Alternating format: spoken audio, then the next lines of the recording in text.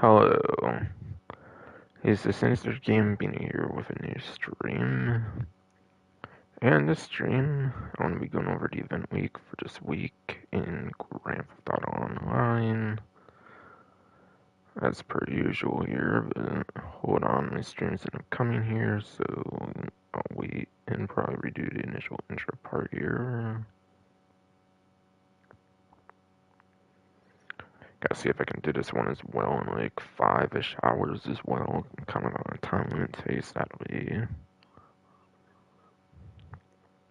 Okay, but yes, this one looks to officially be live now. Okay, good. Hello. Is the Sinister Game being here with a new stream? And in the stream, I'm going to be going over the event week for this week, whatever, as per usual, in Grand Theft Auto Online. But yes. Okay, and Halloween season is officially here, being October now, being the first event week of October. That starts in October, of course, I mean, but yes. Yes, but yes. So, going into title, I just decided I would go with the 2 times money and RP on Payphone hits. Because really the most Halloween-themed money opportunity is the Condemned, and there's not really a true content edition, much aside for masks, pretty much, which I don't really feel like I cured the feature. As like weak editions just for some masks. So, yes, Payphone hits. Payphone hits have been changed quite a couple times, I'm pretty sure, throughout the game. But yeah, I believe right now they're on like pretty short cooldowns. I think as of the latest time they've changed them up, whatever. Fucking. What's it called? The bonus, whatever. You have to get like the bonus to get a vast majority of the money for the Payphone, obviously, as you would expect. I think it was like 20ish to 30k for getting the bonus, I think, lately. Is it the latest changes, if I recall, on normal money? So, like, 50, 60k or something, I think, for double there. And it was like the little amount you also get as well, just in general. Fucking. But yeah, the cooldowns are pretty short on them nowadays, and then even though they don't pay out as good as they used to, obviously the shorter cooldowns kind of make up for it. I feel Payphone hits have kind of been in the best spot I've ever been in personally. Especially if you do it in tangent with the tier 4 career progression. There's a tier 4 for the contract that requires the 100 Payphone hits with the bonus, whatever. And doing that as part of tier 4, that actually gets you a pretty highly exclusive vehicle that you actually cannot get otherwise, of the Yuga Custom, whatever. But yeah, the Yuga Custom is like one of those vehicles that was in like the contract, like story missions, whatever, like the weed van basically, made of weed that Lamar would use or whatever, or create or whatever the hell even. So you can actually obtain that for the career progression for the contract, which is pretty cool. So it's a very good event to be doing that since it's on 2 times. So you'll be making more money through this Payphone hits. That's the main reason when the feature is a title, it is pretty huge for that. It's one of the couple most exclusive rewards you can get for the tier 4s. So definitely one I would shoot for.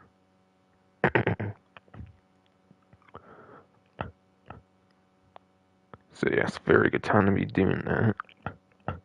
Very good time to be doing that, yes indeed. I might show it off a little more later on as I go on with the event, of course, though. Yes.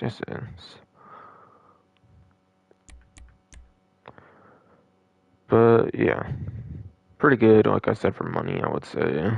As long as you do the bonuses. Even if you don't get the bonuses, you can literally just, like, find a new session. Just go to another invite-only session if you set up. I think the only one where you have to do it first try is a taxi one. Because the other ones, you have to leave the area. Taxi one just ends, like, right away without leaving the area, I believe, or whatever. But thankfully, all the bonuses on the taxi ones are pretty easy. so that shouldn't be an issue. Going more into Payphone hits actually before I even go 2 times money RP on Condemned here. But yes, Condemned, getting 2 times money in RP for it. Now it's hard to say if this will stay around for the whole month of October anymore, since they've been crazier with vaulting contents lately.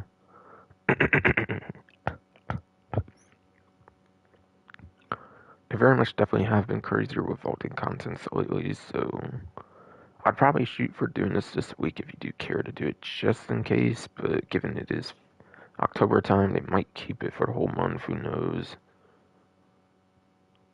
I feel that's actually pretty likely more than it's been lately, but yes. Yes, yes. I cannot say I really remember the mode too much, quite frankly. There's just so many adversary modes, and a lot of them are pretty forgettable, not gonna lie, but yeah. Adversary modes, in terms of payout, they don't really make more than like a couple 100,000 an hour, I would say, in it 2 times, or any money times, really. Really, any money times, really, I would say yes, indeed.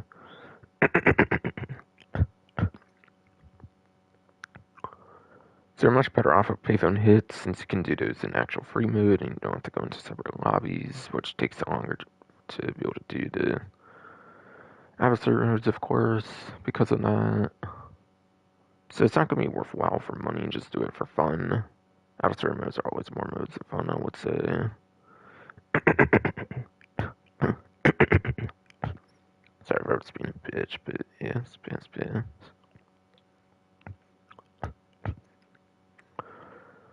But yeah, payouts kind of depend on certain factors like amount of players, the amount of time it lasts. Going into the time modes it lasts, it can also be determined on like stuff like rounds and whatnot, which all depends on like the different game mode and whatnot. For kind of a general sense of how the payouts for adversary modes tend to work. And if I didn't mention them, also meant to mention the amount of players. I would forget if I mentioned that or not somehow already, but yeah. Amount of players depends on like how much players can be had at max on a mode, which of course changes off the mode, but still. But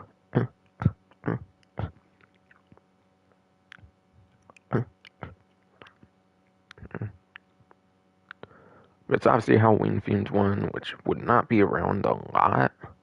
So I would recommend playing it, especially this week, just in case they vault it for next week. But like, if they are truly staying festive for the whole month, then you might have the whole month for once. But it's hard to say given how hard they've been with vaulting content lately in the game. Ever since they released us all on ATT 16, they've been crazier with vaulting content, even believe it or not. And yeah, sorry if I sound weird, by the way, compared to usual. I'm standing right now because my phone is actually kind of needing to charge, and like I said, I kind of need to go somewhere probably like right after I get done with this, if I even get it done this take. But still.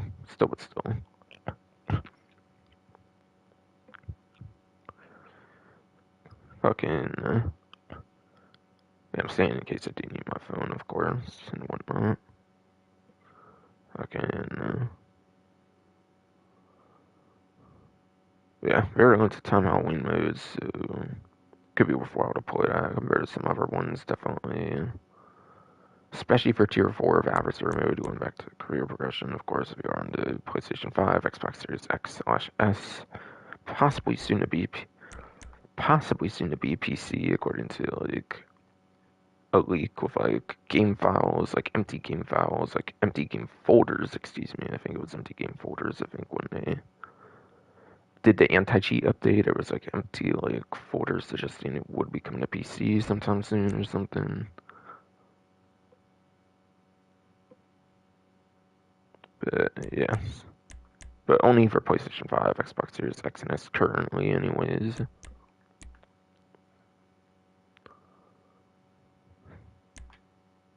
So yeah, play it if you want to play it on Halloween mode. Otherwise, I'll probably skip it, to be honest. Or for Tier 4, of course, like I said, for adversary modes. Which might definitely be one of the better times to be going for that. Since they have been crazy with vaulting, like I've said, of contents. In like the last month or so. and claim for free Howling Goat Masks. Log in to receive the Black Demon Goat Mask.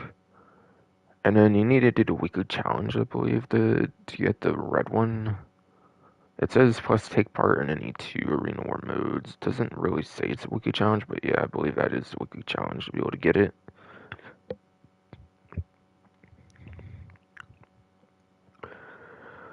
So you gotta do 2 Arena War modes to get the red Demon Goat Mask. Again, doesn't say it, but it is a weekly challenge. So you'll get that and your usual $100,000 when you do the weekly challenge, which is nice. I'm probably gonna sit down here. Honestly, I might not be needing that for a bit, hopefully. Though actually I might need it soon, but still. Fucking,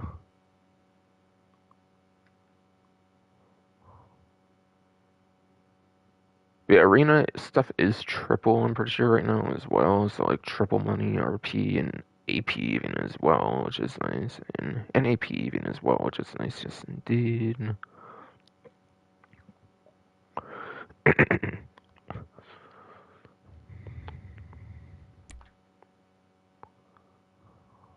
But yes, the Albany Frankenstein apparently, or whatever all.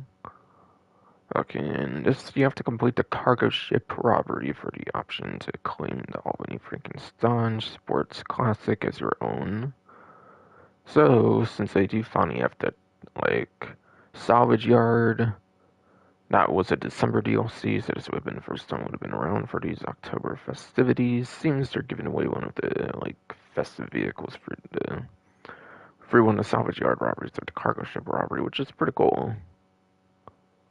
So you can obtain it for free that way, which is nice. So I suppose I gotta go over the performance of that from Bruffy 1322's vehicle spreadsheet. So I have to get back up to see that here then. Just gonna charging my phone right now.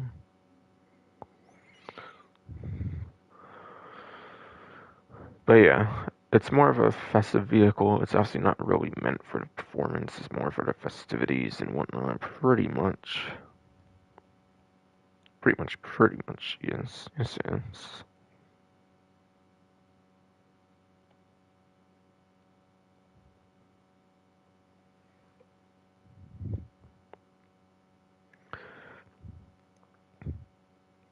Alright, so the Frankenstein, apparently, that vehicle, according to the spreadsheet, is actually at the top of the K tier for the Sports Classics class.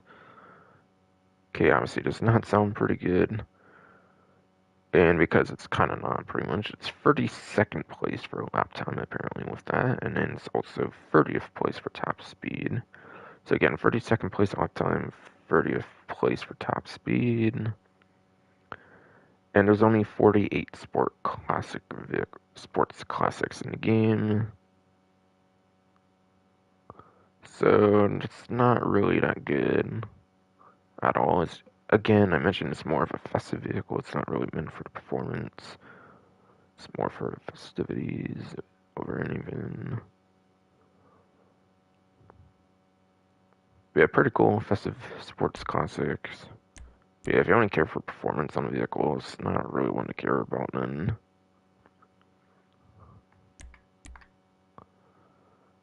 Yeah, given it's in a class with like old style, like old school supercars, I think that does make sense. It's not going to be all that good, of course.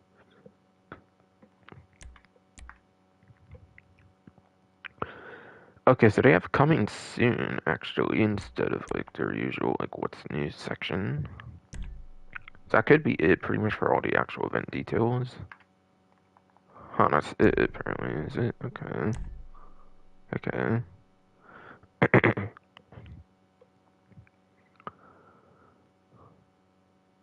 Alright, Halloween is coming to Los Santos apparently. In the weeks ahead, don't. But in the weeks ahead, there will be stuff like new masks, like extraterrestrial kind of stuff,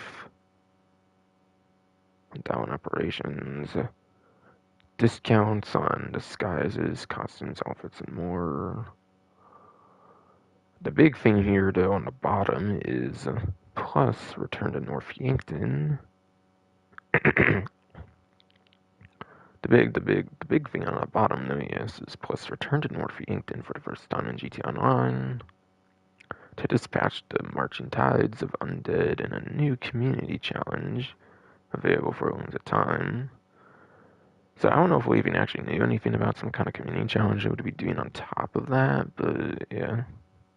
Seems like they are doing some kind of community challenge for that, which is nice, similar to what they already did with like the Pizza Boy stuff for the current DLC, so that's pretty cool. Wonder what kind of reward could be obtained for that. I could see it just being an outfit. I could see it just being an outfit again or something like it was last time, I believe. So it might not be the biggest deal. I do think they've also mentioned like a heist challenge coming later down the line. I don't expect it to be as crazy as something like that, but still. Like I said, it might be a smaller community challenge, like the one that got the clothing item for like the Pizza Boy stuff. For the Pizza Boy vehicle missions, whatever. So I think that's pretty much going to conclude anything there. For heist, nothing really going on there. Like I said, December might be it. Like, time to look forward to something there, of course.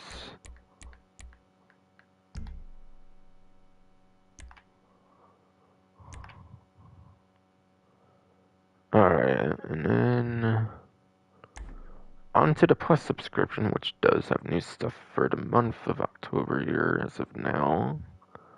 Going until, like, I'll have to see, I guess. Kind of forgot, actually, to be fair, for the exact date when I looked on the news wire earlier. See, again, I am tight on times, so I didn't really get to pay much attention to it. But yes, members only, the Heavy Night Shark, basically. So yeah, so you can get the Night Shark for free, which is cool. With the rare skull is delivery for free. I believe if you have a new fresh character in the game, I believe, for the 9th gen version of the game, you can actually kind of already get one for free, I believe, for the career progression. Or not the career progression, but however, whatever the new tutorial is for the 9th gen version, whatever.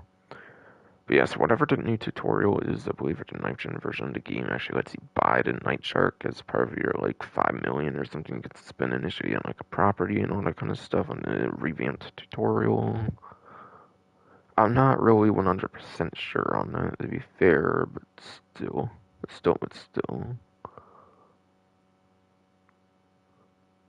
Okay, and I think that's one way you can always kind of get it kind of for free, but you do have to kind of spend a set allocated amount of money. But it is one of the better vehicles, to be fair, of that lineup, I believe.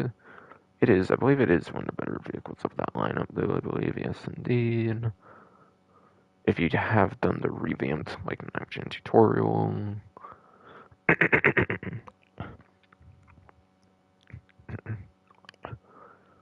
Otherwise, they might have given it out for free in the past of like the guest list for the like after hours DLC. I forget. I forget if it was one vehicle they gave out for free with a guest list or whatever from after hours, but it's still. Fucking.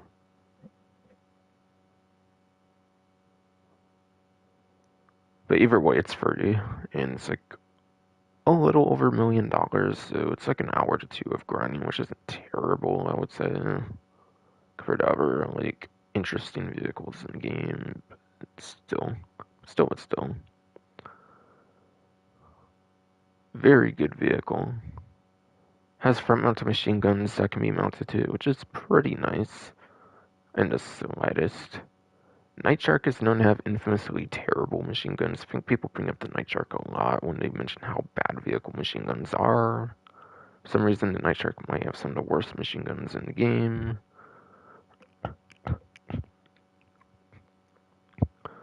I don't think it has proximity mines. I don't think it does. Because it is a super quick armored vehicle, so I guess if you were to be too overpowered or something like that, which honestly it probably would be if it were, I guess already pretty powerful enough, as I'll kind of mention. But yeah, fucking, what makes it so powerful exactly? Well, it's actually got some pretty decent armor and speed, which is nice. So yeah, armor and speed is pretty good on it. And then also, if you actually don't have any like armor plating upgrade on the windows, you're actually better off without than with armor plating, ironically, believe it or not. Because if you have the armor plating on, you cannot throw sticky bombs, but yeah. People use sticky bombs in the Night Shark, and that's pretty good, apparently. Makes it one of the best vehicles of the game. People arguably mention, like, I think Gilly Master, a YouTuber, mentions it's kind of one of the best vehicles of the game. But yeah, with the sheer speed, being able to throw sticky bombs out of it without the, like, armor plating. Fucking. It might even just be a cosmetic upgrade that for some reason does restrictor weapons, might not even actually give you true, like, increased damage protection in the windows. I could be wrong. Some vehicles might be like that, but I forget if the Night Shark is or not.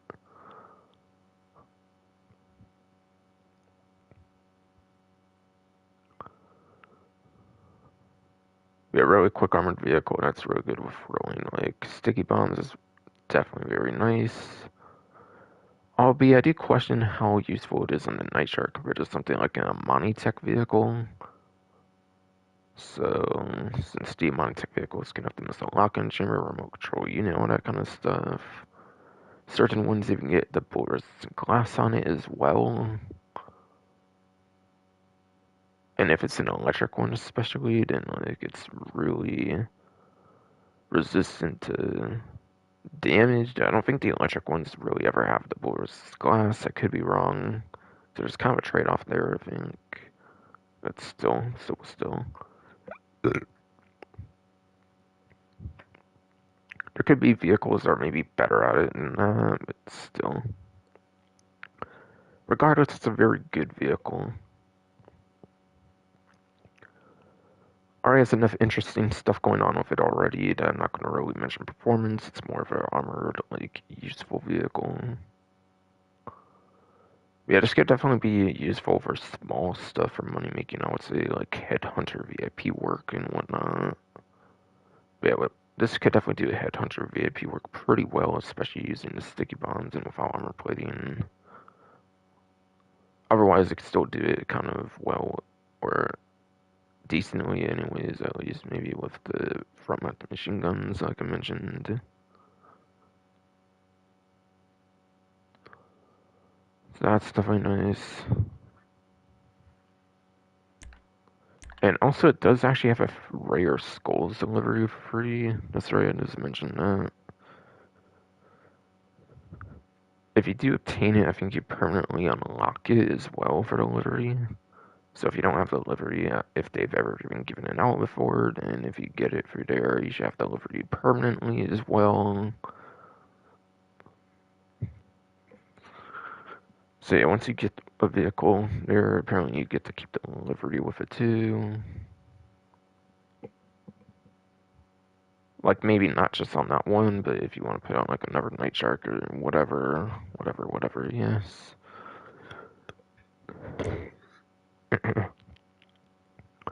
Exclusive clothing here, plus members can claim the Demon Biker jacket. Blushed Cracked Puppet mask. And Pale Stitched mask for free. Okay, so there's a couple, of course, Halloween themed like clothing items as you would pretty much expect for an October month. as you would pretty much expect for an October month, yes indeed.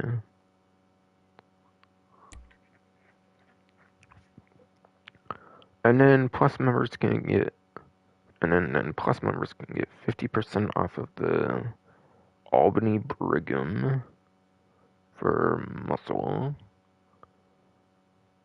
which released, I believe, just a couple DLCs ago. I'm pretty sure.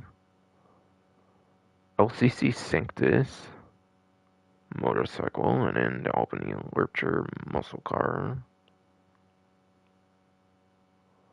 So those are half off. I believe you might still get a smaller discount if you are a traditional player on these as well, given obviously they've a Halloween theme.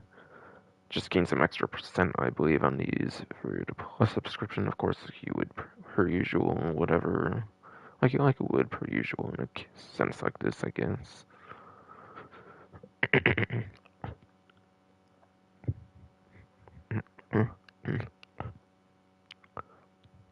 So I'll go over those muscle cars first.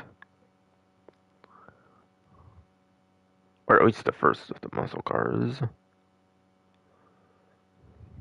That mentions there, of course. Of course, yes. Alright, so the Albany Brigham, according to the spreadsheet for the muscle car class, it is at the top of the J tier for the muscle car class. Not really good, certainly. And that gives it 64th place for lap time. And it gets 65th place for top speed. Out of 86 muscle cars, that's obviously not good against 86 muscle cars for the whole class.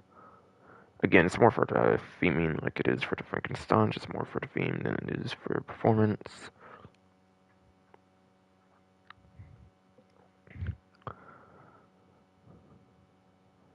And then the LCC Sanctus motorcycle. That was back with the 2016 Bikers DLC, I'm pretty sure. It's quite a while since that one released, just like the initial ones for Halloween. Brigham's actually a super recent one compared to the other ones, though, to be fair, but still.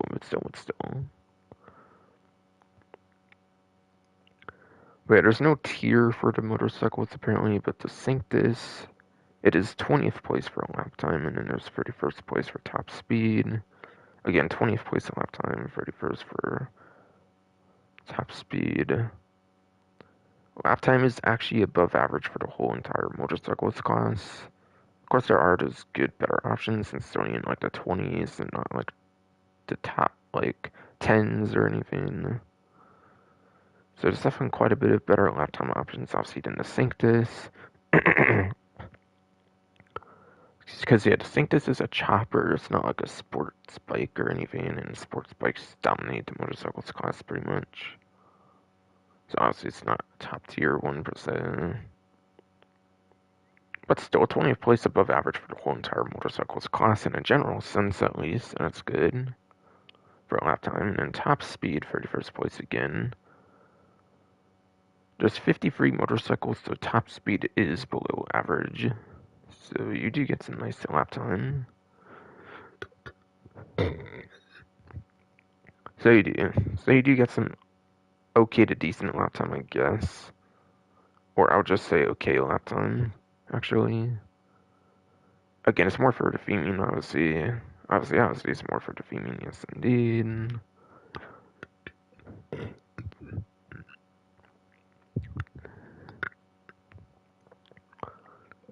And then the Albany Lurcher. And then the Albany Lurcher for the muscle car class. Fucking.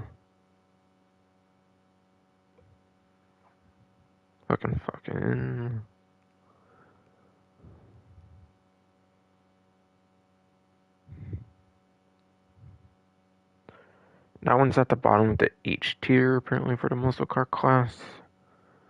So it gets 58th place for a lap time. Only like a good few to several placements, like above the Brigham there. And then it gets 35th place on top speed, apparently. It gets 35th place for top speed, apparently, yes, this is. So again, out of 86 muscle cars, that's below average on the lap time. 35th for top speed's actually above average for it, though, for the whole class of muscle, so that's okay. So that's pretty okay there, at least. So, yes. performance-wise, Brigham's arguably the worst, I would say.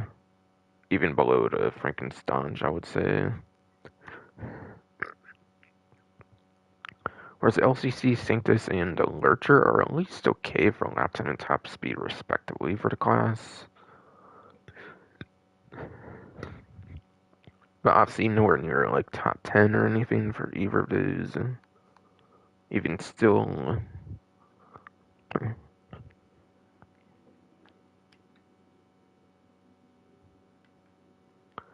Alright, so.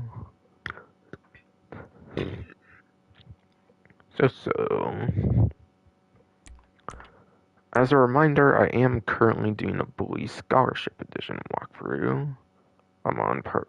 I finished part 4 recently.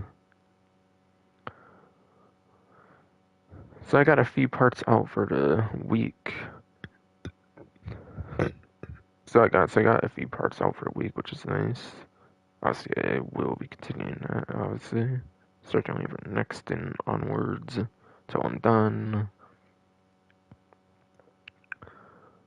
And then I'll have to see if I need to talk about anything else for the Plus subscription before I go into the game. And then I'll see if I need to talk about anything else before I get onto the game for the Plus subscription. Because as a non-member, there might be things that are better to talk about before going into the game than actually being in the game, of course. Of course, yes.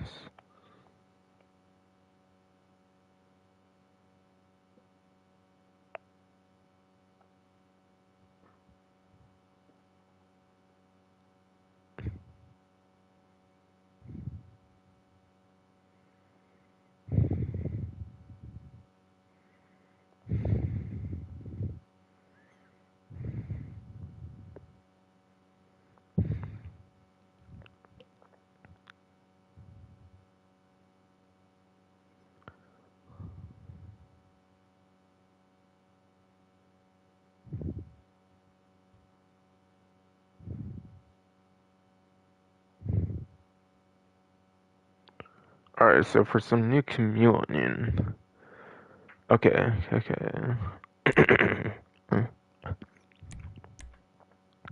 KKK, yes indeed. I told you guys for damn it, fuck you, damn it, fuck. New chameleon paints.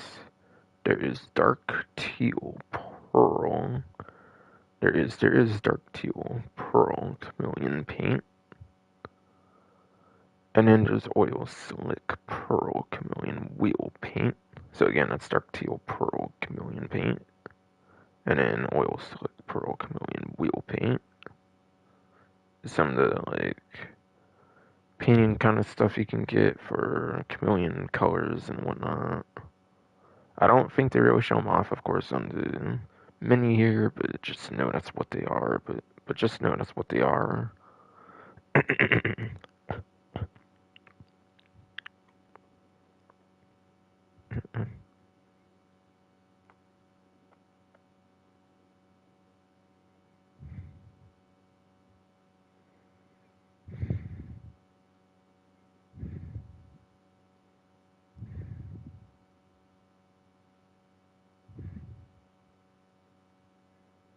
Okay. Okay. So, going back to the main section of the menu here. Condemned will be on 4 times instead of 2 times for the Plus subscription. It does seem to rotate each week, though, so it might actually be gone after this week, which was kind of what I was saying might happen, since again, they've been crazy revolting contents lately. So I'd probably just play it this week just in case, like I said, if you have any interest in playing the mode, especially if you do have the Plus subscription, you want to get your value, like your benefits from it, and could be something worth doing.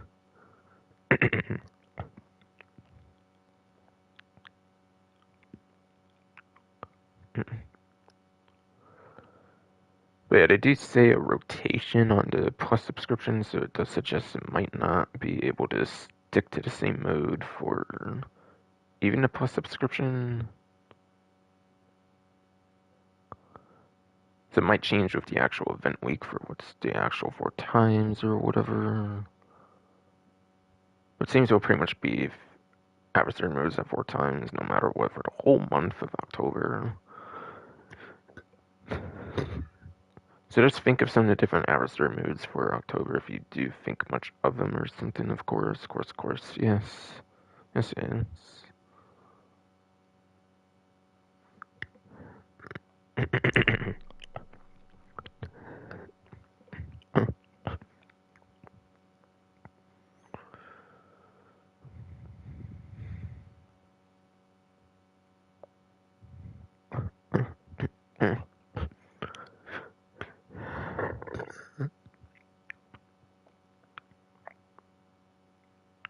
I might mention the rest of the money opportunities in the game.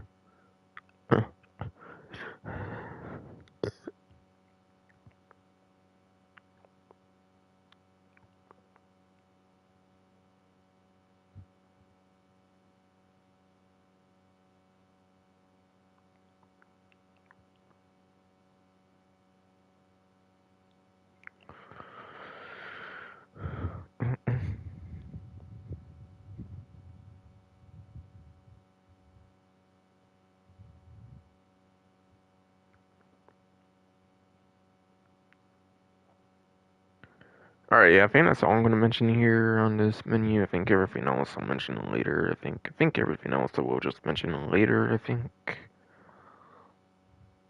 Since it's just money opportunities and discounts at that point. Since it is just money opportunities and discounts at this rate, it seems, yes. Yes, yes.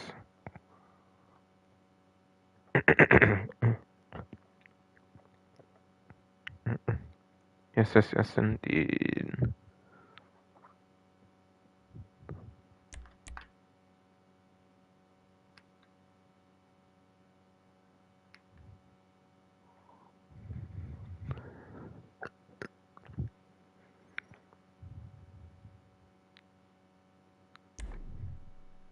Alright, so NCD Online, finally I'll go for the story mode invite only. Doing story modes, I can do my invite only right away, of course, yes.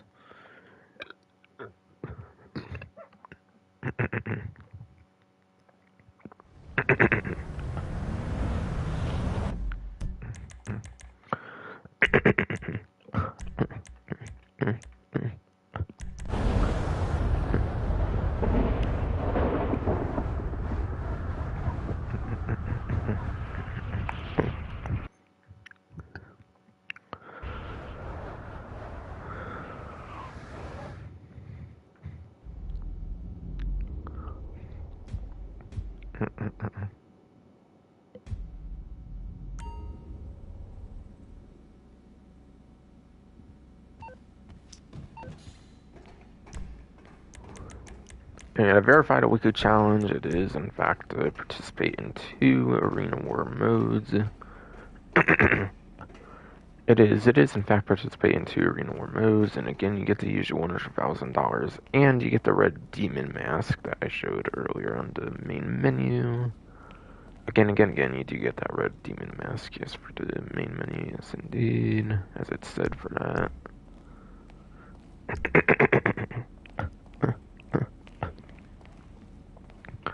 And yes. And yes, that's a good reminder, actually. It is the last week for the Oktoberfest gifts as well, if you have yet to claim those. But they've been available like 2 weeks beforehand, so... But for some reason, if you want those, you haven't logged in yet, it's your last week to do that. Seemed I got 1 free mask, and it was talking about like the salvage yard vehicles or something there. Kind of just a general notification, whatever, yes. Whatever, with the usual notification, yes, indeed.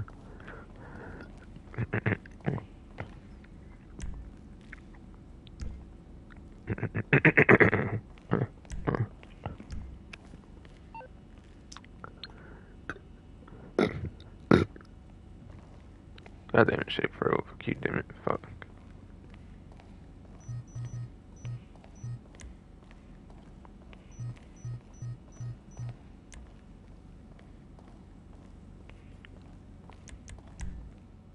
Oh, it's just a generic menu, it looks like.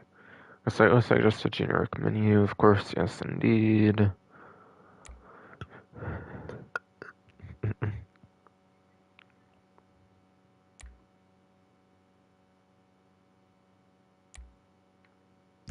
So yeah, it's not really useful there as expected, as expected, yes indeed.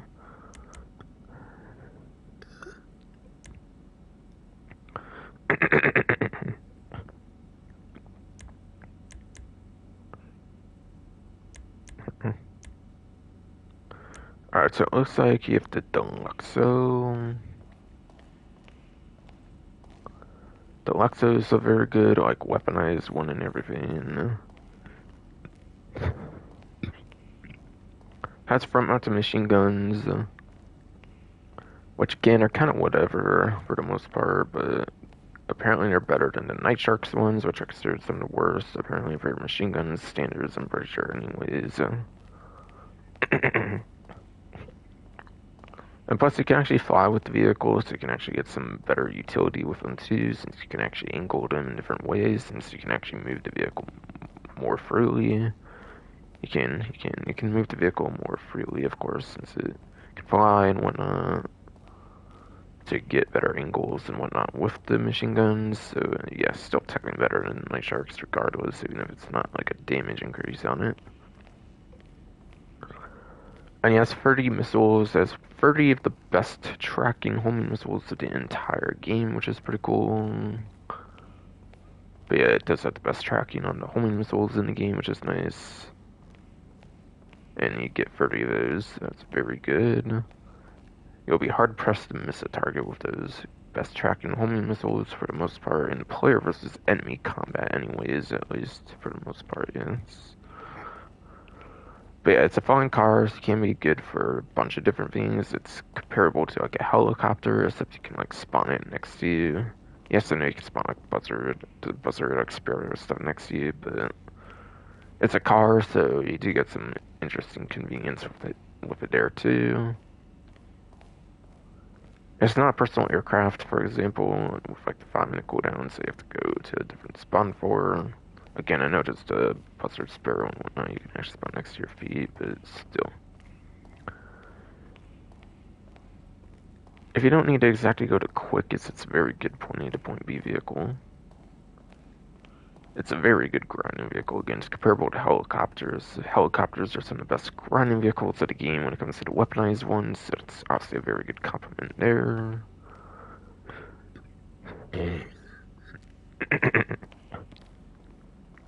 So very good for contact missions and a lot of different other money opportunities in the game.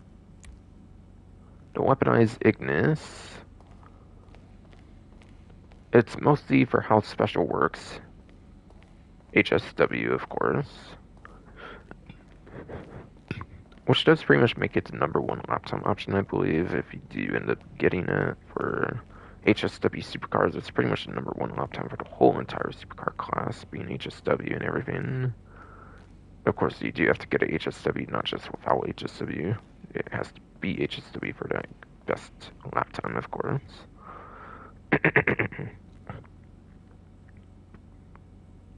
So yeah, I would highly recommend picking this up just for the speeds and stuff you can get alone.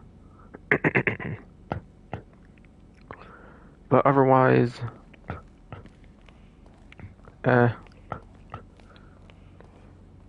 even though it has weaponized in the name, like weaponized Tampa, which you would think it would be comparable to like weaponized Tampa, it's not.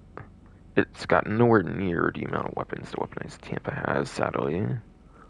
It's only got the one gun, pretty much. And the gun even has pretty limited angles compared to the weaponized Tampa. It has the fully rotatable machine gun that goes like all 360 degrees. To like the size, at least, anyways, yes.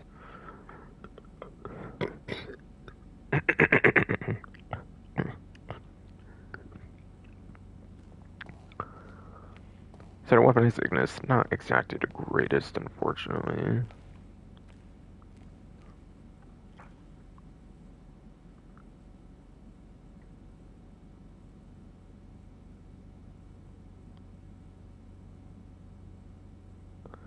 Besides for speed, of course. It does also have a countermeasure on it actually as well, which is basically the missile lock-on jammer. It does also have a countermeasure on it, which is basically the missile lock-on jammer too, actually, so that's pretty good.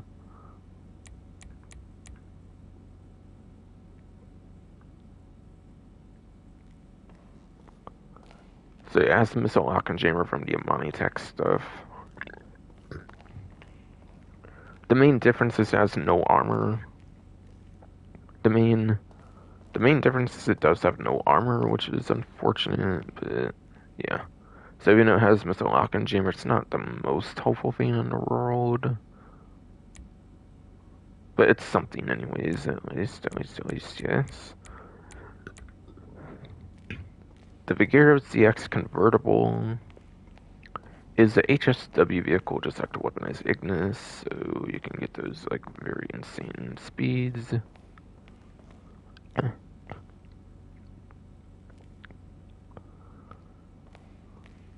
I believe the Vigero ZXs are pretty much the best in terms of the whole entire class, I believe, for muscle car, I believe for sure. Might even be both for lap time and top speed, might be number one for both. Doesn't really matter between the convertible and the regular one, which one you use. If there is one model that might be slightly better in the smallest sense, it's the roofed version, of course, or it would have been the roof version. The roof version might have a slightly better lap time, but just barely. So you can really use either of them, so that's a very good muscle car HSW there.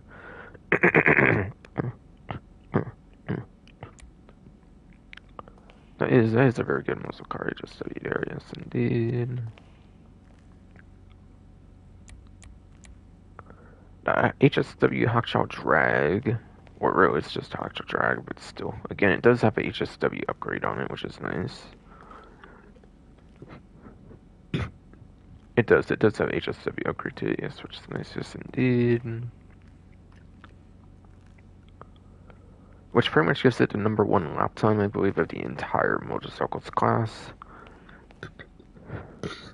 It does give it the number one for a lap time, I believe, for the motorcycles class. Ironically, though, it's not the number one top speed.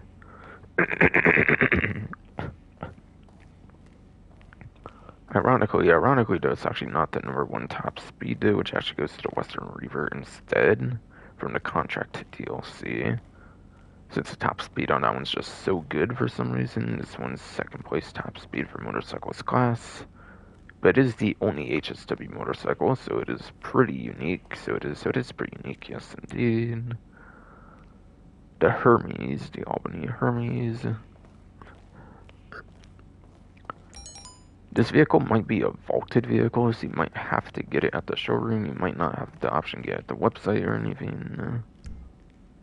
So it might be a highly exclusive vehicle.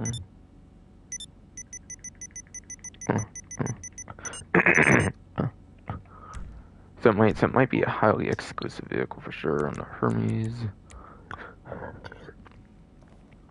Unless it's on like a public, unless it's on like a public showroom. Only if it were on like a public showroom, it wouldn't really be the most impressive, I guess, there. But still, I think it is vaulted. I'm gonna assume, anyways. But either way, it was a free vehicle in 2017. It was made a free vehicle in 2017. With the Doomsday Heist DLC, it was like the Festive Surprise 2017 free vehicle. So you were technically able to get it for free, but this would be one of the next best options for being able to get it for a decent price. Since there's a general sale, I believe, on like Vinewood Club vehicles altogether, usually. We had a Hermes. I guess I can kind of look into the laps on top speed since technically it's on a sale. Free that, of course. Free that, of course, yes indeed.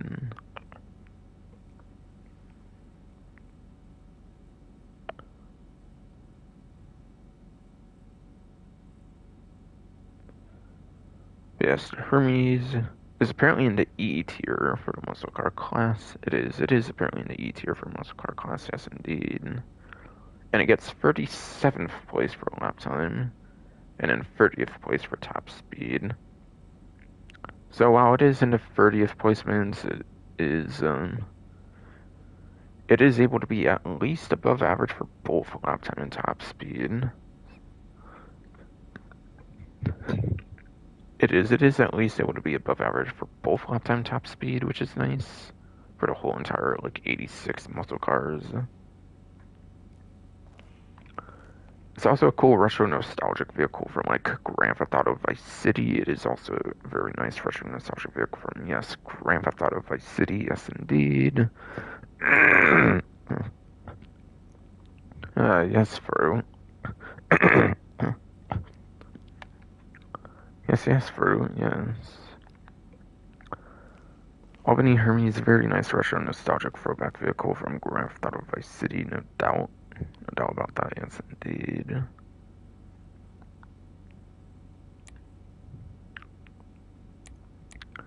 Rapid GT Classic, it looks like, is the next one there.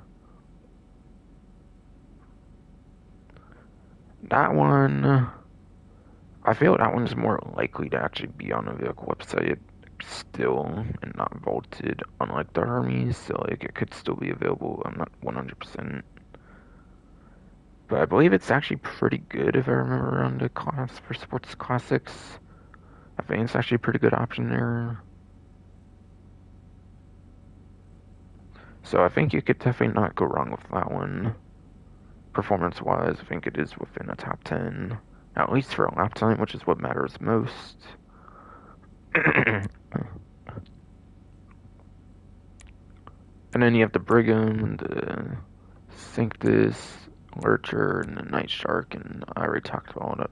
And then I already talked about all those, yes indeed. But sure, I did talk about the fucking Hermes. I can talk about the Rapid GT Classic, I guess, here. According to the spreadsheet, Rapid GT Classics at the top of B tier for the Sports Classics class, and not quite S or A tier, but still B tier is pretty good. B tier is still pretty good, I would say. And that gets it 6th place for lap time, and it does give it 13th place for top speed. And there's 2 HSW vehicles. If you were to take those away, it wouldn't really matter. So if you were to take those away, it wouldn't really matter anyways. It's just not going to be top 10 for top speed. It's just it's just not going to be top 10 for top speed no matter what. But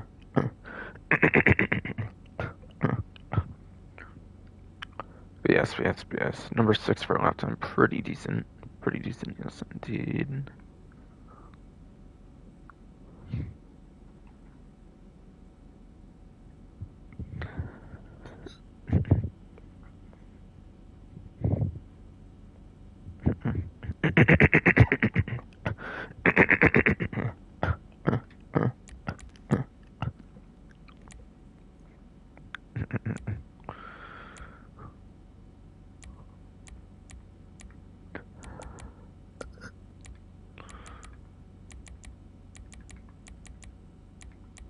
Yeah, I talked about those last 4, like I said.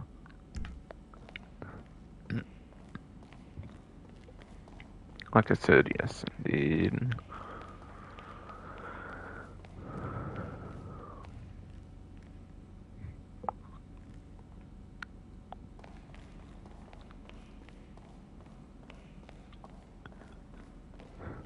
It's time to get out of here over to like the casino, what I usually do and whatnot at the beginning. Whatever I usually do at the beginning.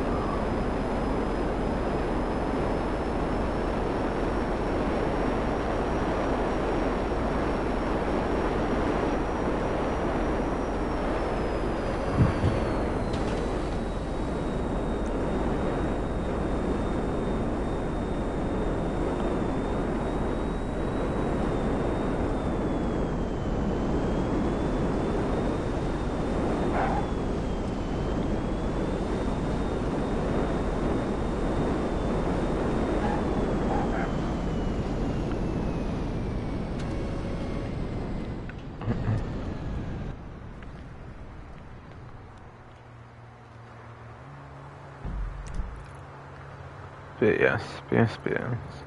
Onto time travels, like frame race, all that stuff I talked about pretty much here at the beginning, yes. Regular time travel looks to be storm drain. Pretty easy, you just go to like the other end of the storm drain, pretty much. Pretty small part-time. I feel tap speed can actually work kind of decent on this one compared to some other options, of course, yes. There's not that many turns and corners left to do, I would say, on this one. So yeah, tap speed could actually work kind of nice on this if you want to change it up a bit, I would say. Especially just along straight, you could probably get a nice tap speed benefit.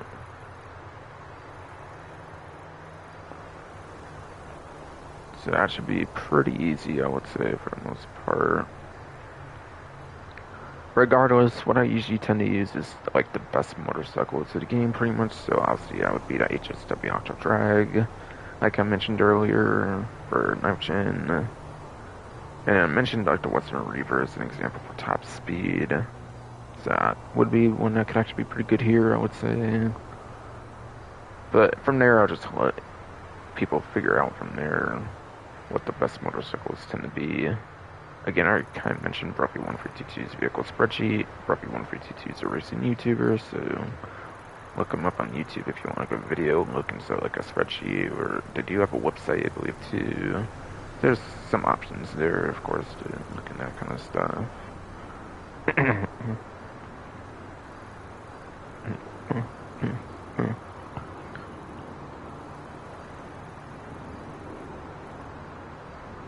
Yeah, that's at least for the day of Sunday. That is at least for the day of Sunday, but as far as I understand, maybe when they initially like changed the way the time travels work, Dangerous and Mercenaries would actually change the time travel each day. But I think nowadays for regular time travels, anyways, it's the same one for the week. But I think you get a daily payout of like 50k that refreshes each day, something like that, anyways. So yes, yes, indeed.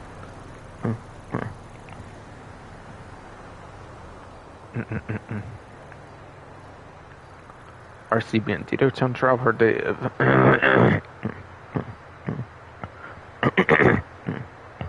Okay, come on, Frodo, come on. Yes, RC Bandito time travel per day. Sunday here looks to be Vespucci Beach.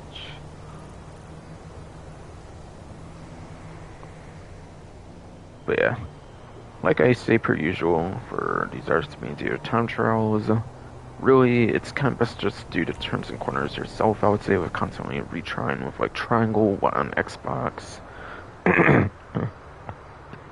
Triangle, yes. Y on Xbox for key and PC for respawns, and then just keep trying the turns and corners, I would say, until you get it. From part-time and everything. That's what I would do anyways. If that does not work well for you, then I would just recommend looking up a video guide from there. If that does not work for you, I'd probably just recommend a video guide from there, to be fucking honest. Yes, indeed. Fucking bro, fuck you, damn it. Fuck.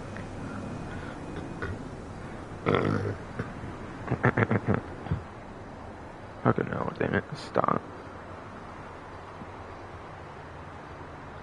And yes, the name suggests you can only use RSB and Dito. So you can't even use something like the Invade. So you cannot even use something like the Invade and Persuade Tank, which sadly doesn't have really any money opportunity you can really do for the most part. Yes, indeed.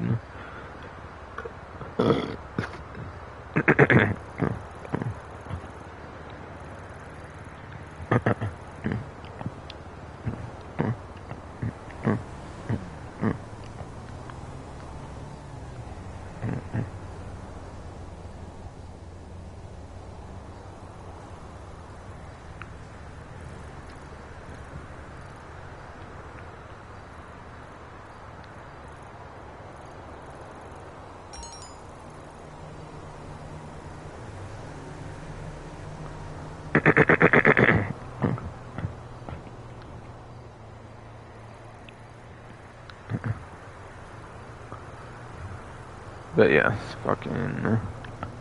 The HSW time trial is the last of the set here, and it is HSW North Chumash, whatever the fuck. Chumash, whatever the fuck, yes indeed.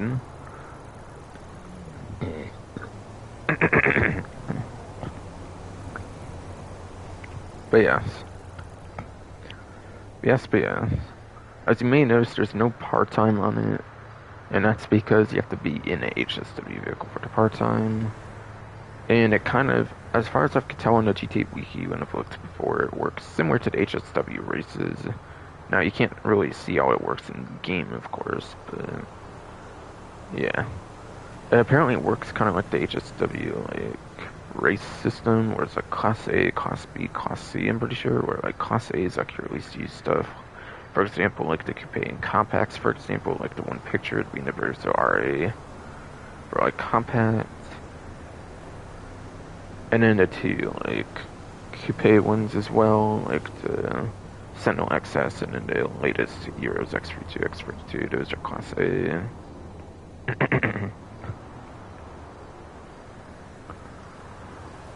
Which might have, like, the longer time since they're, like, the lower of them, basically. I don't know if it means that they're a more lenient time, per se, but yeah. Honestly, it's kind of catered off of whatever vehicle you use, kind of. At least between, like, 3 possible part-times at the actual, like, least. For, like, the least amount, at least, anyways, yes. Then Class B is your more usable stuff, but still not necessarily the most used stuff when it comes to, like, generic racing and whatnot. So you have, like, your muscle cars, SUV, I believe sports classics as far as I hear there as well. Possibly off-road, but off-road I don't know on since it got released later with the Dangerous Mercenaries. Every other class had a HSW vehicle at launch, I believe.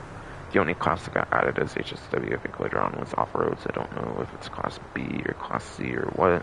I doubt off-road would be Class A, but never know, I guess. Yes. Since after all, when they first released, like, the off-road, it was also glitched where you had to go to another class that had HSW and then go to off-road, so, like, I don't know if they ever properly implemented that there or anything or what. Still. So Class B is like your muscle SUV, sports classic, possibly off-road, I don't know, but still. And then Class C is pretty much your most used stuff when it comes to generic racing and whatnot. Like your sports, supers, and motorcycles, pretty much. From there, I would say. Which would be Class C and pretty much your quickest of the stuff. So something like that determines the part-times. So something like that, as far as I've heard at least, determines the part-times. But again, since you cannot technically see how it works, that's not 100% confirmed or anything, but something like that anyways. Now, for the two newest options, since I pretty much clarified you can technically use anything you want, pretty much. Yeah, there's no part-time unless you go in a vehicle, so you can use anything you want, like with a regular time trial where you have to fit it within a part-time. So you can't use something like a fucking, like, Surfer or some other really slow vehicle in like a regular time trial, but yeah, you can use any HSW eligible vehicle and you should be able to do whatever one you choose, no matter what. No matter what you choose, you should be able to beat it here on this time trial. So to just go over the latest two. Again, I mentioned the Euros X42 for the second coupe HSW vehicle they ever released. When I was talking about Class A, that one is the best one for lap time when it comes to the coupe class, and then second best for top speed. So, very good for turns and corners, not very good for the huge straights, which HSW does kind of prioritize top speed, I would say. So not the greatest there. Since it's just a coupe, you might be better off with like the Sentinel XS if you want to use a coupe at all for like this one, but still. Either way, it should be fine enough. I've done it on here already, obviously. I've already obviously done a Euro 632 run on this, like I've shown before.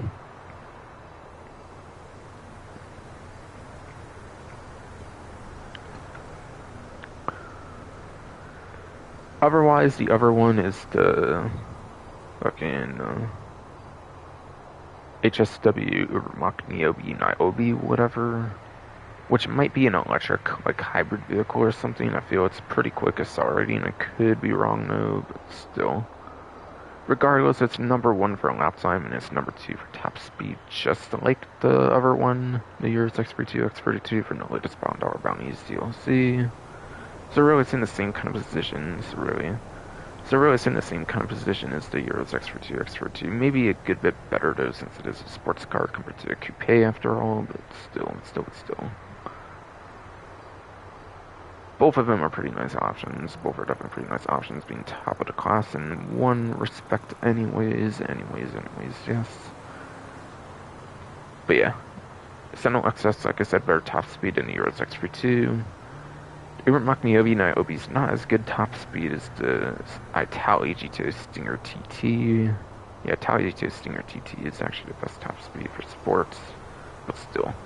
First and second for both lap time top speed for both of those options for the latest DLC. Pretty impressive stuff. Pretty impressive stuff, yes indeed.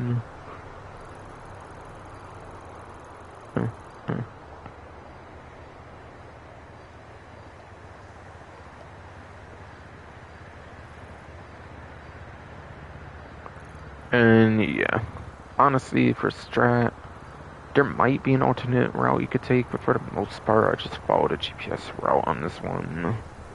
Since this one is the last of them, it is arguably the hardest one. There's not too much of a way, I would say, to avoid the cross-country. I feel there's not too much of a way to avoid the cross-country. Yes, tongue twister, yes, bro. I don't feel there's much of a way to avoid the cross-country, yes, indeed.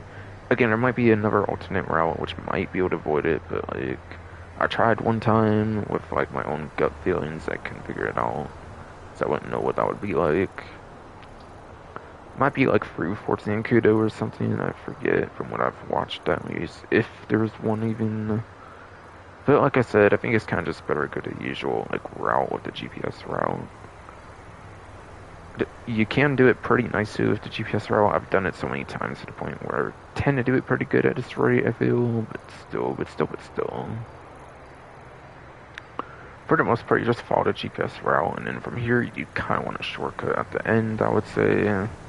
At the end, I feel you do kind of want to try and shortcut, get down to the, like, destination as best as you can. At the end, though,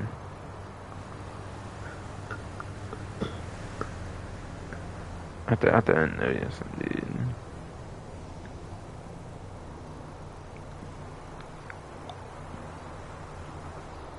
And then, last but not least, for time trials, there's a junk energy time trial.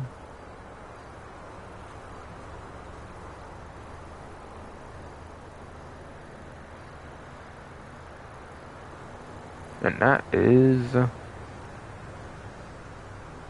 Pillbox Hill.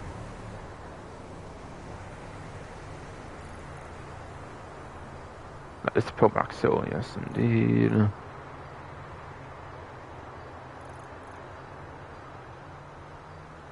But yeah, for junk energy, they're pretty easy for the most part, as long as you do not fall off the bicycle. You maximize on curves boost, since you have to use one of those newer junk energy motors. You have to use one of the newer junk energy bicycles. You can't use like a BMX or something, as long as you don't fall off the bicycle. You use the curves boost, maximize on it. You go to places you're supposed to go, of course, following the destination, which obviously is easy to do, and everything, of course. Should have no problem doing it. The newer sets of time trials, I feel, are significantly easier to do. I feel newer couple types of time trials are easier than the older ones, I would say, for sure. So should have no issue there, I would say, if you do it decently enough. If not, I would obviously just look up a video guide, like I mentioned, for the RCB and Dito time trials. if for some reason you do end up struggling, but like I don't know if that should be the case.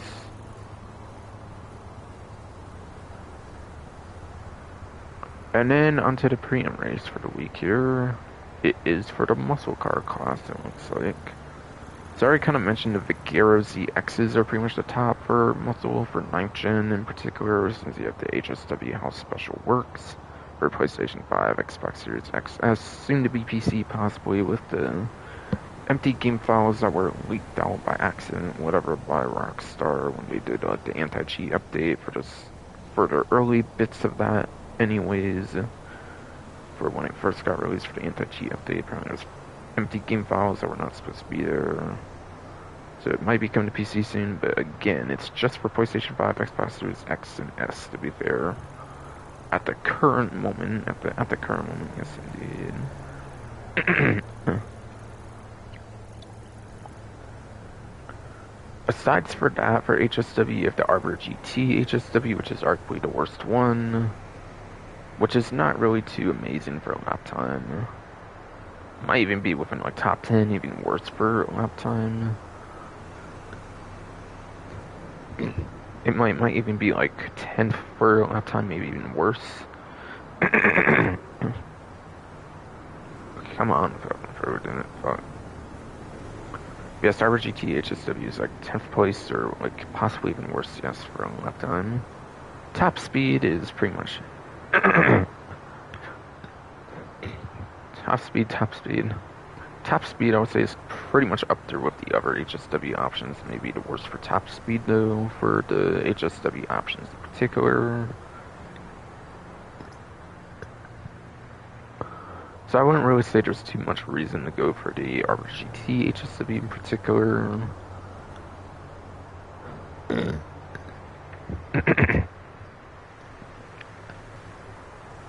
I would not say there's really too much reason in particular to go for the RGT in particular, yes indeed. Fucking throat, stop, man. And then you have the...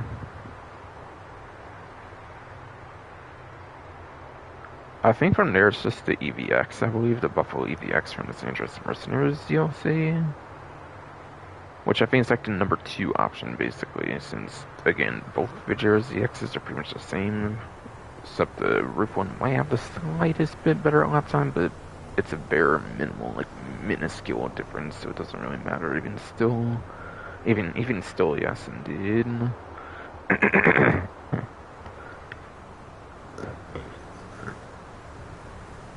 But yes, Bravado Buffalo EVX is like 2nd place lap time, 2nd place top speed. So Arbor GT might have like 3rd place top speed, maybe even a little worse. Just to confirm there, basically, yes. Or even like 4th or worse, whatever, even, yes. But again, Arbor GT is like bad lap time compared to the other ones. I wouldn't bother with that one, really. So I would not bother. So still I would not bother with the Arbor GT, yes, indeed, I would not. Sometimes, yes, bro, damn it, fuck.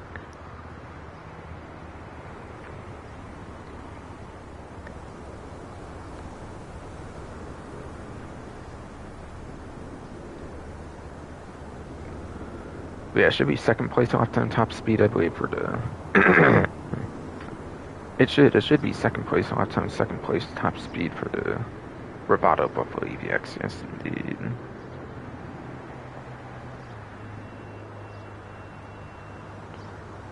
And it does actually have an advantage over the other ones, and it is because it's electric. I believe it might have an acceleration benefit as well for the Buffalo EVX. So if for some reason you were to get completely stopped, you could get back up to speed with the EVX, possibly. It might not be anywhere near the best accelerating. It does depend on like the vehicle as well for electric vehicles, which ones tend to have the best acceleration, but still. It is like electric hybrid, I think, on EVX, so there might be a little bit of advantage on the EVX. But yeah, for the most part, I would probably stick to the Vigero ZXs or the Buffalo EVX for 9th gen.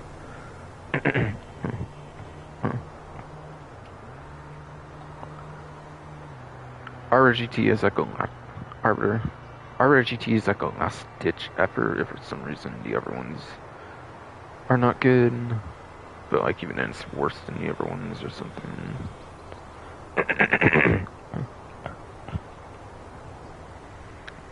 Otherwise I have to look at the spreadsheet.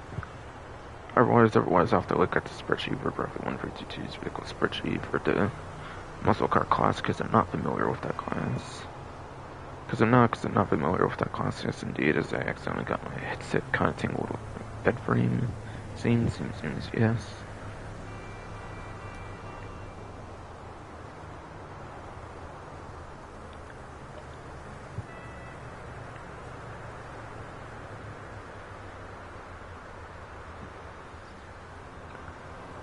Oh, damn, the RGT's even 11th place.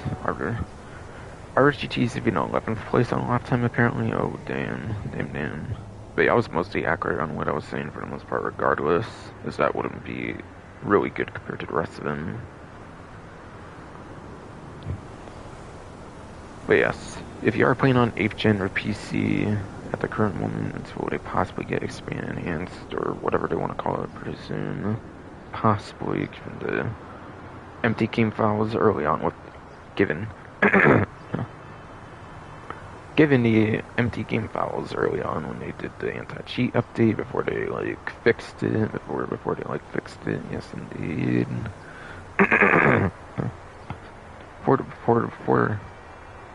before they fixed it, yes, fucking goddamn fucking teeth, bro, damn it, fuck.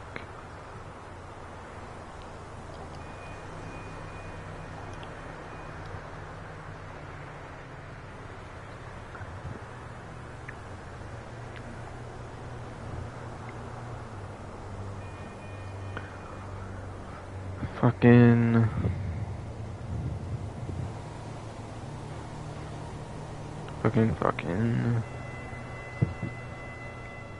But yeah, for HN PC, anyways, it looks like the Dominator GT from the previous Chop Shop DLC is your #1 lifetime if you are on HN or PC. Then you have the Buffalo STX, which is the contracted DLC, like a Monitech Buffalo. And then Dominator FX, which is actually the latest regular traditional muscle car, the game basically for the Dominator FX, yes indeed.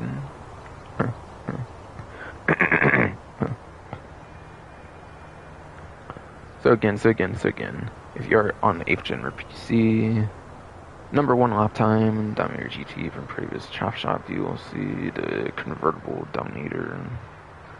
Buffalo STX is the Monitech Buffalo from contract for 2nd place lap time.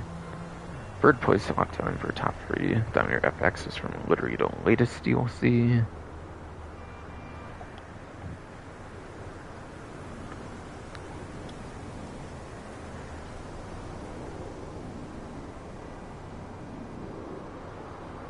And I have to look into the top speeds.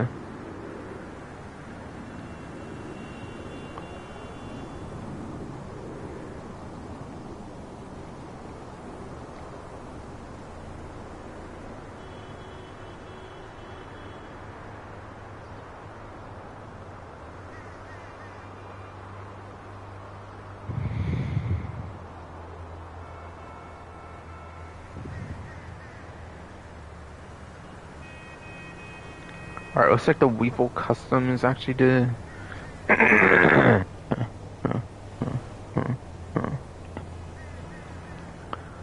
It looks like, yes indeed, fucking pro. The Weevil Custom is actually the best top speed for 8th gen. It gets 10th place at lap time as well, so you do get some decent-ish lap time as well out of the Weevil Custom. So it's right above the Arbor GT, which I said was 11th for lap time as well. So you do get some nice, decent-ish lap time too for 5th place. AKA the #1 option for top speed for 8th gen. The Buffalo STX, which is better lap time, does have 2nd place for top speed for 8th gen now. So you might be better off with the STX since that's just going to have the best overall performance of the top speed options. If it is for some weird reason top speed focused. And then, no. The Gauntlet Classic Custom is the third best for top speed, but lap time is not really the greatest, to be fair. So, for top speed focus, I probably do the Buffalo SCX mainly. But like the Weevil Custom, if you want a slightly better top speed, if for some reason it's top speed focus, Weevil Custom does better than that by a little bit. For the top speed focus, for the top speed focus, yes indeed.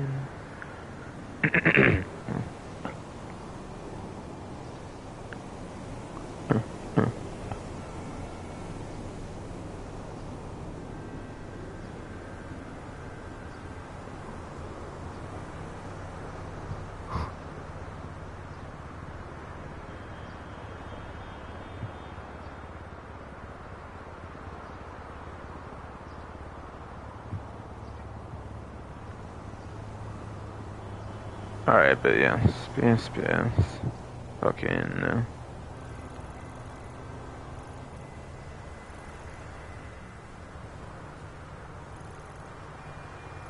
So, what is lap time? Was top speed for those not as familiar with the game, or like, whatever the hell, really is. Lap time is turns and corners.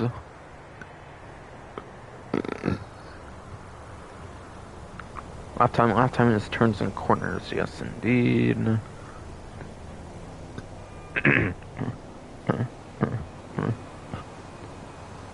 But yes. Most race courses, obviously given the nature of the game, with the map and everything, is going to be lap time focused. Since most courses will obviously be city courses for the most part. Or something with like a good amount of turns anyways, yes. Yes.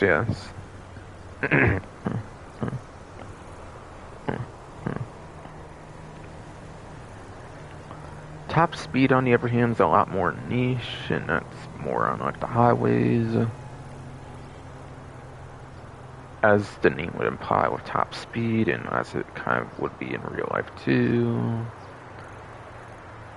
Airport runways. And then airstrips. Yes indeed. I feel those are your main, I feel those are kind of your main uses of top speed in this, like, actual map, per se. And yeah, payment races are always city courses. I don't think they're ever on, like, stunt tracks, so... Yes. So yes, I'm pretty sure they're always on fucking the actual city. They're not like stunt tracks for the premium races in particular. So it is much more likely to be a lap time focus than a top speed focus, I will say that right now. But yeah, obviously there are those circumstances where you want top speed over lap time now.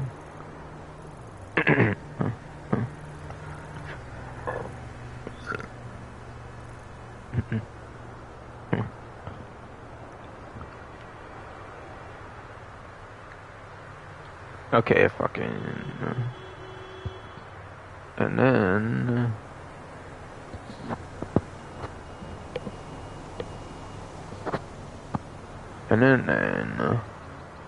How do you know what the race course is going to be when I'm not going over the race course? You can press square to start job. That'd be X on Xbox, whatever key on PC. X on Xbox again, whatever key on PC. I'm not too sure what that would be, of course. And then from there, it should take you into the thing. You should be able to see the name of the race, of course. And then you can do the same button, I believe, square X on Xbox, whatever key on PC. And then I think it lets you see... What's it called? I think it then lets you see fucking... the map of the actual race as well, basically, yes.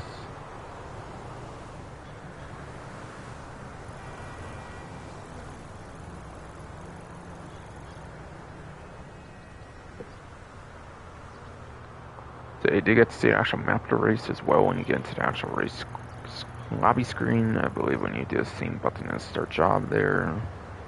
Like I was basically saying. And then, yeah, when you see the map, obviously you'll be able to analyze for lap time and top speed.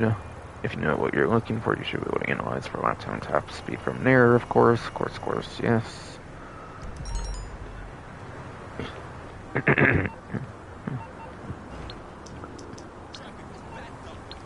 Alright, a bunch of LGT business texts. At least back in Portrait Cocaine, I didn't really pay attention to the first one, though. I did not really pay attention to the first one I deleted, though, but still. But still, yes, indeed.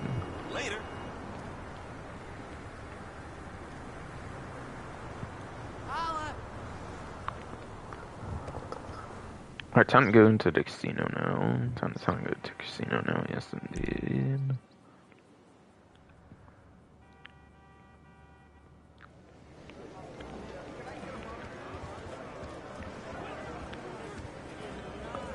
Alright, so the benefactor shafter, I believe this would be, or something. I believe this is the benefactor shafter, I think, yes, indeed.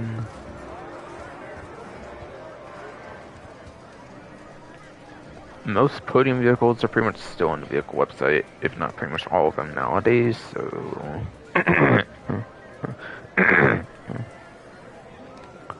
So, yes, indeed. Practically any, like, podium vehicle nowadays is on the vehicle website, so most likely it will be there if you do not win it, since that's the only thing I think should be a website vehicle. It's a podium, to be honest, since, yeah, no guarantee you win it.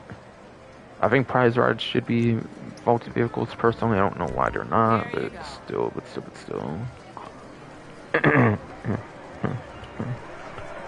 Still, yes, indeed.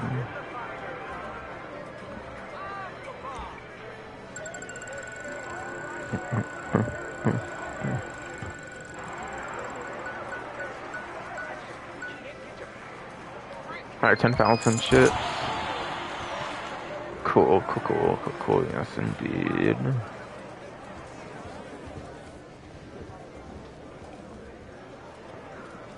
I'll always happily take chips, yes, indeed.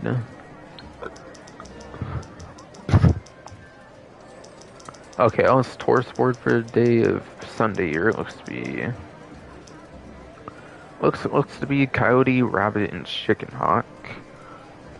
That dreaded Chicken Hawk would ruin the day, I would say, for the most part. Obviously, you can look up some guide for that, obviously, but yeah. Coyote and Rabbit are just a lot more straightforward.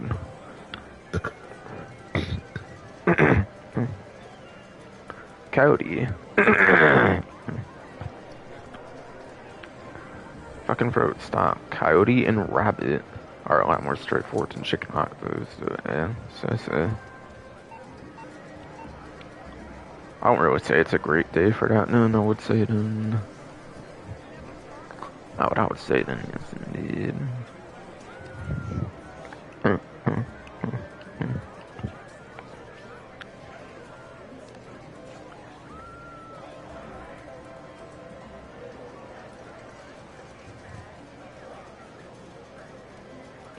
I'm pulling up the regular newswire again, since I was on the plus one.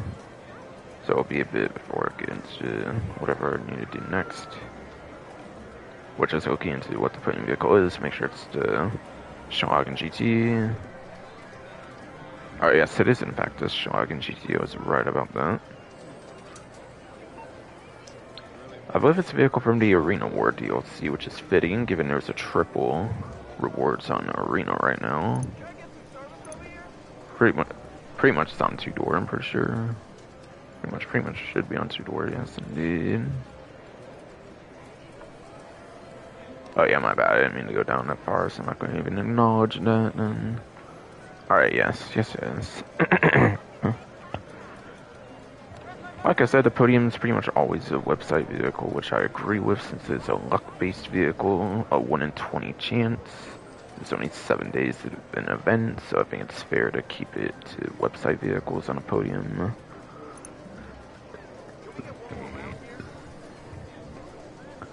So by getting the vehicle, you'll save at least 1.3 million.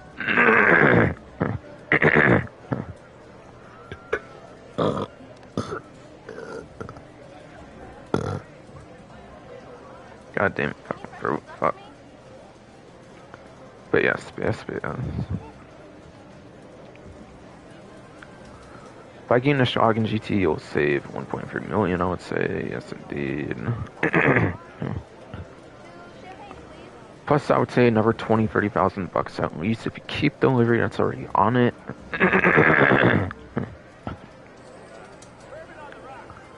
If you keep the livery that's already on it, you would probably save another 30,000 as well.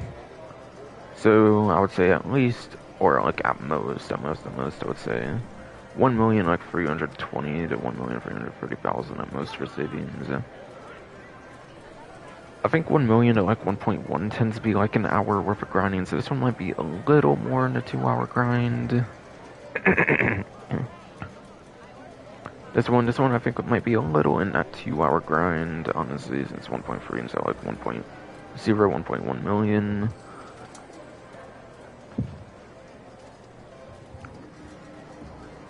But still. But still,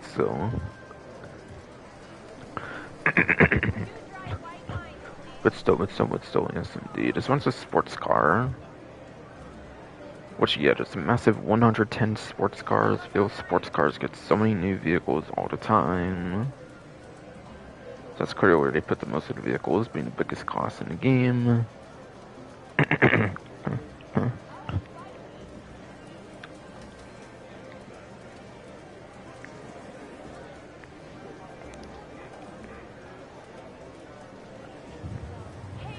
Alright, so the Shogun GT, according to the spreadsheet for the sports class, it is in the E tier. It is in the E tier, yes indeed.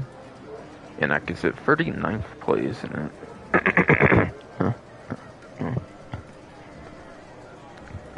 And that gives it pretty much 39th place, I would say, for lap time, according to the spreadsheet. Yes, it is. Or not, I would say it is pretty much 39th place lap time, yes, it is. And it is 21st place for top speed, 39th place lap time, 21st place top speed. So, it is above average for both lap time top speed. It is above average for lap time top speed, it seems, yes indeed, but still. It's not really close enough to be within top 10 for even 8th gen or PC. If you take away HSW and whatnot, it's not really close enough anyways. So, there's definitely better options if you want one more in like top 10 territory. I don't really necessarily feel it's going to be too worthwhile to do the spins for this one, quite honestly, unless you just really want it for personal preference, customization kind of reasons, or something, of course, yes. Yes, indeed.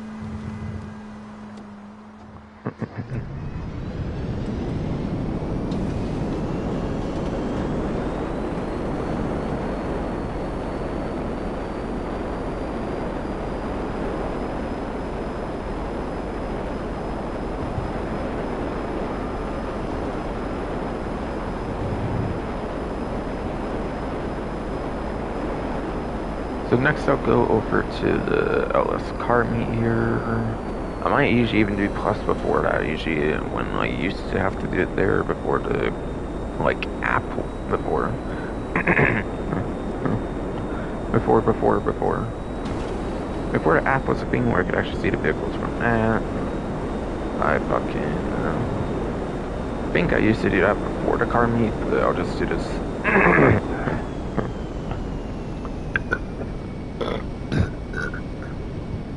Bro, let me speak then, please. Come on. But yes, fucking. Like I said, I think I would do the like plus stuff before the car meet when I used to actually physically go to the location before like the app was a thing on the phone.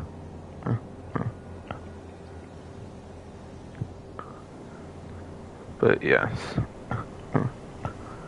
But yes. Fucking.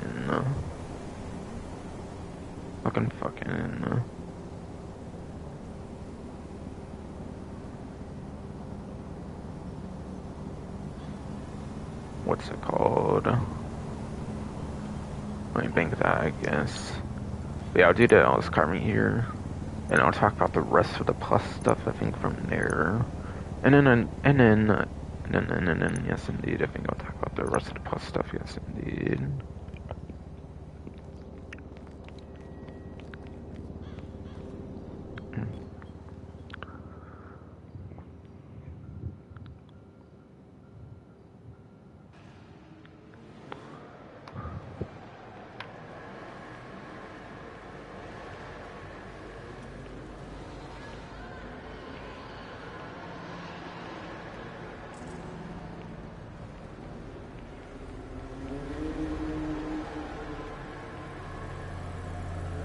Alright, so here you have the benefactor filter,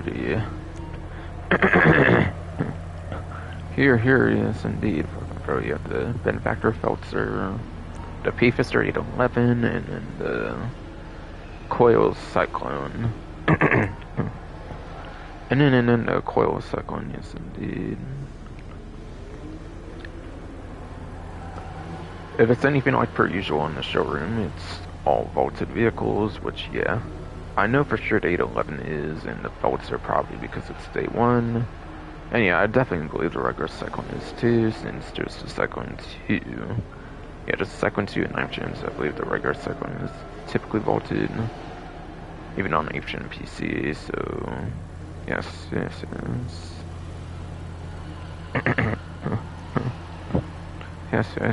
indeed.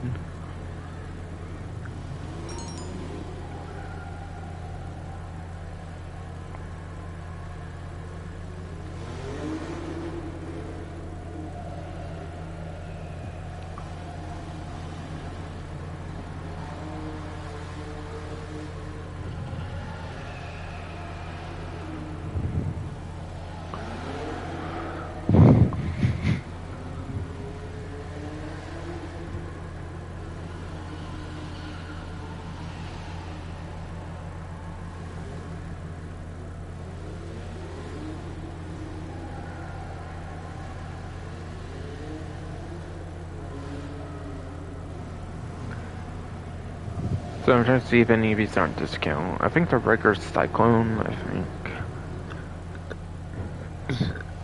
I think the regular Cyclone is on discount. Besides for that, nothing I think here.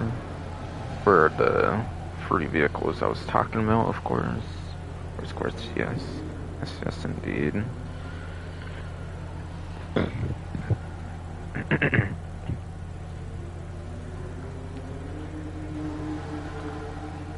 That is, in fact, the case. So the Benefactor Feltzer is a sports car from day one of the game. Might have been one of the better sports cars from day one of the game, if I recall, hearing correctly. But still.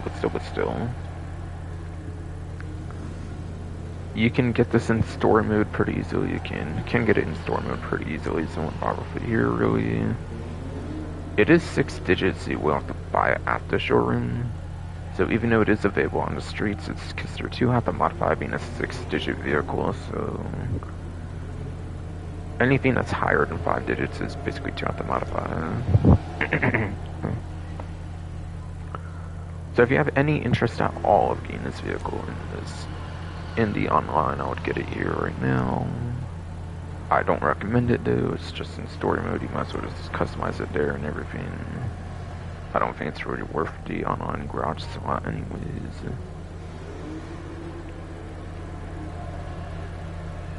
But yeah, obviously personal preference, customization reasons can maybe be a reason to get it. Otherwise though...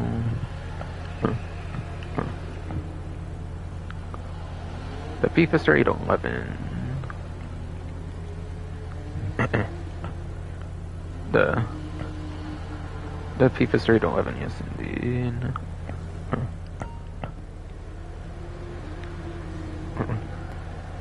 That is actually a really good option for top speed. That is a really good option for top speed, yes indeed.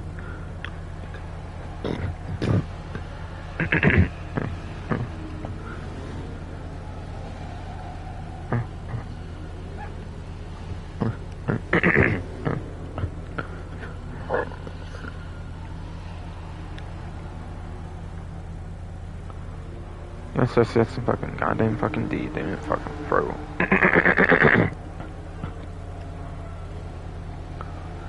But yeah, Payphone 811 is definitely a vaulted vehicle. It's from 2016, so it's definitely an online exclusive, so it's not in story mode. Lap time, I don't think is great on this one. Lap time, I don't think I remember being great on this one, but I do know it has a really good top speed. I do know it does have pretty good top speed. It used to be like the #1 top speed for a civilian. Used to. Yeah, it used to be like a #1 top speed for a civilian vehicle. But yeah, because of HSW and because of retesting from Rough 152 and stuff, I think it's not even a top 3 anymore, I think, for top speed, even on like 8th gen PC. But it should still be a good option for top speed, so like that's something at least.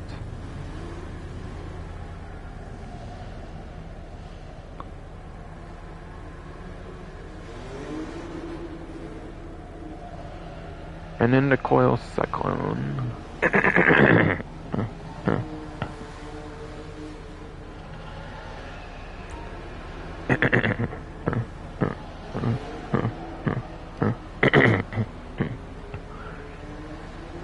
and then the coil cyclone, yes indeed.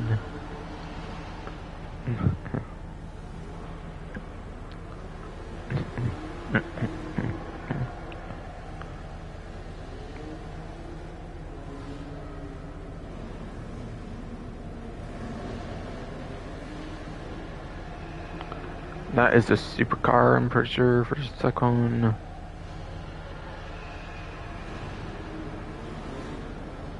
Alright, yes it is.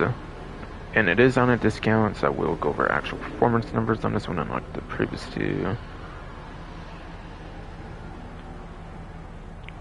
So according to the spreadsheet, the coil cyclone for the supercar class is in the F tier. F is obviously bad. And that gets 37th place for a lap time. That gets... that gets 37th place for a lap time, yes indeed.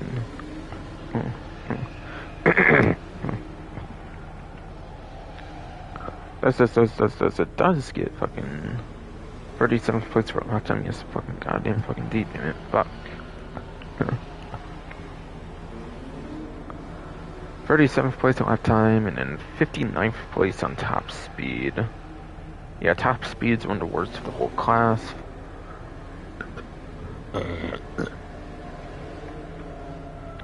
Top speed is one of the worst of the whole entire class.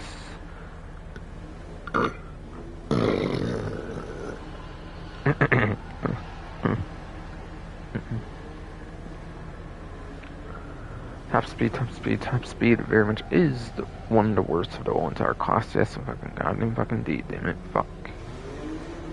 Stupid kike ass bro, damn it, fuck.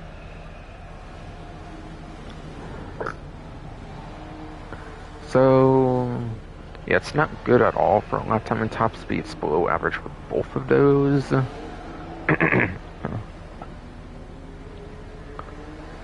However, though, it is an electric car, it is an electric vehicle, so it does have acceleration. It's pretty good. It does. It does have pretty good acceleration, but you do have the second two if you are on 9th gen, which does kind of overshadow it, I would say, entirely. It could be a nice electric car in 8th gen. It could. Could be a nice electric car for 8th gen and kind of PC for the current moment too. But honestly, I don't really think it's that good much anymore when you have the second two. Honestly, I don't think it's that good anymore when you have the coil second two though. Yes indeed. Yes, and goddamn fucking indeed. Yes indeed.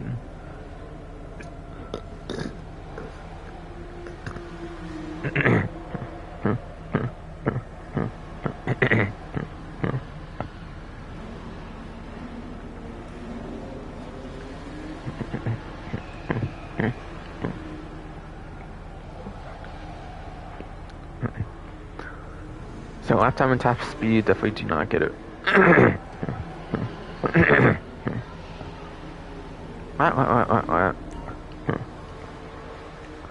Lap time and top speed do not get it for either of those two, I would say. Acceleration definitely could be worth considering. Acceleration could definitely be worth considering though for 8th gen PC, especially for 8th gen PC, especially acceleration, yes indeed. If you're on 9th gen, just get the second two, that's HSW though, I would definitely say.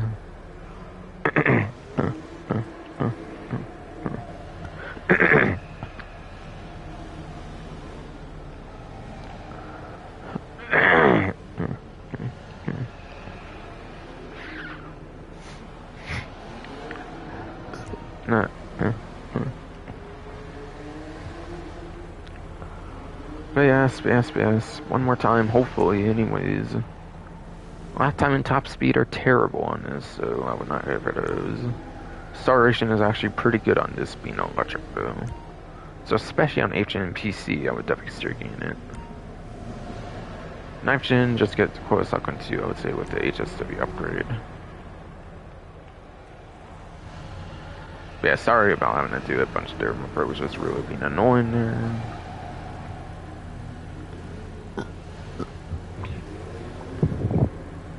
My throat was just being really fucking annoying there, yes indeed. Alright, my phone's done charging for now, so I'll be done getting up and down, I guess, yes indeed.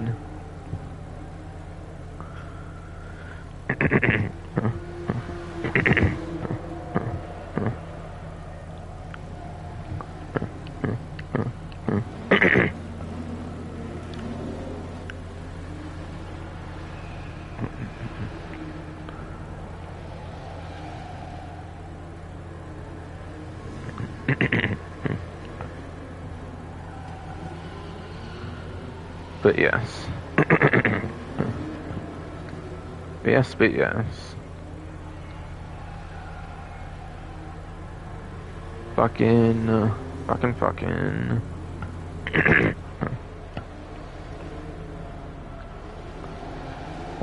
fucking, yes indeed. So these three are in fact all vaulted as expected.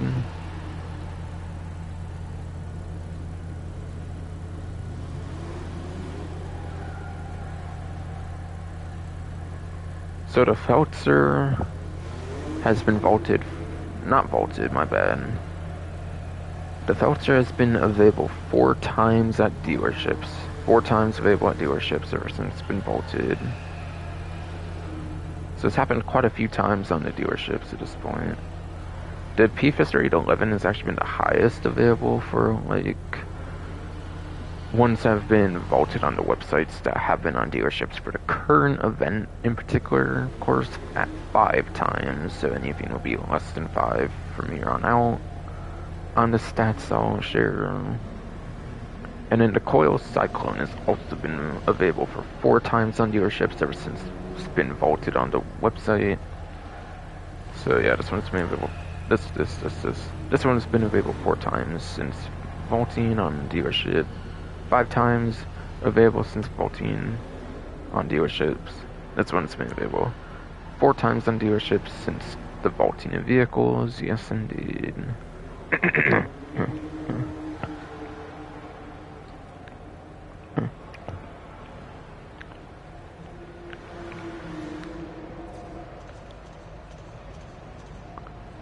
Okay. So it is the Lampadati Novik. It is the Lampadati Novik, yes indeed.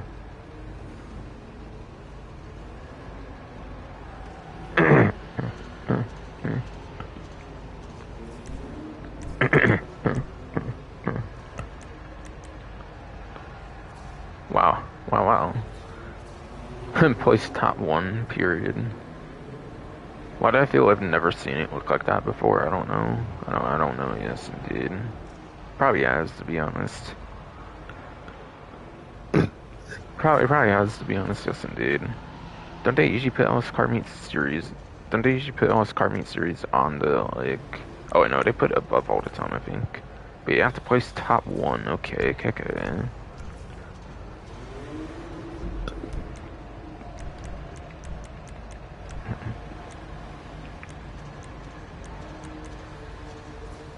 Alright, yeah, they vaulted Hot Ring. They did vault the Hot Ring races. So they did, in fact, do that. It wasn't just a series, they actually did it from the menu as well, and that's what I kind of thought would pretty much be the case. Pretty much, yes, indeed.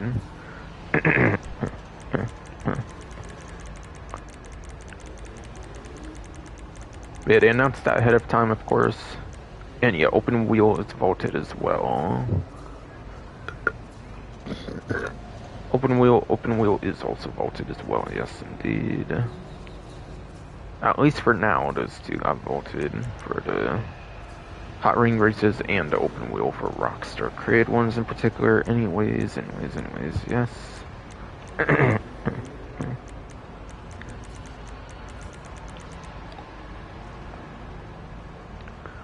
So for LS Car Meet races, it might only be Pursuit Race. For LS Car Meet series, it might just be Pursuit Race and Street Race. That counts really, yes.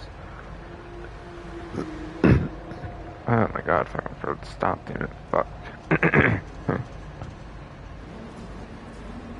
But yes, as far as I am aware, only Pursuit Race and Street Races count for the LS Car Meet series. At least solo. Or... I mean, at least, like... But yeah, drift and drag races can be done solo, so this might not be possible at all. At least solo does aren't possible on those two types. I assume on drift and drag races, even when you do them with drift... Even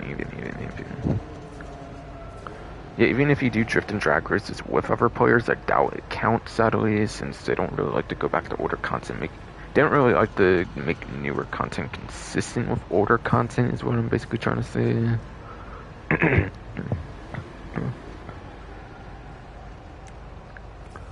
But anyways, pursuit races are 4 players. That is a 25% chance, That is only a 25% chance of doing it, which is not amazing. I would not do the pursuit race method unless you're wanting to torture yourself to get the vehicle or something. I don't know. And then street races are 2 players, so you have 50% chance.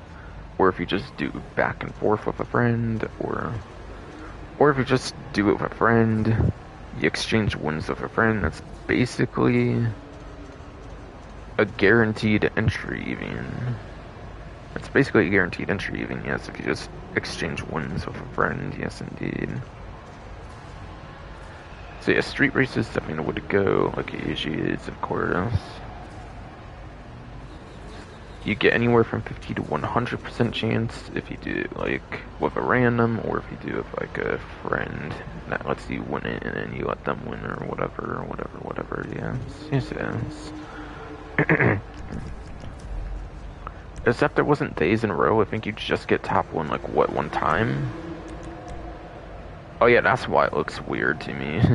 Yeah, that's why it looks weird to me. I thought it was going to be like so many days in a row as well, but no.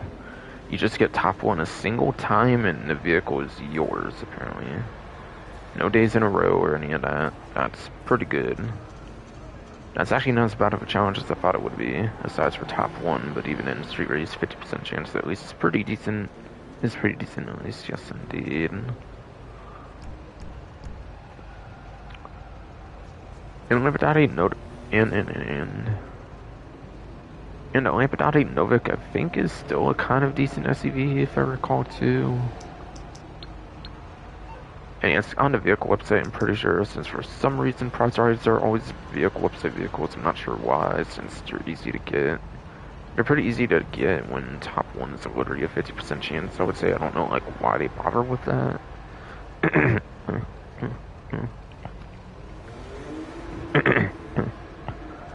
Not sure why they bother with it like that, but still, yes indeed. I believe that should be 4-door for the SUV class, basically. On Legendary Motorsport. Yeah, 4-door Legendary Motorsport. 4-door Legendary Motorsport, yes indeed.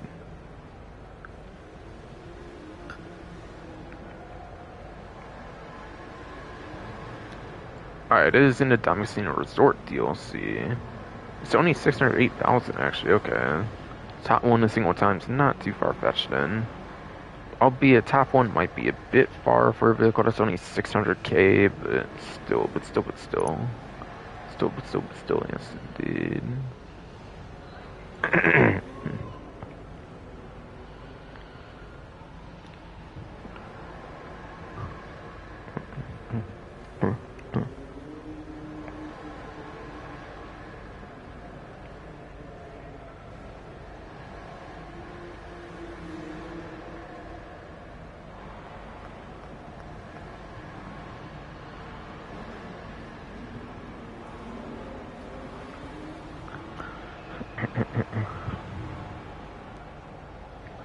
Alright, so Lampadati Novik is, for the SUVs class, it is at the top of the A tier.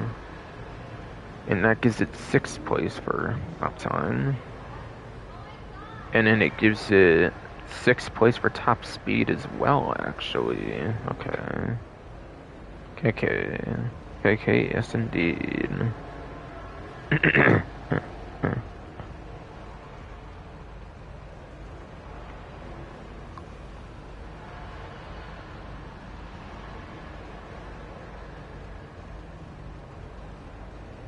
Alright, so...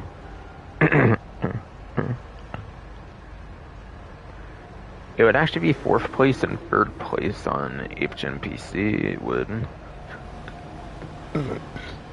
It would actually be a 4th place and a 3rd place for lap time top speed on HNPC, since you do not have HSW on those platforms yet, of course, for PC in particular.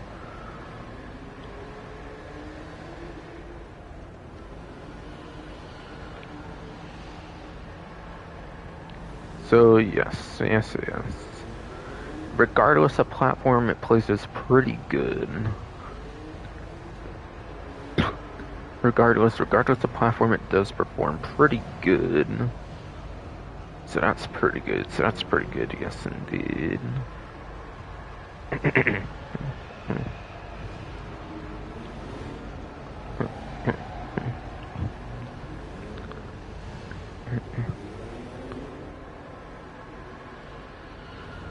So it's a very good vehicle. Yeah, that's 608,000, probably turns more like 628,000. Also, it was Diamond Casino Resort or Heist. Which one was it actually? Because if it's Heist, it might have a trade price to it. If it's Resort, probably not a trade price. Oh yeah, it's Resort, not Heist, my bad. I don't think there's a trade price on it then, so I think it's just the basic price for it. It's pretty cheap and it's decent too, which is nice. Top one again, not hard to get as well if you're a decent racer at a street race. Or if you just do it with a friend, they let you win, you let them win. It's pretty easy that way too. Even if you're not a skilled racer even.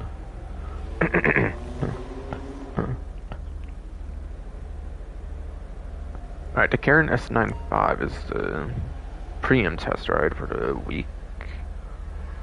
Karen S95, you can just get it for like being a returning player from the 8th gen version of the game. So if you have a character from 8th gen version of the game, they don't wipe your character anymore like they did initially, so there's no reason not to transfer your character since you can actually keep your character.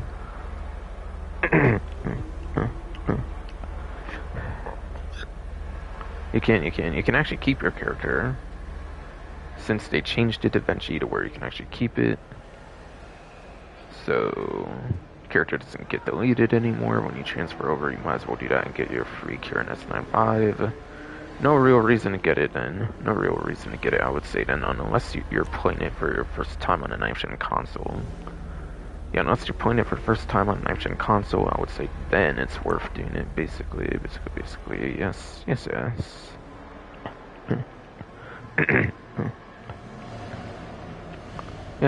indeed.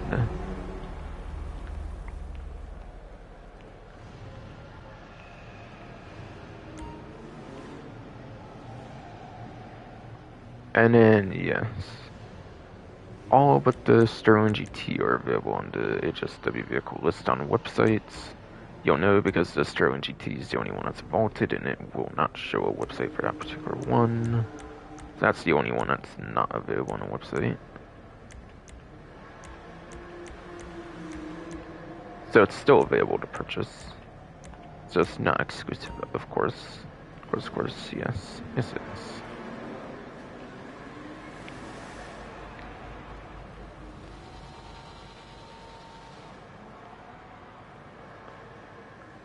But yeah. Honestly, it did kind of fall off, I would say, for the Karen S95. Honestly, I would say the Karen S95 did fall off, though. So sadly, not too good anymore. Sadly, not too good anymore. Yes, indeed.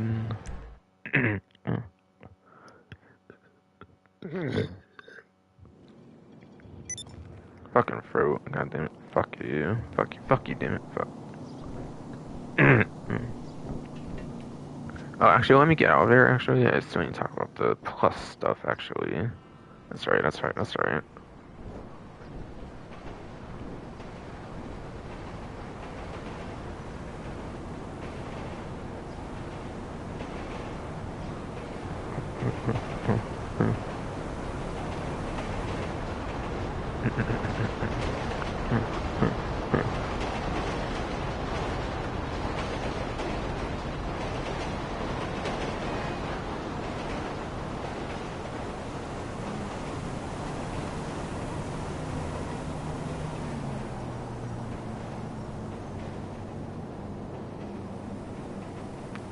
So I already mentioned 4 times money RP on the condemned adversary mode. And then whatever other adversary mode for each particular week when it comes to the month. And then 4 times money RP, whatever, for whatever other adversary mode for each week of the month, whatever. But yeah, I already mentioned 4 times money RP on condemned. But I'll go over the other money opportunities and then discounts. I'll go over the other money opportunities and discounts for the plus event now, I think. Yes. Get the rest of it out of the way. Get the rest of it out of the way, yes indeed.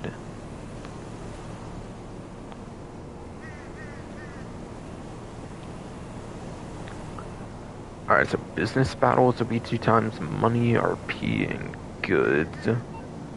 Not really a good particular way to show business battles, so really, I don't think it's in career progression at all. It's similar to Johan over here. It's not this, but it's similar to it, is what I'm saying. This is Johan Blair.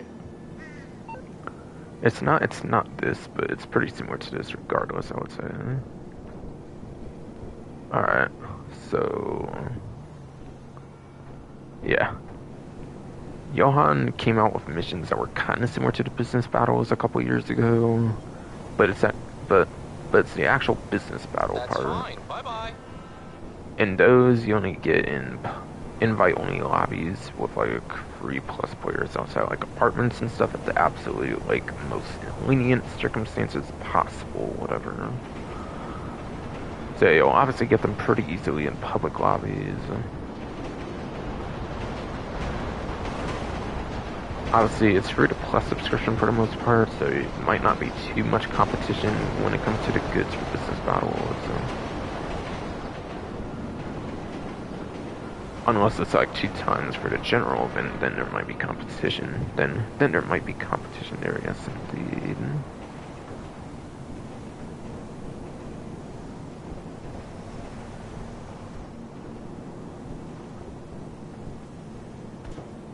What was that?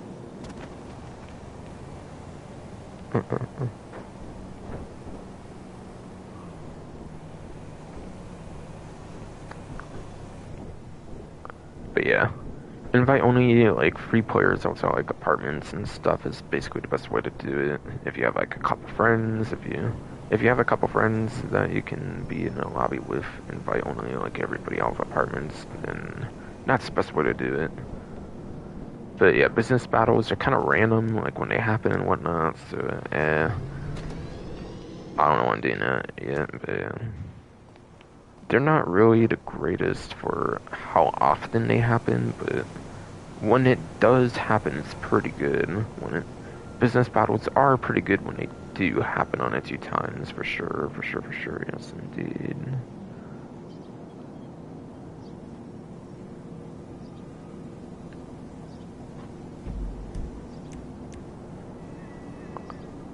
Otherwise,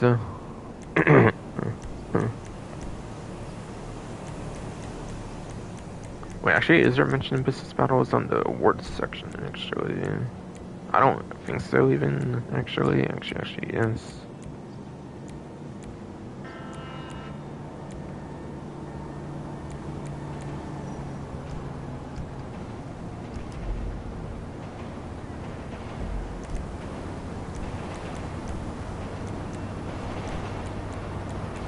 But yes, yes.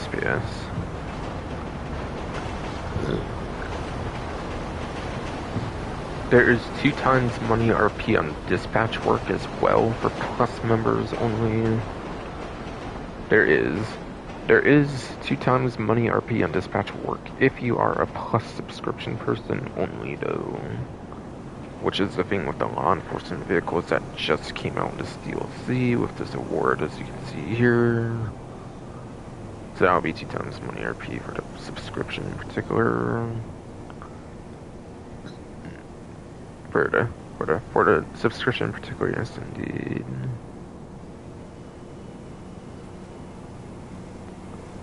And then last but not least is some discounts. Last but not least is some discounts, yes indeed.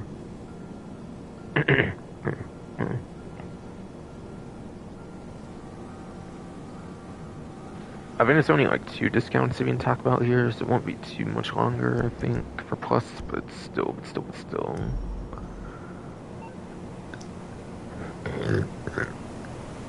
This first one too will be more significant. That'll be mainstream foreclosures, bunker. So yes. Yes. I believe this one's the most expensive, for example, for 2,375,000. Normally, I'm pretty sure. Normally, I'm pretty sure, yes indeed.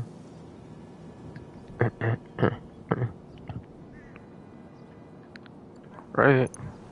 Yes.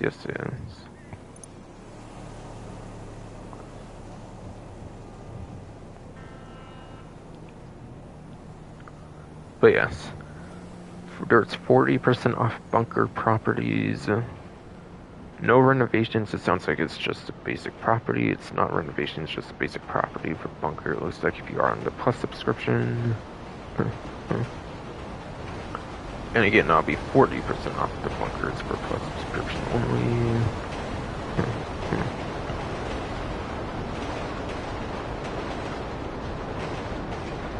I already mentioned the vehicle ones, so the vehicle ones I don't have to mention for discounts.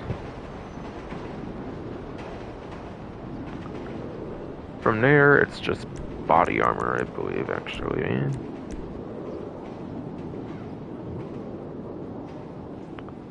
Alright, yes. Gear up with body armor at 50% off and enjoy an additional 20% discount at the gun van. So maybe at the gun van you even get 70% instead of 50%. It's pretty decent. I mean, but body armor is not really that amazing. Barely any hits at all, and your body armor is basically already gone for some reason. Yes. Yes, yes. But yeah, body armor barely lasts in this game, I would say. So, not super amazing, but it's something. But it's something at least. Yes, indeed. Yes, indeed. Yes, indeed. Fucking throw body, almost knocking over my phone entirely. What the fucking hell, man?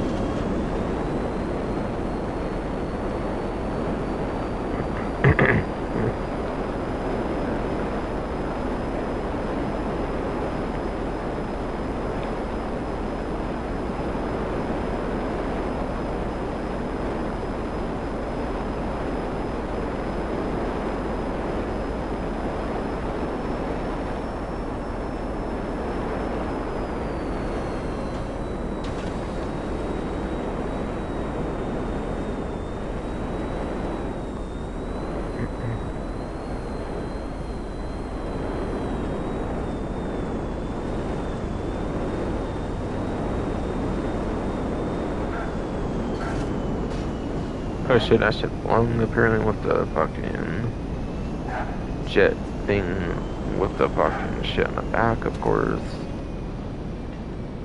Oh, yes indeed. Yes indeed, damn it, fucking throw, fuck you, damn it, fuck. Alright, so it's carrying Astrop GZ, which I think was previous DLC.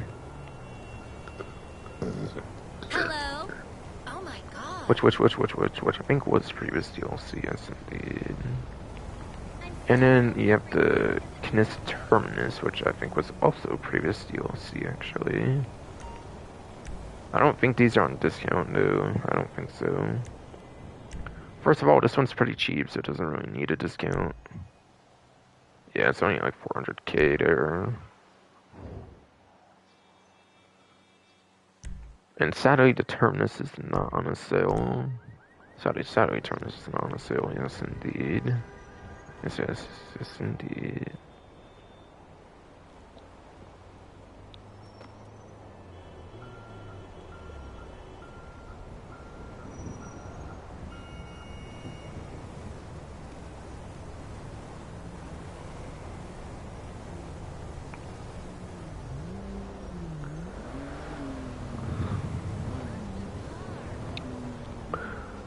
But yeah, the Astro GZ, it's basically a budget sedan. I don't think it performs the greatest because of it being like a budget-y sedan. It's basically just a newer version of the 2013 Astro, whatever, I believe. So it's not that amazing, I'm pretty sure, for sedan. Terminus, the off-road testing has not came out from Profi 1322 just yet. But yes. I don't think Roughly 1322 has tested the Knis Terminus yet, because I think they've been doing whole class testing of things, so I don't think he's tested the Terminus quite yet. But from what I've heard, the Terminus seems pretty good performance for off-road. Yeah, Terminus seems pretty good for off-road as far as I've heard. And it does have a mining tech on it, so it is good regardless of performance, I believe, since I believe it does have a mining tech features too. But yeah, as far as I've heard, it's good performance, but I don't think it's been tested quite yet on the spreadsheet, like I've mentioned. So, like, I wouldn't know 100% yet. But as far as I've heard, it's pretty good there performance-wise, too.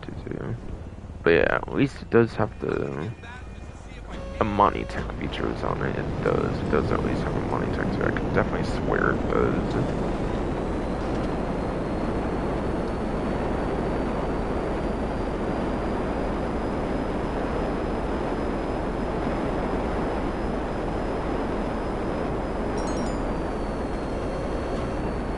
Okay, that makes me want to do that now, actually. It's just, yes, indeed. Why not? Why not? Why not? Why not? Yes, indeed.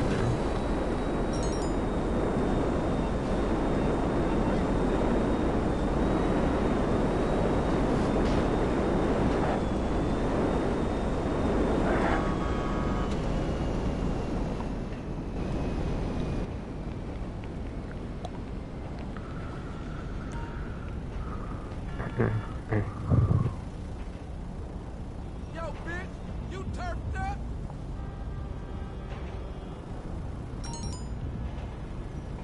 We gotta get that money, yo. We Alright, gotta get that SMG, money. apparently SMG, yes, indeed. Never called back.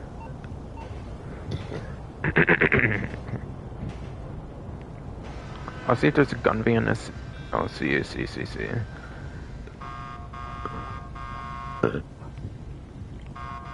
I'll see if there's a gun van SMG.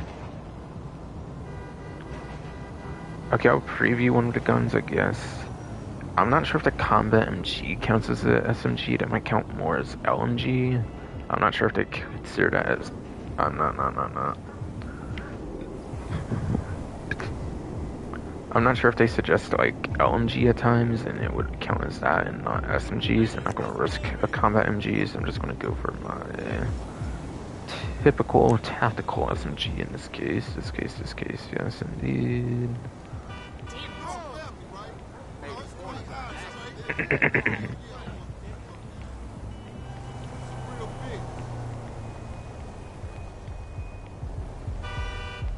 Wait, what did it look like?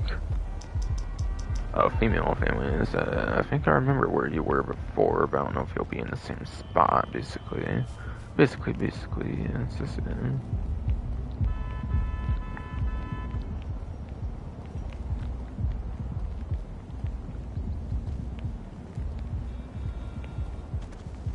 Get the hell out of here. This family real estate. it sounds like here or something. Oh, you ain't family. You need to bounce. I've tossed tampons better looking than you. You say tampons, bro. Look at me, what the fuck, dude? Crazy, you crazy, yes, indeed. I'm not really seeing her. I'm hearing what I think would be her character, but whatever, yes, indeed.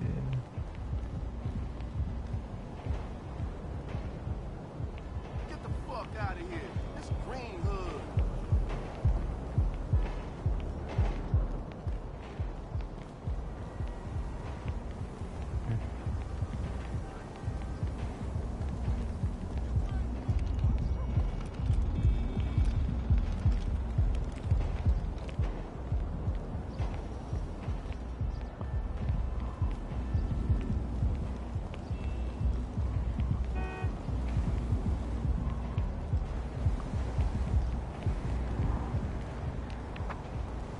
Come on, family stir, bitch, get up. Leave, chump. This is Definitely not private seeming property. suspicious here, huh? Tell me what is Yes, your motherfucking indeed. problem, bitch? That boy been eating his brain. This is family's turf. Get the fuck out of here. What are you gonna do, fool? You ain't welcome around here, I Mark. found you somewhere, Yo, okay. what the family? Got your ass. With the headshot and everything. Man, This is shit.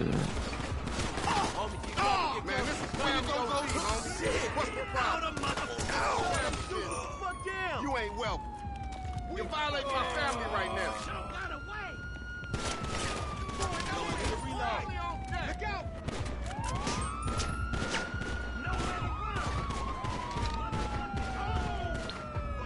There, got it.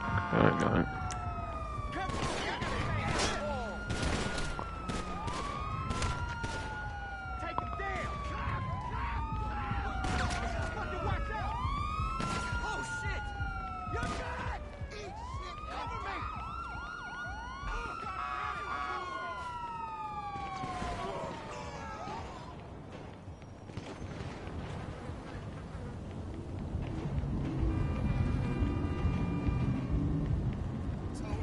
they probably kept them distracted at least, so at least yes.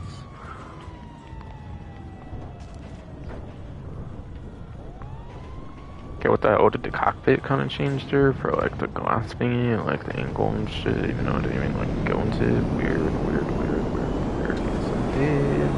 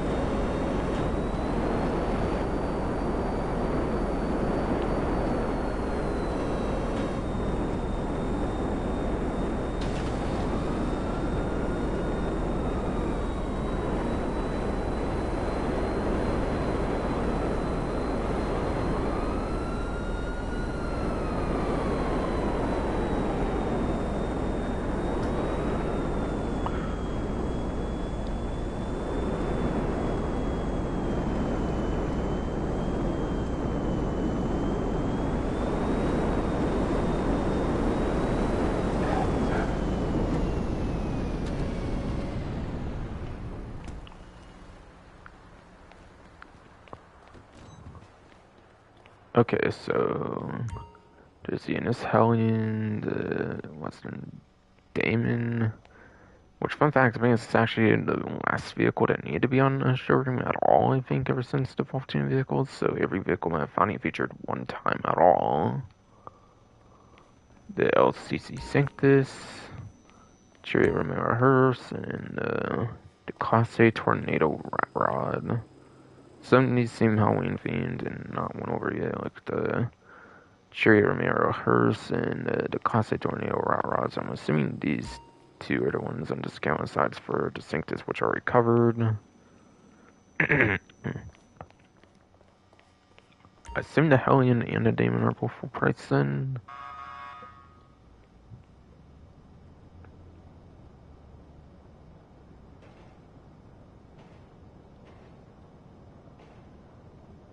Yes. Yes, indeed. I got all that correct. I did get it all correct, yes, indeed. So I assume all these are vaulted vehicles. I assume all of them are vaulted vehicles normally, so I would say this is a pretty good time to go for any of them if you need. Yes, the Innis Hellion is an off-road vehicle. Is an off-road vehicle, yes, indeed. As a sound discount, not going over performance numbers, of course, so I'll just guess what the performance might be, kind of. I don't feel it's a very good performing off-road, I'll say that. I don't really think it's a top-tier off-road vehicle, unless I don't really think it's going to be one of the more worthwhile ones to borrow with or anything. It could be above average for the class, could be below average for the class. I do not really know, I'm pretty certain though. But I think it would be lower in the class rather than like top 10 for sure. So I don't really see this one being too worthwhile. So I do not really see this one being too worthwhile to go for. Quite frankly, yes, yes, indeed.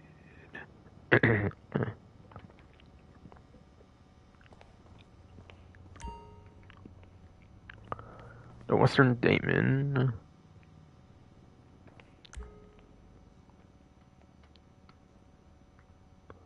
Again, I think this is the last one actually need to be on a showroom, actually. I think all of them have been on the showroom at least one time at Industry, yes, indeed.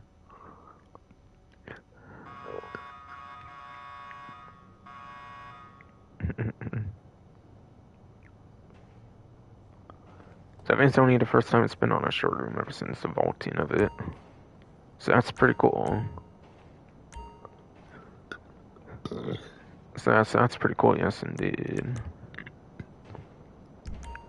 And yeah, there's two variants of Damon, I think. There's the Lost Damon, and then there's the...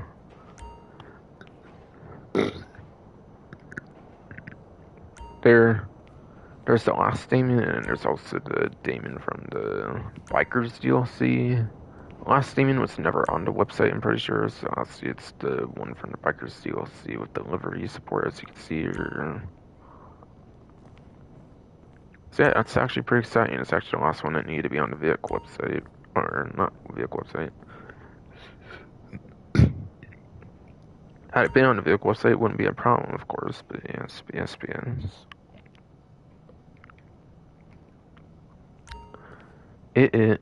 It was the last one that actually needed to feature on a dealership, I believe, so that's pretty cool, like I said.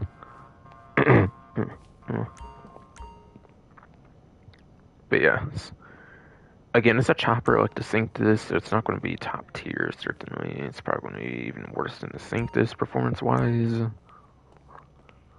So, like, I wouldn't really borrow it for performance, I would just get it for personal preference customization kind of reasons. I would just get it for customization, personal preference kind of reasons. Yes, indeed. Yes, indeed.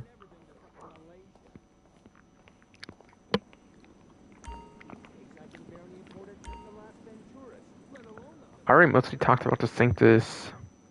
I did forget to mention it does have some pretty unique red headlights on there. Yes, you can do colored headlights for the arena, but it's a slightly different tone of red. But it is. It is. But I'm pretty sure it is a slightly different tone of red, I believe, for the headlights than the actual red ones from the arena, so it is still a different technical pair of headlights, per se. So it does technically have some still slightly unique headlights. It does still have technically unique, slightly unique headlights in the slightest, whatever. I was kind of all over the place there, my bad for it was being a bitch, but still. And then onto the Chariot Romero hearse. Vehicle from 2013, they won the game that does fit nicely for Halloween vehicles, since the Lurcher's kind of based on it after all. Since the Lurcher is kind of based on it after all, I would say yes indeed.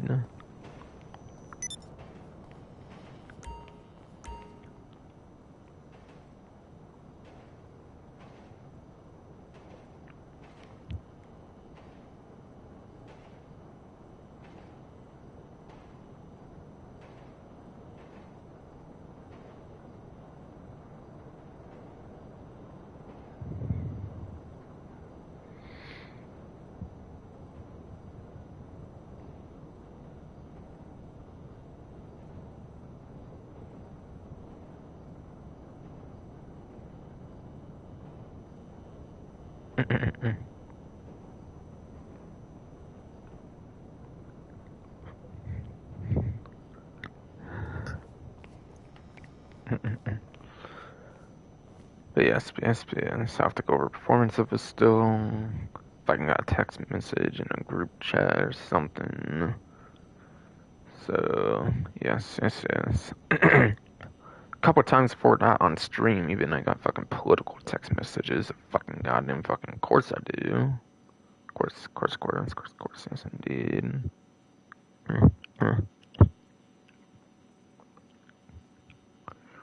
Alright, so this is a sedan or something, right? Like, I don't know. I think it might be a sedan class. Yes, could be wrong though. Could be wrong though. Yes, indeed.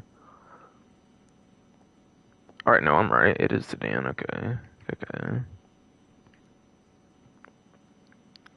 So according to the spreadsheet, it is in the bottom of the J tier when it comes to the sedans class, which gives it 33rd place out of 38 sedans. 33rd place out of 38 sedans for lap time. For lap time. Yes, indeed. That's terrible.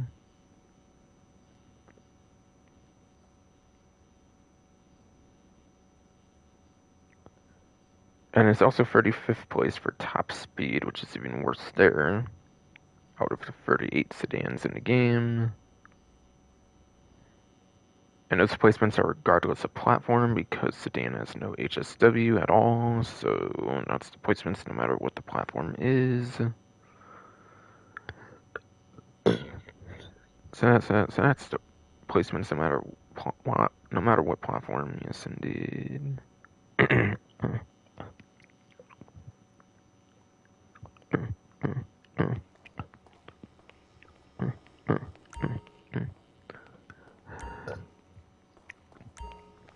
And then finally, the tornado rat rod. Another obvious Halloween themed vehicle. Never obvious Halloween themed vehicle, yes indeed. Oh, and also it's only 31,500 on a discount. Whatever discount is, it would still be a 5-digit price, I'm pretty sure. So I don't know if you can take one from a street or something and steal it or something. It might be a possibility, but still. I remember those times where you had to do missions to get them, I think, so I don't know if it's really too possible to steal one on the street, to be honest. I'm not really sure.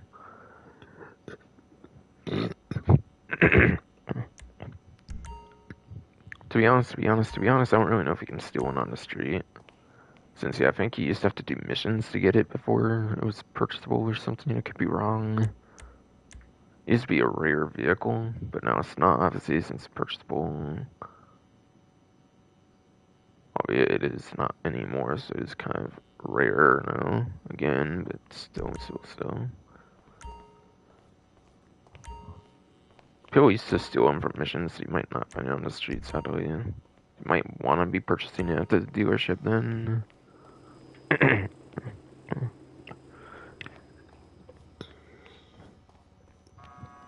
Since, yeah, I just thought about it, and that's a 2013 vehicle over there. It's 2013, so I figured I would mention that.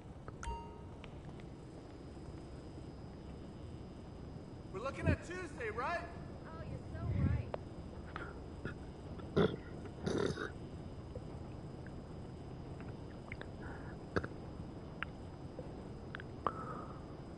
But yes. Yes. Fucking.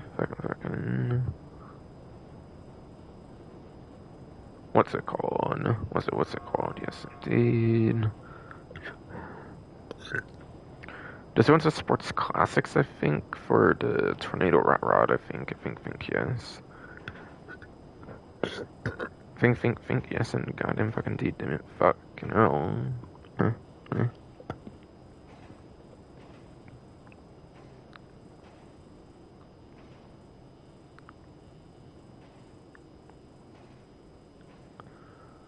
Alright, so this one is in the L tier for Sports Classics, yes indeed.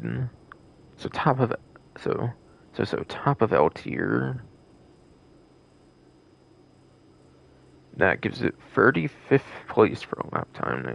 That gives it 35th place for a lap time, yes indeed.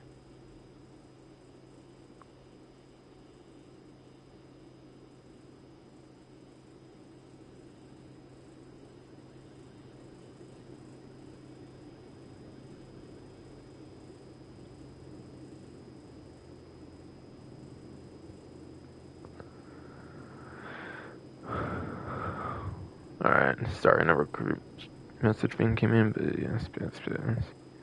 Again, top of L tier, 35th place for a lap time out of 48 Sports Classics. That's terrible. That's terrible, yes, indeed. And then it's also 33rd place for top speed. Top speed, yes, indeed.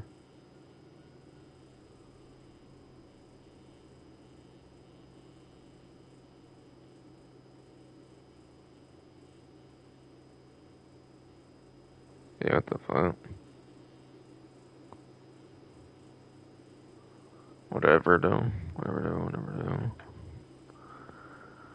And group message things, I'm not gonna share a comment, but still. I mean, I could, but. Fucking why not, I guess. Why not?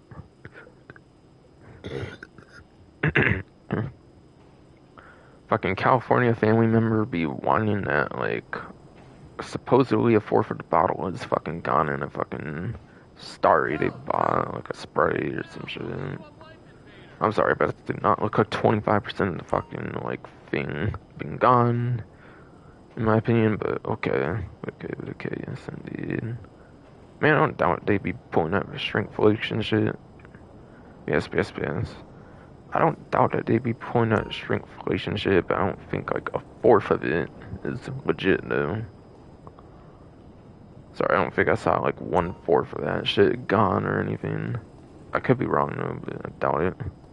But I mean, it's possible anyways. But fucking shrinkflation, stupid fucking Brandon and shit ruining the fucking economy and everything.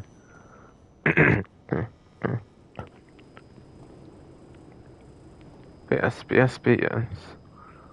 It's below average for both lifetime top speed for this one. You just want it for the like Halloween theme. Obviously, it's for Halloween theme. It's not really meant to perform good. Obviously, it's for the Halloween theme. It's not obviously really meant to perform the greatest though. For sports classics, where you have like the old school supercars. Yes, indeed.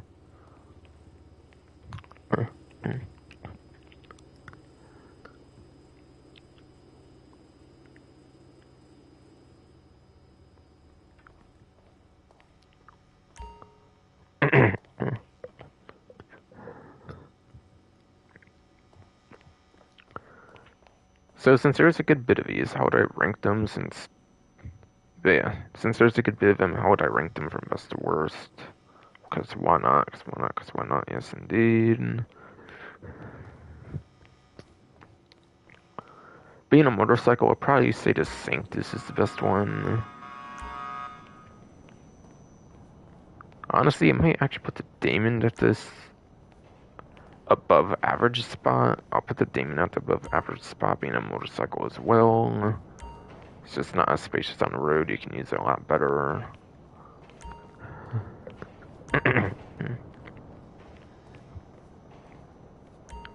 And yeah, just featured for the first time, I think, too, so that's pretty hype. So I think it's definitely in the above average spot. Then I would say the Tornado Rat Rod I'll put in the average spot.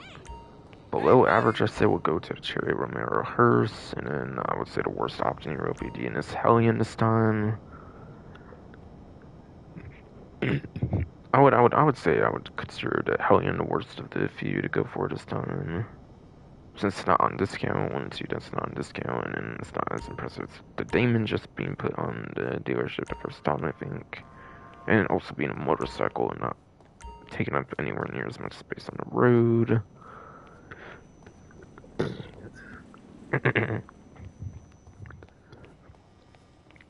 So again, yes indeed. Best. Number 1 best. Number 2 above average. Yes. Number 1 best. Number 2 above average. Number 3 average. Number 4 below average. And then number 5 worst. And only put the Romero Hearse above that, I think, because it's on a sale. Otherwise, I probably would have put that as the worst, since it's a day 1 vehicle after all. After all, yes, indeed.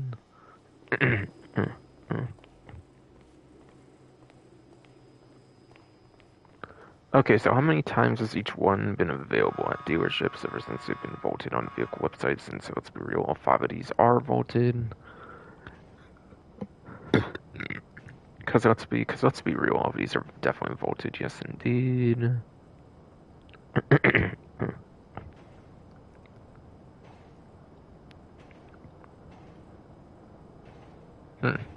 Or maybe they're not all vaulted. Maybe the Sanctus is available still, apparently.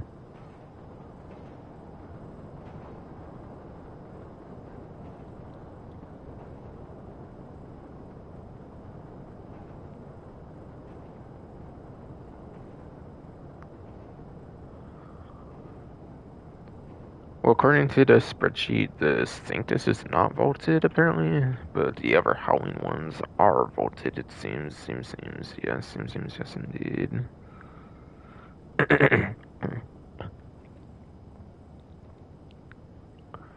Doesn't show the Lurcher, but still, the Lurcher's not at a public dealership this time, I don't think. Just the +1, I think, so I don't think it's reflected there, so I do not believe it's reflected there, yes, indeed.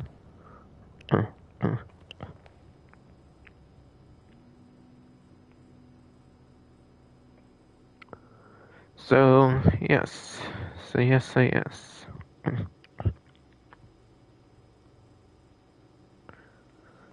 I caught you going to Honkers. Then this Hellion has been available 4 times at dealerships ever since it got vaulted. And that's the last that's been available 4 times. Anything after that's free or less, I believe.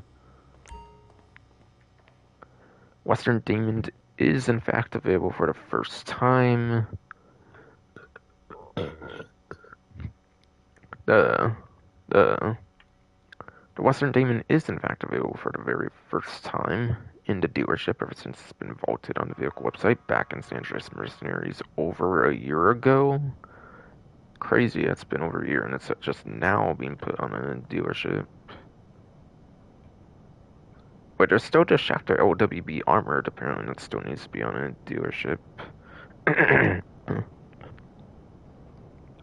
there's still the Schafter LWB Armored, apparently that needs to be on the dealership as well. Yeah, apparently Schafter LWB needs to be put on a dealership, yes indeed. I want to see quick actually if that's one of them on the CO or not. I'm just curious about that. Oh yeah. Wow, that's scummy. They're still not put that one on a fucking showroom, apparently.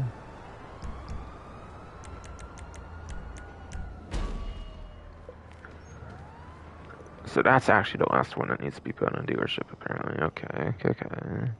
Hopefully that happens this DLC, that would be cool. That would be cool if they finally do it this DLC.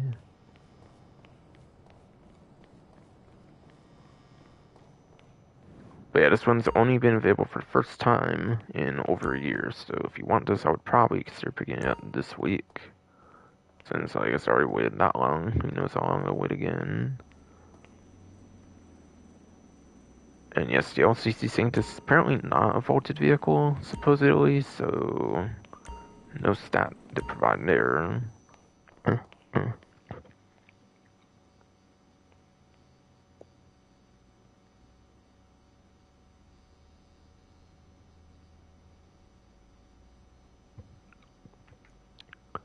Chariot Romero Hearse has only been like available 2 times on dealerships ever since it's been vaulted. And yeah, who knows, it might only do it in the Halloween time, so this one might be one extreme. You might want to consider picking this up if you want it at all, since it is a themed vehicle for Halloween technically, so yeah, it makes sense if it would only be like available for like a 3rd time sometime next year or something.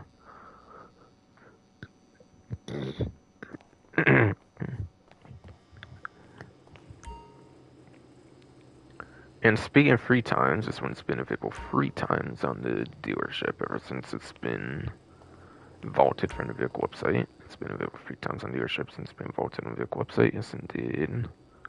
It says muscle car wheelie, I think, too, actually, for a sports classic, if I remember hearing right. I do want to try that out, actually. Actually, yes. Yes, it is.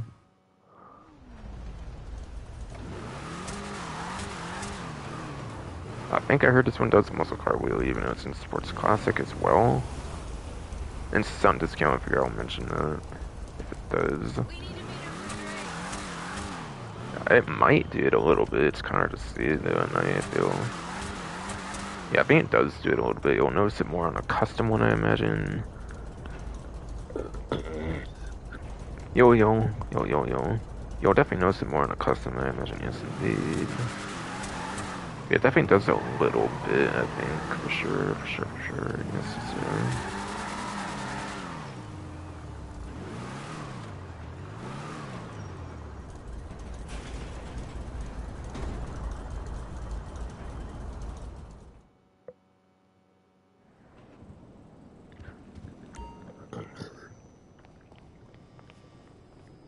Okay, so that's it there, really, I would say, for those vehicles at this point.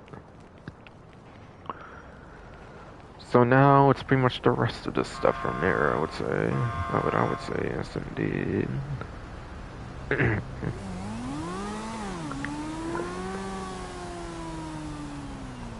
So remain money opportunities, remain discounts, all that kind of stuff. Basically, yes, yeah.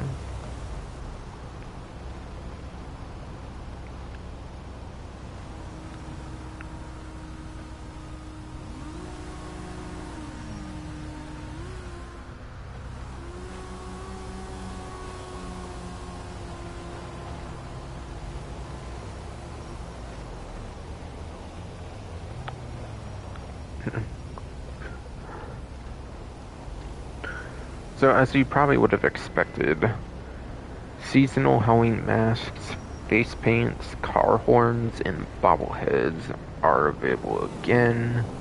So any of us like car customization, character customizations, all that stuff is back for Halloween for the month.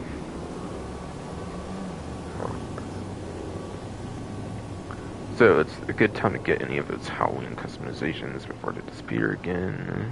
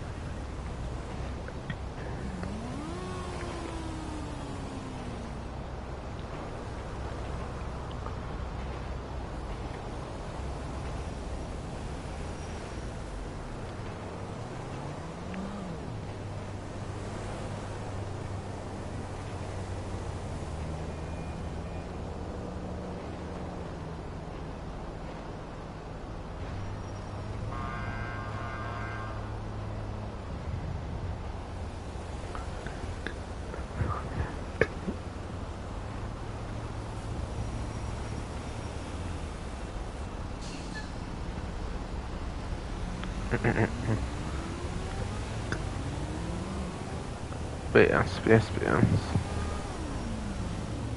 And yeah, I think I mentioned already you can like re-roll kind of, or I didn't exactly mention it as re-roll, but I kind of mentioned it where you could like kind of switch the Payphone mission. Like if you failed a bonus, you can go to another lobby. I did mention that, I'm pretty sure.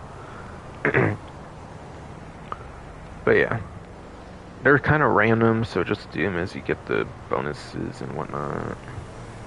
There's all kinds of different ones. I don't know if there's really a point in mentioning like which ones are the best. I'm not really sure there's much of a point to mention which ones are the best, like easiest like bonuses to go for. Since they're kind of random, since they're kind of random and you don't really get to choose them after all, yes indeed.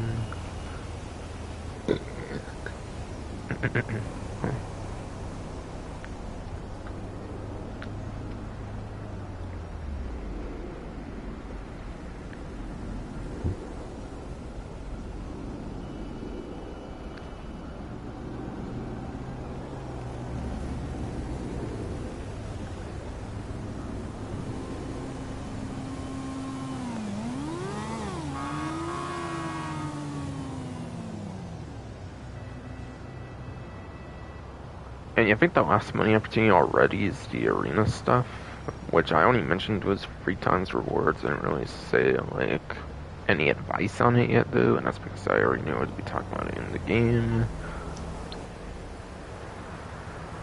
Not the website, right. Right, yes indeed. So yeah, so it's free times, rewards, so money, RP, and AP, like I said earlier. Bomb ball. That's a mode where you have to put like a bomb into like the soccer like goal kind of thing, basically on each side or whatever, depending on like your team or whatever. But yeah, Cerberus is a pretty good vehicle. People clown on the Cerberus, but the Cerberus I would say is at least pretty good in bomb ball because it can block the goals pretty good. Besides for that, yeah, it's kind of garbage in the arena, I would say, for the Cerberus, honestly. Honestly, yes. And yeah, 1, 2, and 3, that's Apocalypse, Future Shock, and then Nightmare, so... Yeah, Apocalypse, Future Shock, and Nightmare are the different variants for 1, 2, and then 3. Buzzer Beater is the exclusive one for the Death Bike. I think only the Death Bike is allowed to participate in this one, so you do need a custom Death Bike to have the most advantage on this one. Carnage is like the death match. Carnage is like the deathmatch style mode.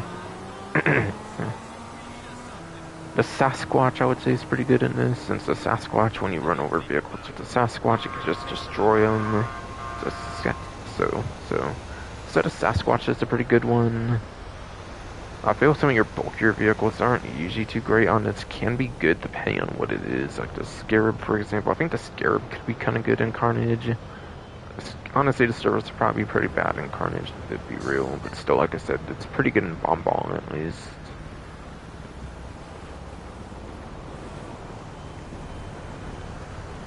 So yeah, there's definitely pretty good, like, options here for Carnage. Like the Sasquatch, for example. Like the Sasquatch, for example, yes, indeed. Death Bike's actually pretty good at it, too. As long as you don't run over mine, I think Death Bike's pretty good. Yeah, Death Bike's pretty good, aside for if it runs over, like, a mine is the only main weakness of it, really, yes. Because if you get hit by a mine, you just instantly die, or whatever, on a motorcycle. For the Death Bike, for the Death Bike, yes, indeed. Flag War. I feel really your speedy options are the ones that work good here. So like your Death Bike, like your CR380, the like Impaler, Imperators, like your average vehicles. I would say your average vehicles work pretty good on that one. Games Master, I think for the most part, the same stuff that works good on Flag War will work good on Games Masters too. Here comes some monsters and here. Yes, indeed, fucking tons of gas. Throat, damn it, fuck you, damn it, fuck. Here come the monsters is an exclusive arena mode for the Izzy arena variant, and then but yeah, Izzy classic arena variants, and then the Sasquatch, I think it's exclusive to those, so obviously those are the ones for that. Hot Bomb. Yeah, your quicker stuff would be good here, like your ones from Flag War, Games Masters probably. So like your Death Bike, CR380 and whatnot, for example. Since yeah, this is like a hot potato kind of mode or whatever, I think. Or whatever, where like, yeah, the bomb blows up, like, the bomb blows up your vehicle if you have it at the end of like a round, like a match or whatever. Yes.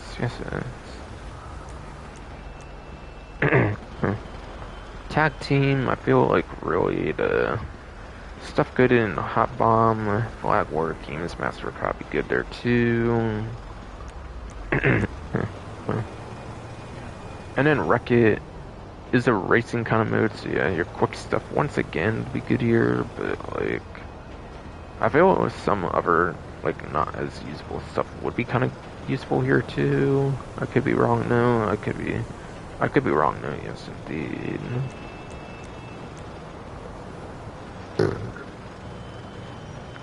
So really, how good each mode is depends on, like, the amount of, like, not really, actually, maybe, I'll mention that later, though, but still.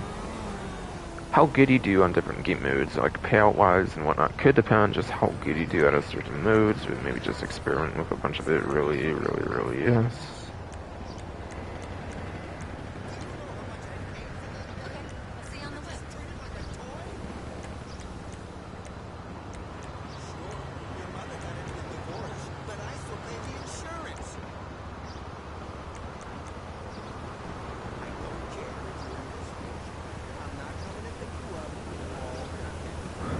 So that's like all the different strats I can think of. That,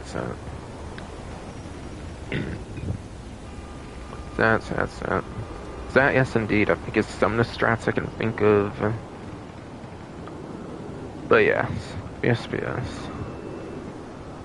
Fucking, Arena is basically glorified adversary modes. Arena War is essentially glorified adversary modes, yes indeed.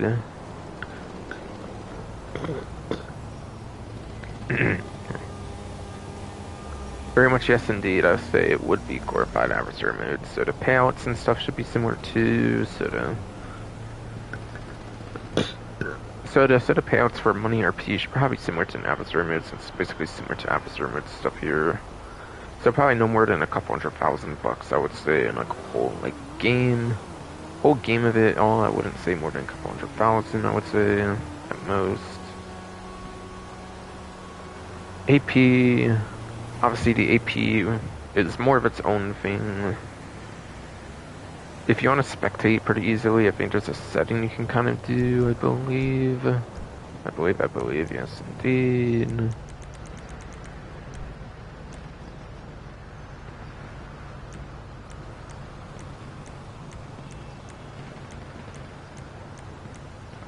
But yeah, this whatever.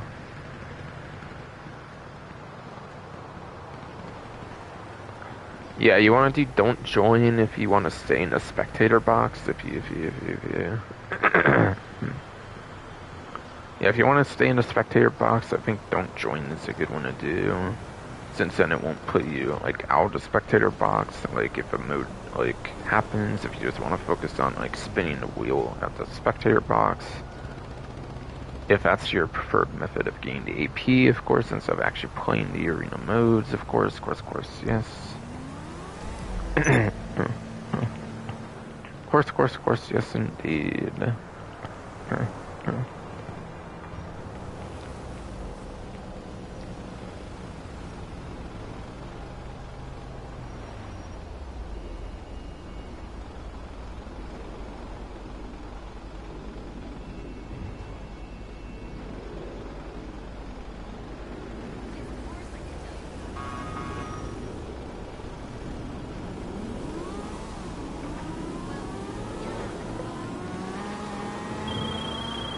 So I think that's it for money opportunities. I think it's just discounts. I think it's just discounts at this point, since that's it for money opportunities. Basically, yes. Think about it. Craft awaits.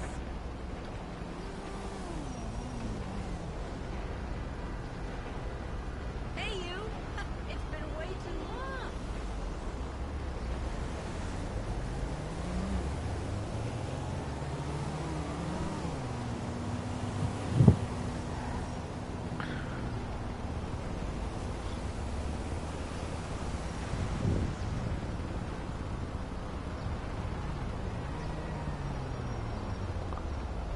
Alright, I guess I'll go over to the salvage yards. I can go to the rest of those vehicles that are not claimable, and to verify that the one is claimable, of course, with the actual icon on the like computer.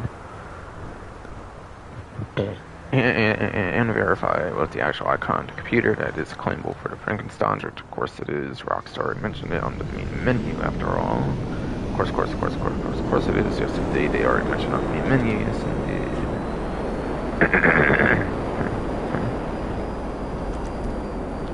Crime scene, I don't care for that. I don't care for crime scenes, yes indeed.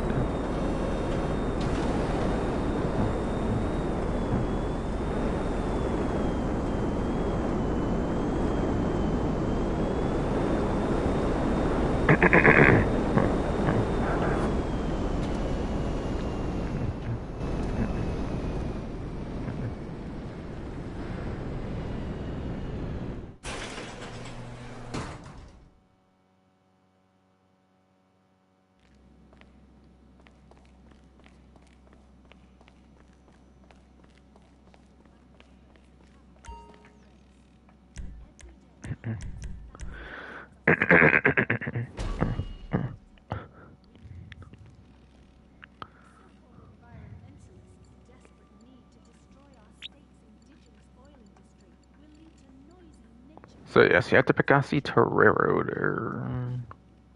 Fucking with max sell value of 392,000 and salvage value of $313,600. Was it from Gunrunning DLC or something? I forget. Yes, indeed. Fuck you, fucking pro. Damn it. Fuck.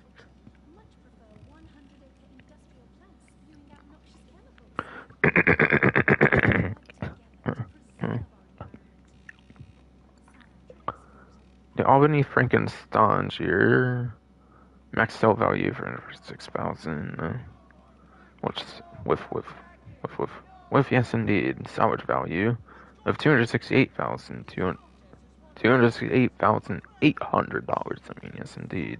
Yes, bro, damn it, fuck you, damn it, fuck. Obviously, it's a claimable icon there, like I mentioned for the cargo ship robbery. They mentioned that one was. They mentioned it's cargo ship robbery. Yes, indeed.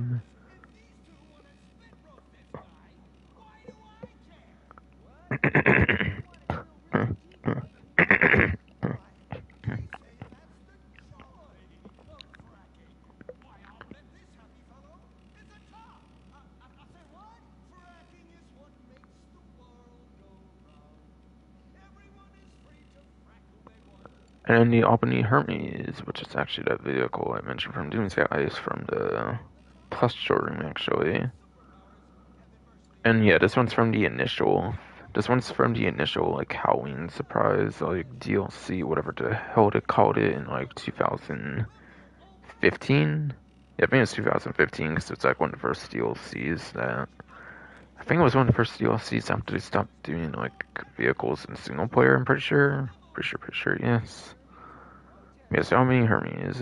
Again, it's from Doomsday Heist. I believe it was a Fast Surprise 2017 vehicle. Like I said, with the plus subscription, like vehicle list having the Hermes has a max sale value of 260,000 with a salvage value of $208,000.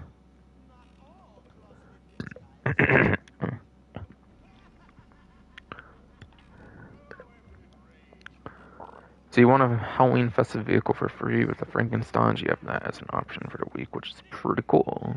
Yes, indeed. But again, it's not good for performance. It's more for the theme of Halloween and in personal preference customization reasons.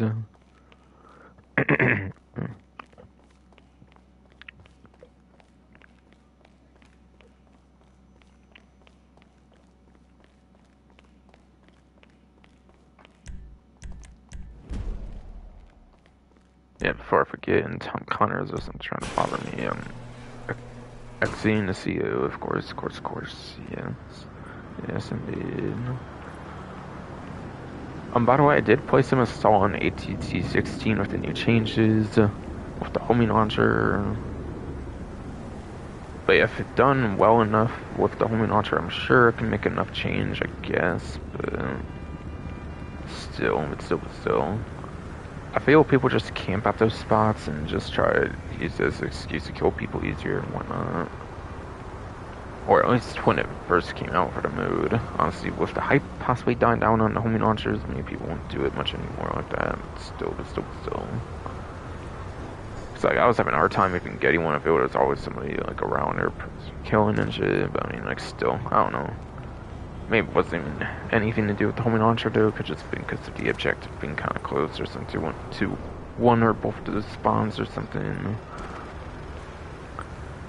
Yeah, it was pretty cool. I guess something that changed.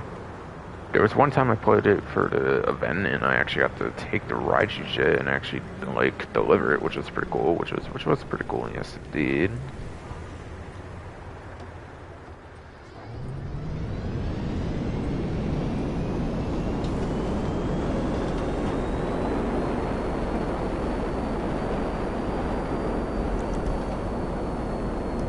Exports vehicle apparently. Okay. Yes, indeed. Let me do that then. Yes, indeed.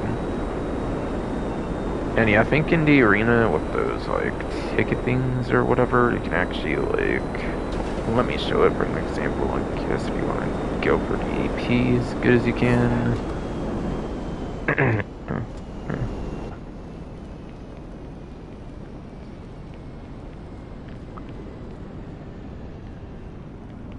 These fiends, my bad. But you can purchase this. You can purchase a ticket for the spectator box right away if you want. Through that, which is nice if you want to just focus on the spectator box only. And again, with that one setting and tangent, I think you pretty much just stay in the spectator box. if you want to just spend money on the like wheel and not even bother with the actual game mode.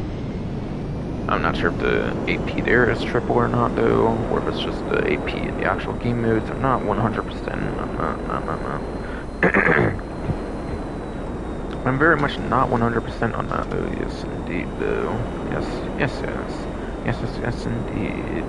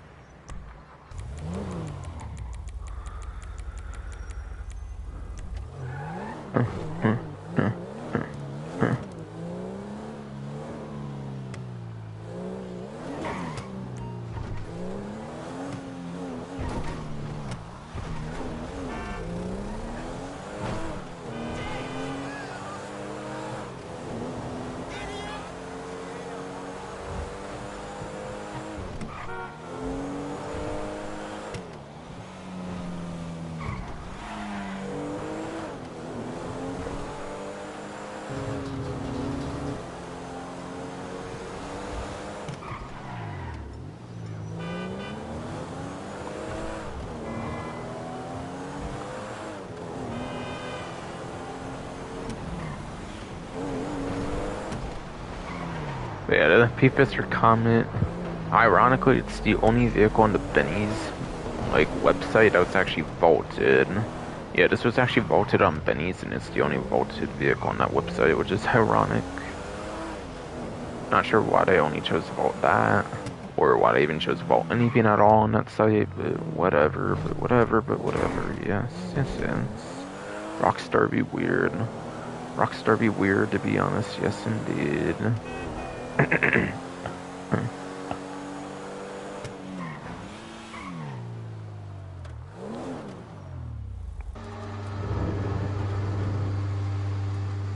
Or Cockstar be weird. Cockstar be weird would be more proper, yes indeed.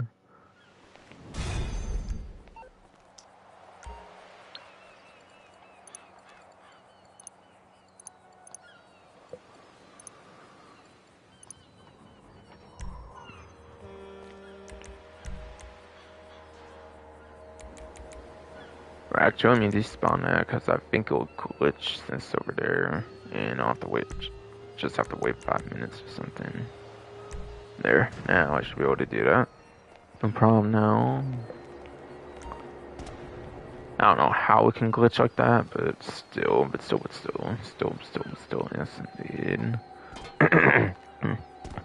I mean, it's because you're not supposed to be able to call it, like, when it's still out, but because it somehow lets you do that, I think that would cause that glitch of it making you just wait 5 minutes and not spawning over here. So yeah, I think that's probably what makes that happen. Well, I should show more on the aperture modes and whatnot, see if there's any other ones that are maybe some are already around, maybe. Maybe other ones are like already around or something, I don't know, but yes, indeed. But yeah, poor hot ring circuit, yes indeed. I think it would be cool if they would actually bring back the Halloween transform race. There's actually a transform race that's Halloween focused, I think. It would be cool to bring that back. They didn't last year though, I don't think, so like don't count on that happening. I feel they forget about that transform race that's Halloween exclusive, but who knows? Who knows?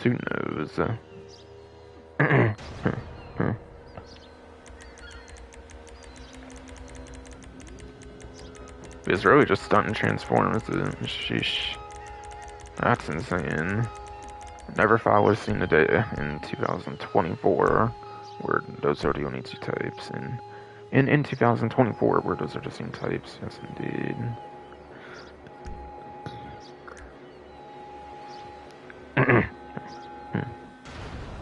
Yeah, I don't think there's Halloween stuff over there at all for regular races. I don't think. Death matches.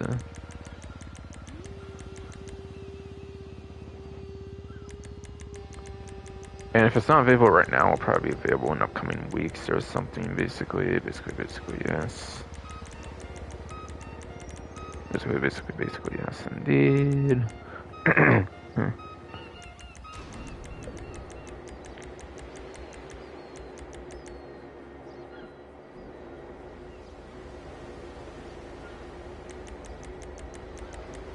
Alright, yeah, I don't think any of those are available right now, actually, for the Halloween death matches.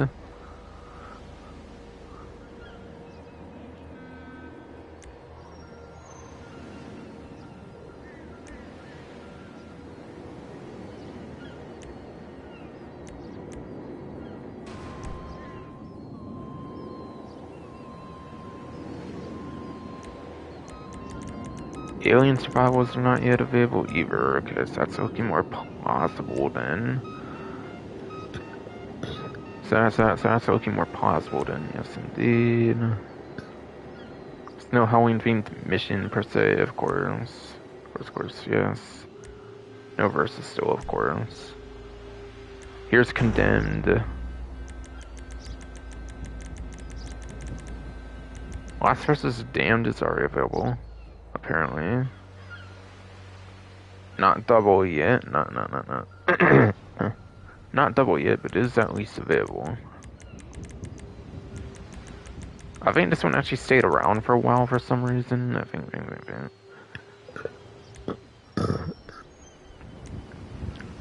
There was a time where this one actually stayed around for a while, I believe, for some reason. So I don't know if that has anything to do with why it's already available, despite not being double, but still. As far as I can tell, those are the only two Halloween modes that are even available right now, in particular. So I guess at least you do have one alternate option at least, yes, but still. Still,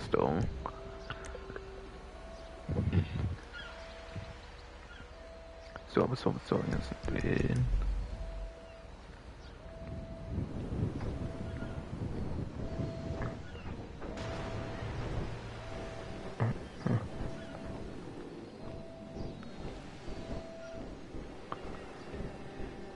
Yes. Since there's only two modes, I would say, yeah, you probably should definitely play Condemned this week if you have any interest in doing it, because, like, yeah, they've been weirder. They've been weirder regarding vaulting of content lately, so, like...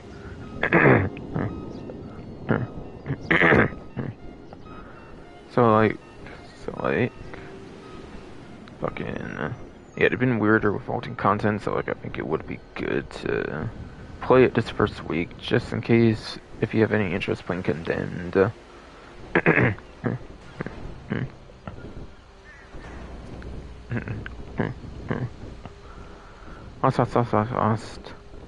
Last versus Damned, you could probably, like, wait on that since it's not on 2 times. Yes, that's not on 2 times. I think Last versus Damned might be fun to keep not playing for, like, now at least. But still.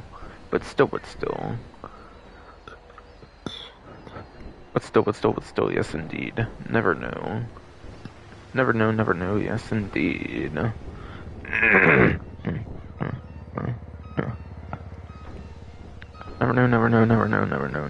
know, yes indeed though. But yeah, Condemned I would probably play this week. Last versus Damned, you could probably wait on it, I would imagine. Yes indeed.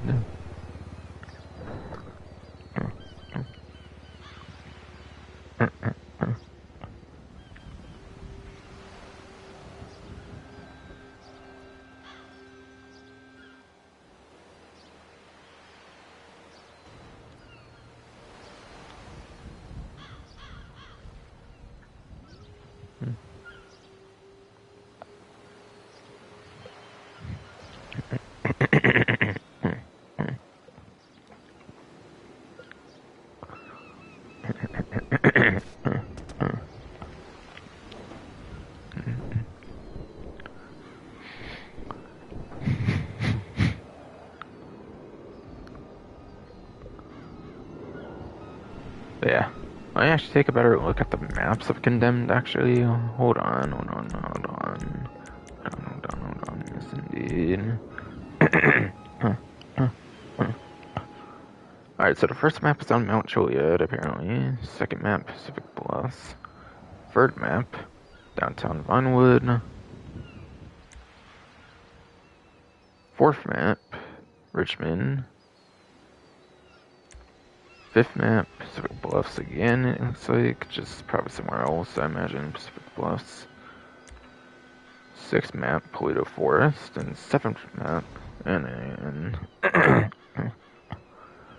and seventh map, yes indeed, Sandy Shores. So that's the breakdown of those maps, apparently. Apparently, yes.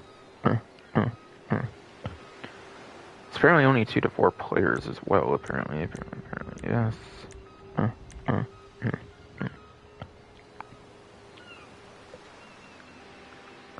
I kind of forget what it even is about, or like what you do, honestly, kind of, but still. Just to read the description thing. Just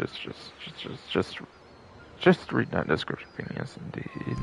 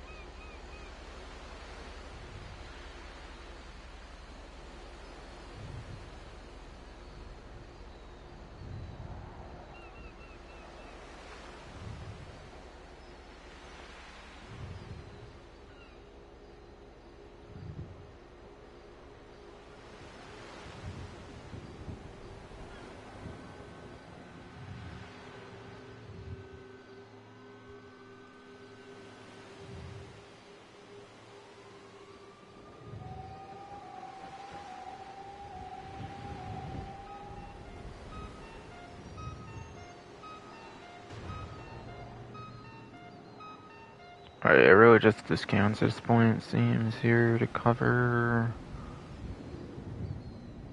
It seems here to cover, yes indeed.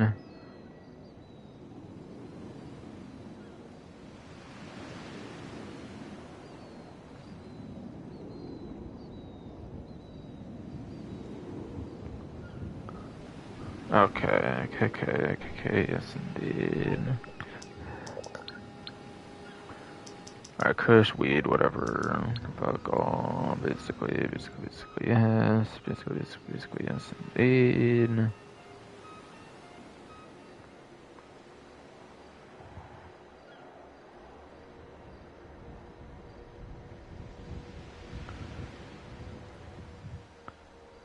Alright, so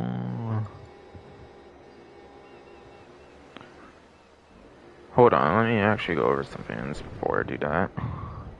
So for a clothing discount or a couple leaving kind of the green and purple, the green.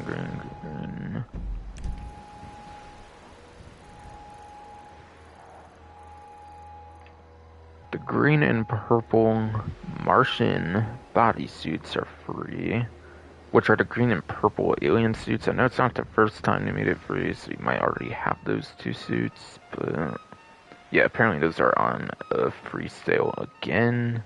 So if you want to relive the like green purple alien war thing they did before, then you can do so since those are actually free for the week. So that's a couple free arena like bodysuits you can obtain or something. Speaking of arena, there's apparently arena war outfits 30% off as well. And those are quite costly clothing. That was kind of the last point I got to, I think, when I was grinding Caprico Heist. Back when Caprico Heist grinding was good, and with all the grinding I did, that was kind of the point I got to. I was like, oh, nope, I don't care to grind this game anymore. I got all the vehicles and all the useful stuff I need. Hell, now I'm done. Or something, yes, indeed. Or something, yes, indeed.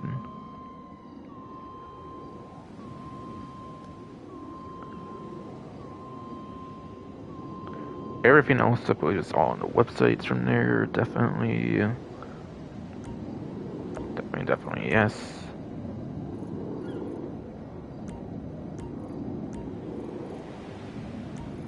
Yeah, my bad. I did not mean to do point of interest there. My bad. Yeah, my bad. Yes, indeed. And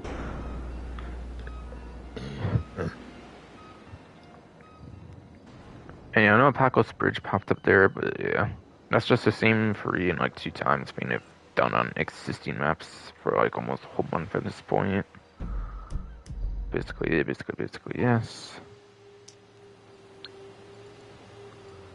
So property discounts.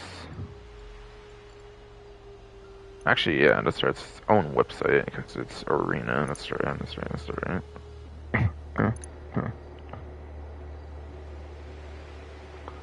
I'm just so used to going to Maze Bank for most of those. I just out my window.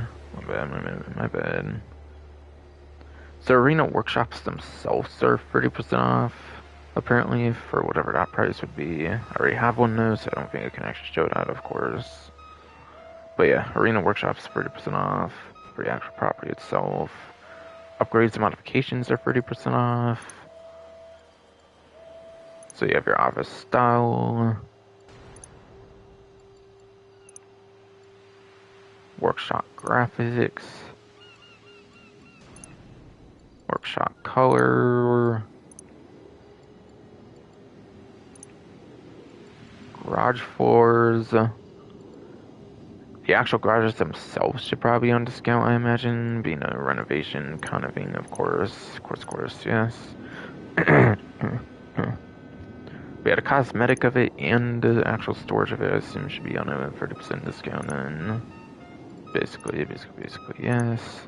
Basically, yes, indeed.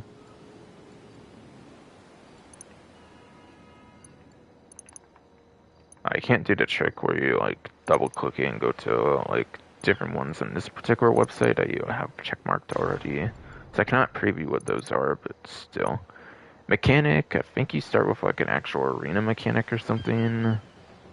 And like a general mechanic for like general vehicles, I think. I think now it's complimentary, and then I think there's 2 other ones you can buy optionally, I think. And then I think there's 2 you can buy optionally, yes indeed. There's a Benny's mechanic that actually lets you like do Benny's modifications, like doing the upgrades for Benny's vehicles, like doing any of the Benny's kind of stuff, I think. So there's a Benny's mechanic, which is pretty good. Since there's not many places you could do Benny's, it's one of at least a couple places you could do the Benny's like modifications, which is pretty nice. So I think I would definitely recommend that. And then you also have a weaponized mechanic, which makes it like the Avenger and then the Mobile Operations Center as well, where you can modify those kind of vehicles that have to normally go to the MSC Avenger.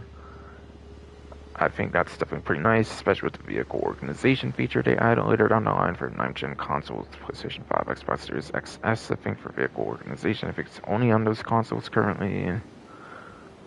PC to come, probably with the like empty game folders, whatever that were leaked in the early hours of the Battle Eye anti-cheat update they did before they reverted the like accidentally like having those like empty game folders, whatever.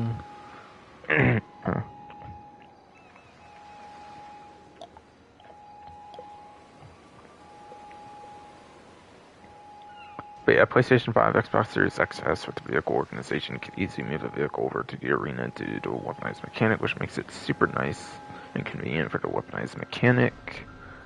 And personal quarters should just be allowing you to spawn out the property, which is nice. If you need to go right to one of your vehicles there and customize it, of course, that's good for that.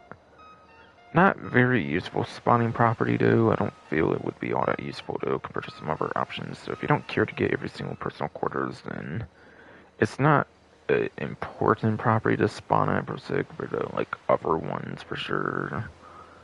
I don't even think I would put this in, like, top 10 for, like, best personal quarters, like, properties to spawn inside of.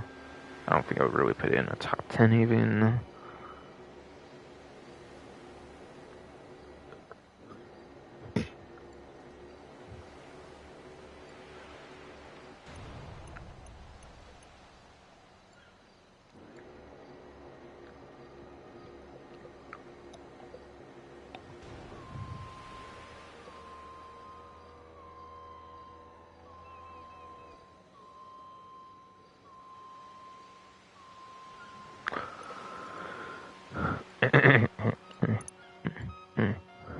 Okay, never mind. Arena's the top website, so I guess I'll go back to that, go over vehicle stuff there, because I think everything seems to be on discount for the vehicles there. Or maybe just the arena ready ones, not these ones. Yeah, okay, just these ones, not the upgradable.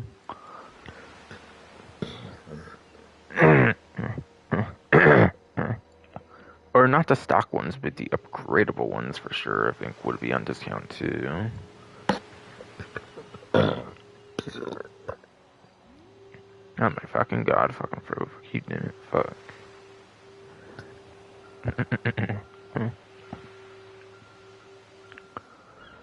Arena War vehicles and Arena Workshop conversions are 30% off. Arena Workshop conversions would be these, I'm pretty sure, actually, so yeah. Not the stock vehicle, just, not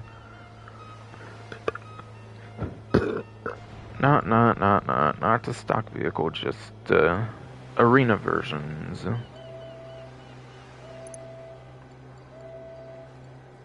Alright, so...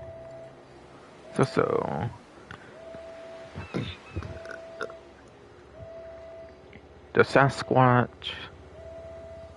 Like I said, this one's got an exclusive mode, kind of Here Comes the Monsters, along with the Arena Izzy, so it's pretty good there for Moneymaker, which is pretty nice. Which is pretty nice, very good for making money there.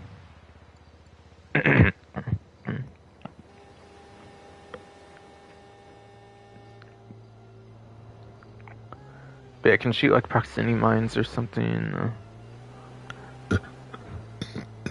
Or not proximity mines, but kinetic mines, excuse me. Fucking throat, that was your fault and distracted me there, fucking throat, but yes. Kinetic mines can be shot out of those, I believe, if I remember right. So that's a pretty fun, unique weapon that it has, kind of. The kinetic mines, it's definitely pretty huge on those, I believe. I believe, yes, indeed. And yeah, outside of its own, like, arena mode with the Here Comes the Monsters, like I said, it's pretty good for Carnage, the deathmatch mode, since it has the gimmick where if you run over a vehicle, it explodes it in the arena modes in particular, which is nice. So Sasquatch does have its nice uses in the arena, which is good. which is good. Yes, indeed, it does in fact have its unique uses there.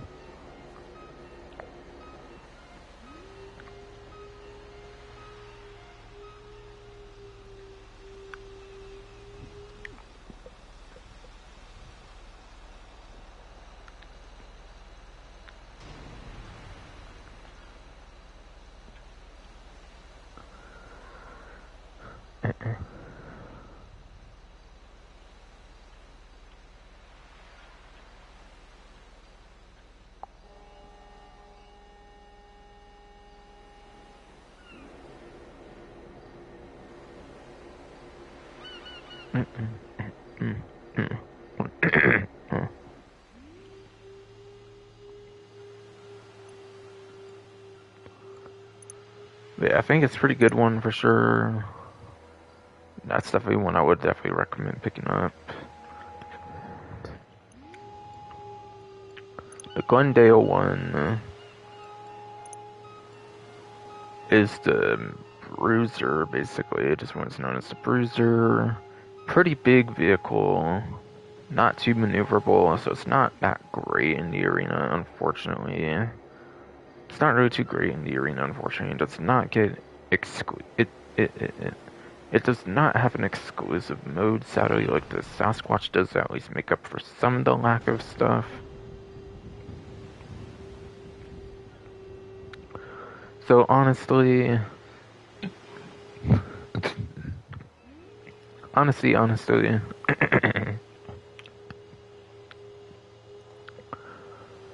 sides for the higher up placements of the guns, sides.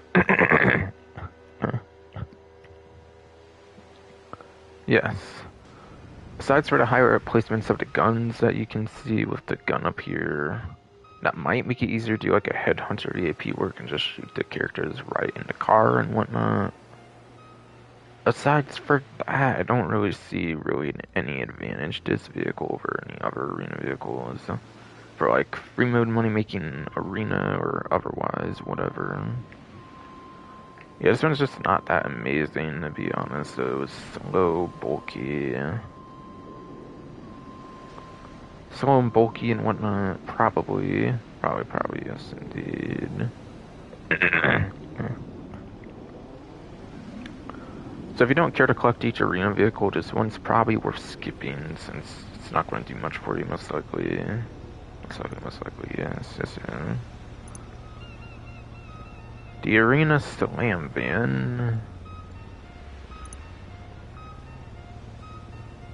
This one, I think it has some weird thing with the armor where it doesn't have any explosive resistance or something. I think if I remember right, this one has like the least explosive resistance of any of these arena vehicles. For some reason, it has like no explosive resistance, or it has less explosive resistance than the other arena vehicles.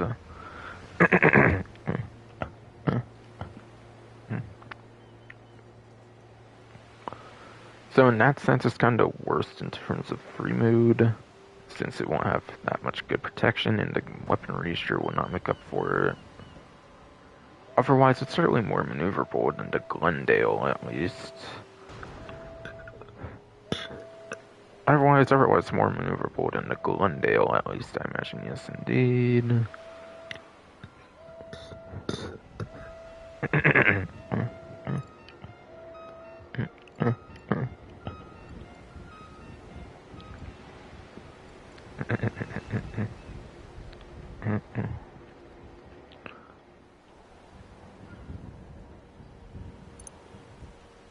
Alright, the Arena Dominator.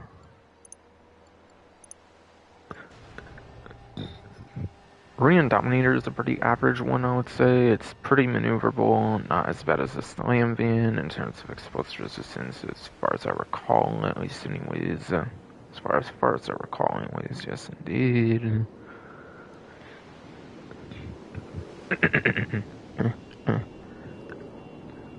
It actually does have a pretty unique, like, tombstone mechanic as well, where you can, like, drop a tombstone. It can.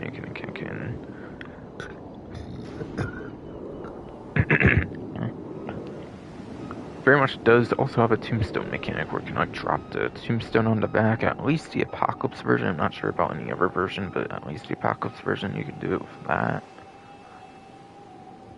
which is pretty cool.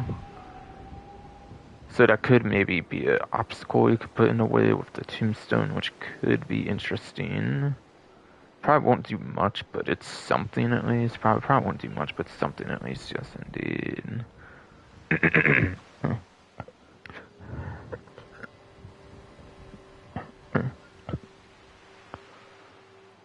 But yeah, this one's definitely average. I would say this one's a pretty average arena vehicle. It's speedy enough to where it can be useful for stuff there, for like your flag wars, those like average kind of modes, like I kind of mentioned with flag wars, games masters, stuff like that. Stuff like that. Yes, indeed. Stuff like that. Yes, indeed. Damn it. Fuck.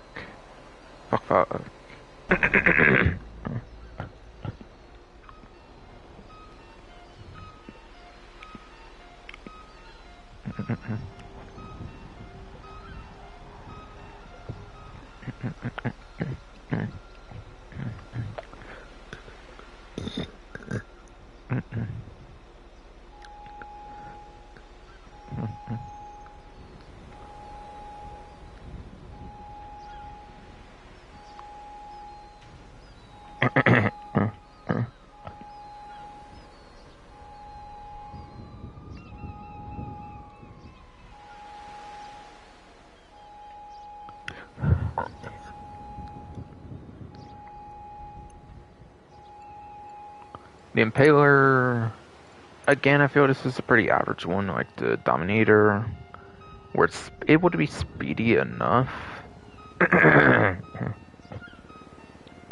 where it is able to be speedy enough, have some good maneuverability, but like it doesn't really have too much of a strong suit. I would even say it's a little under Dominator, since that's even have the like Tombstone. Obviously, only the Dominator has that unique Tombstone mechanic. So I think for that reason, I'm not going to bother. So I think for that reason, I'm not going to really bother, like, saying this one's going to be better than that or anything. I think it's a little underneath the Dominator, I think, personally, yes. Personally, yes, indeed, definitely a little under Dominator, I would say.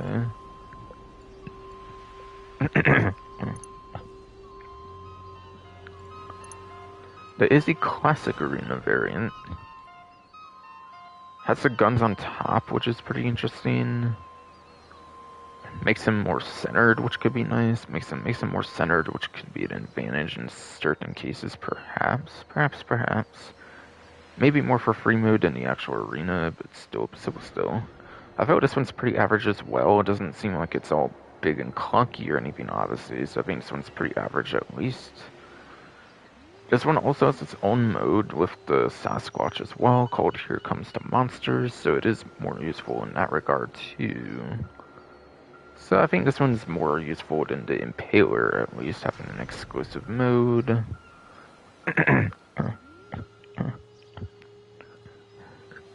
So that is definitely nice. So that is definitely nice, yes indeed.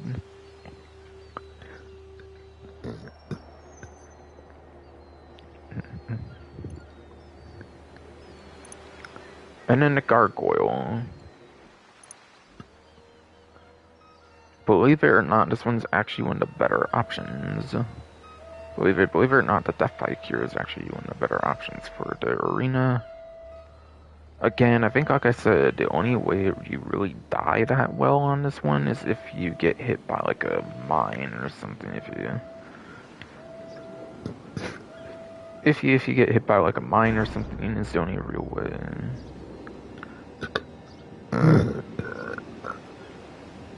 If you have some fucking goddamn fucking deed, fucking throat. If you do end up getting like hit, whatever, by like a mine, whatever, like a kinetic mine or whatever, yeah, you're gonna die pretty much. Besides for that, this actually is pretty good for the most part. It's got really good agility. It's really skinny, being a motorcycle, of course, so it can do all kinds of stuff other cars, like other arena vehicles, will not be able to do.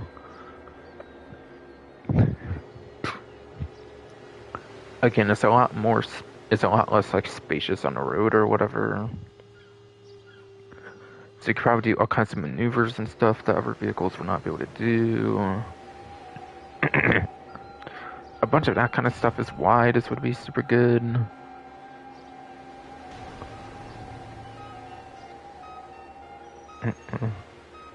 And yeah, it even does have its own mode as well with Buzzer Beater. It does even get its own game mode as well with Buzzer Beater, which is pretty good too. So there's a lot of good stuff regarding this one. It's probably one of the more usable ones in free mode as well because of it being a bike and not a car, like I said. So it has some of those advantages. It does get some of those advantages, like with the shunt boosting or whatever the fuck. You can definitely maybe do a little more of this than you could for other ones. I know there's a broken thing where you can make the vehicles like fly with the shunt boost, whatever, but like that might be difficult to master for most people. I don't know, and I don't even really do that, so like I wouldn't know how to describe it and stuff the greatest. But even then, I don't feel most of the vehicles to be better than like a Headhunter VIP work in terms of your usability in free mode, but this could be a little bit of an exception with the better maneuverability and whatnot of it. So probably a more usable one in free mode as well, and also super good in the arena. Very good. Top tier pretty much, I would say. Could even be the best arena vehicle too. And then last but not least, you have the 5 arena ready ones. These ones you don't need to upgrade, are already ready for the arena and are particular for the arena. Cerberus, like I said, pretty good for bomb ball. It's pretty good for that mode, so I think it's very good to get for that mode alone. I think there's free slots for the Cerberus, so you can own all free Cerberuses, since they have their own dedicated slots, and they are the only thing that can fill those slots too, I'm pretty sure. Pretty sure, yes. Has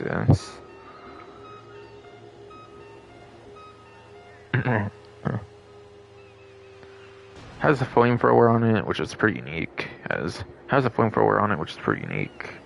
The only other vehicle for flamethrower, I think, is the Invade and Persuade tank. The Invade and Persuade tank does have better options for the weapon, and that one has multiple weapon options, so it's the only one that you really will have with a flamethrower on it, I believe. This will be the only one with an actual flamethrower on it, I believe. Yes, indeed. For the most part, yes, indeed. Since most people probably run something that's not a flamethrower on the Cerberus, I'm guessing. Or on the Invade and Persuade tank, excuse me, yes. Yes, yes.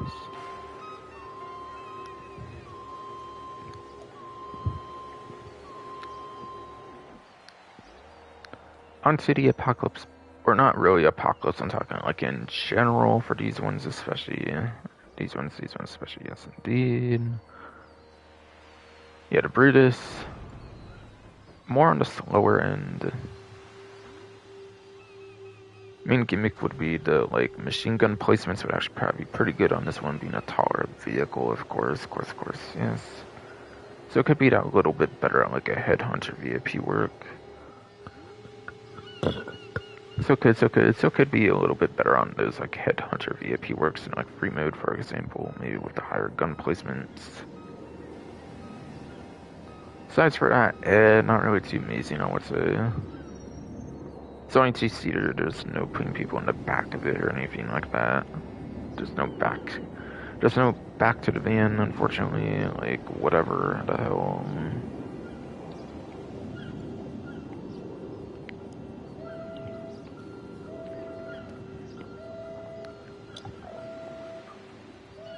But yes, the Apocalypse Scarab. Fucking. But it's like the tank of the arena, which is pretty cool. I feel it could be a nice one for Carnage, at least. Maybe one of the better Carnage options. I feel it's maneuverable enough and not super slow like the Cerberus to be good there. But again, at least it's good for bomb balls, so at least that's something.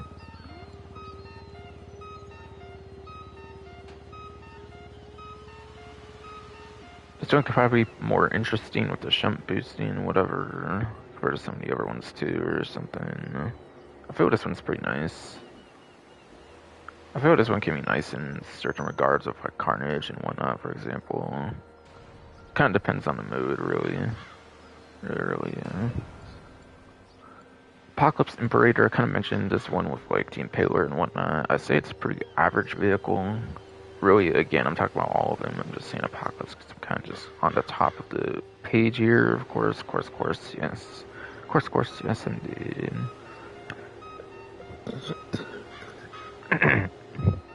But really, it's just a pretty average vehicle, I would say. Like the Impaler, I feel there's not too much more to say than that. And then the ZR380. No, actually, let me go back to some vehicles. I kind of meant to mention a little bit more if there's advantages with like certain like types of them.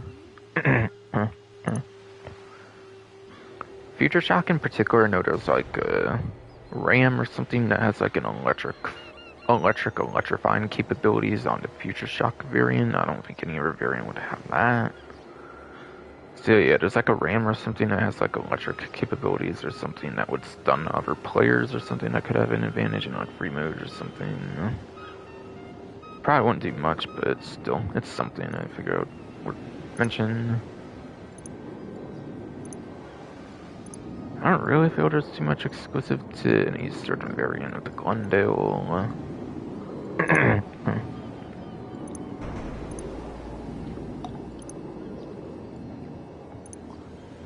But yeah, maybe certain variants will have like more back protection on the case of the Cillian van, for example. There might be more back protection on certain variants of the Cillian van. But I'm not really sure if there's a particular variant per se I would recommend of those for you, to be honest. Again, I feel that Dominator, it might only be the Apocalypse one. It might only be Apocalypse that has the Tombstone gimmick. I'm not too sure on that.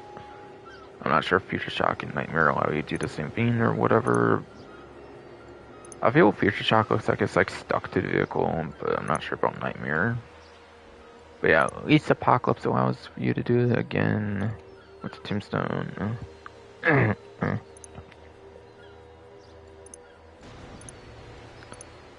don't feel this one has too much advantage, aside from possible more back protection or something really on certain variants. Yes indeed.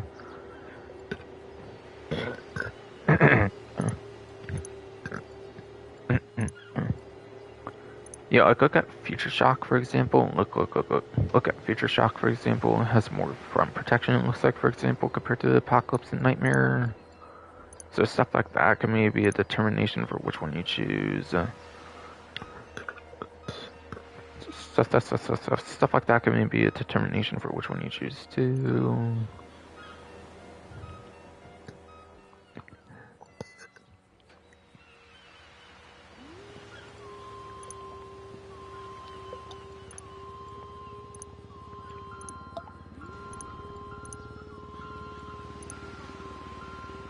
Yeah, I'm not really too sure about this one, honestly, if there's much of an advantage over any of the variants. But yeah. Gargoyle, I think it's typically better to Apocalypse or Nightmare.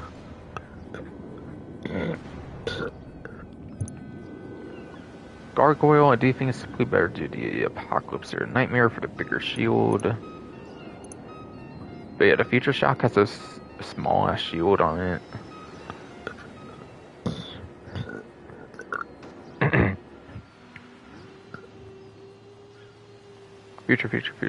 Future. Yeah, Future Shock does have a smaller shield on it, so I could be a little worried over there. There is an advantage to that too, though, as I'll mention. But yeah, the shield can actually damage the vehicle when it gets shot. When you shoot the shield, it does actually do general damage to the vehicle, so the smart shield could have its advantage there.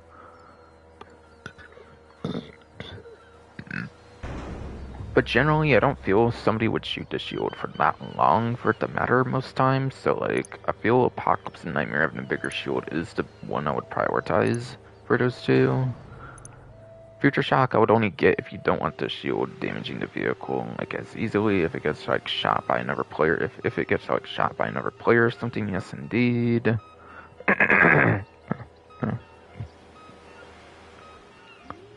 See, I'd only get this one if the like shield getting shot is a worry too for damaging the overall vehicle.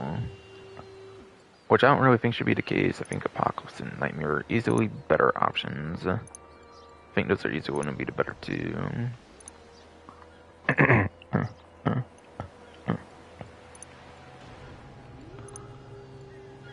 Yeah, the only cool part about the server stuffing for different variants is that the Future Shock one gets a plasma flamethrower, I believe.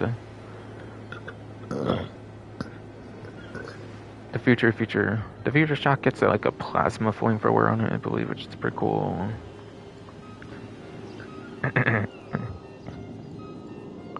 Brutus, I don't really know if there would be an advantage much on the Brutus. The Scarab, I'm not really sure about that one, if there's much of an advantage.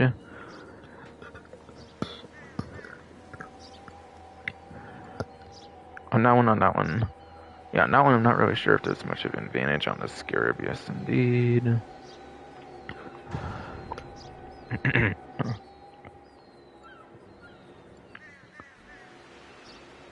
Imperator.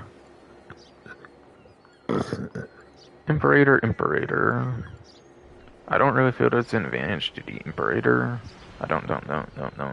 I don't really feel there's an advantage to the Imperator if you do it a certain way or not.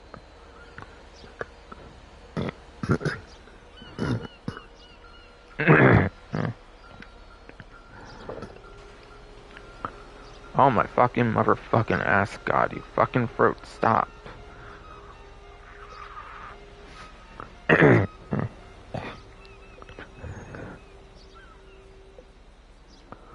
BS. Again, system throat's being weird as shit, fucking. Yeah, I don't really know if there's an advantage much to the Imperator on a certain variant. I wouldn't really think so. I would not.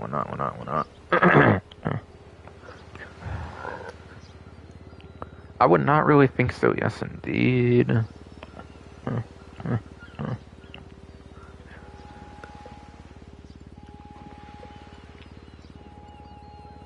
And finally with the ZR380, I don't feel these have much advantages on the variants, honestly, compared to the, like, upgradable ones. I feel the upgradable ones, for the most part, are the ones that have the huge differences, I feel, like, on the variants. But yeah, the arena-ready ones, whatever, fucking, the arena-ready ones, whatever, yes. Yes, it is. Future Shock ZR380. It's the one that I do personally, but yeah, again, I don't feel there's enough difference to justify one over the other.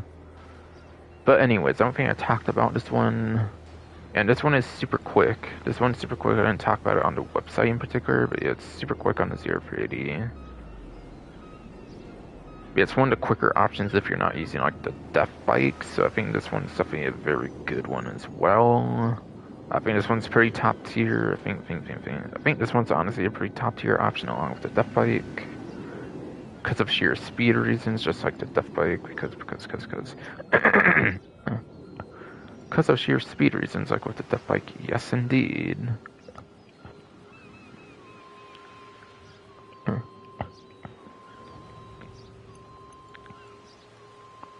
Alright, so that's funny it for the arena discounts.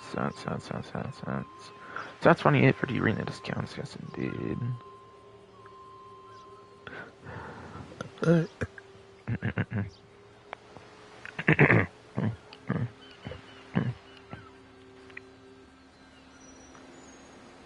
Yeah, they're all weaponized and stuff, so I didn't go over performances at all, since there's already a lot to talk about.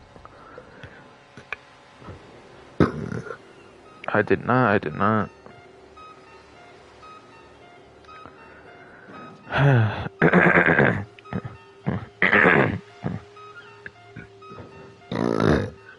God damn it, fucking throat. Fucking hell, man. Damn. Yes, indeed.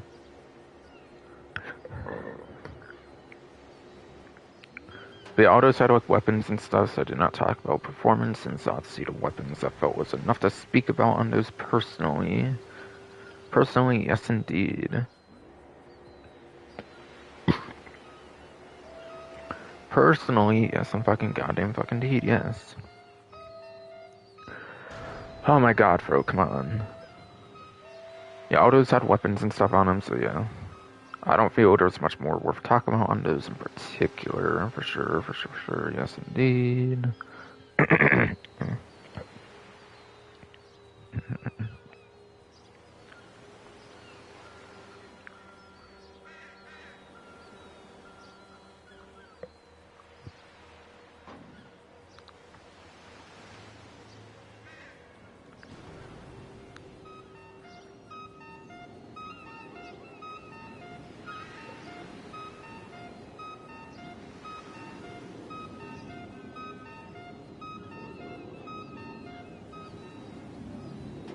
Okay, I think there's 3 more vehicles talking about the gun van, and I think that's it for sales at this point, yes indeed.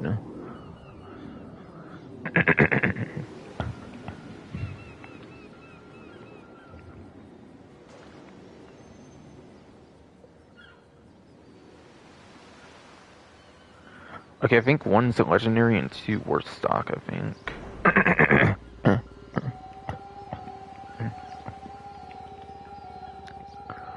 Yes, indeed, fucking true. I think there is 1 on legendary and 2 on war stock. I think the cover at this point, yes indeed.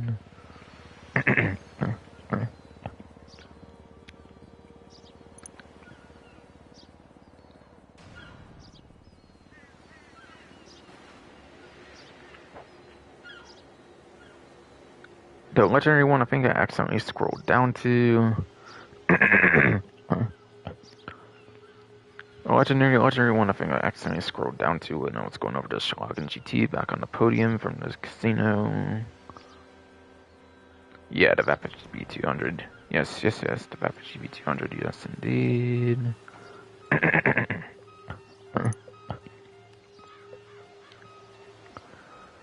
I believe this one's from the early 2018 7 Sandra Super Auto update or Super Sport Series update. I believe it was.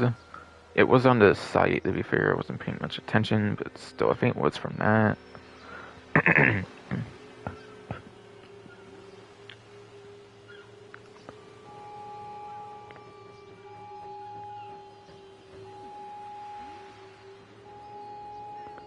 Yeah, like 280, like 2,000 or something, I think. 282,000 or something, like off, I think, I want to say. I want to say yes, indeed.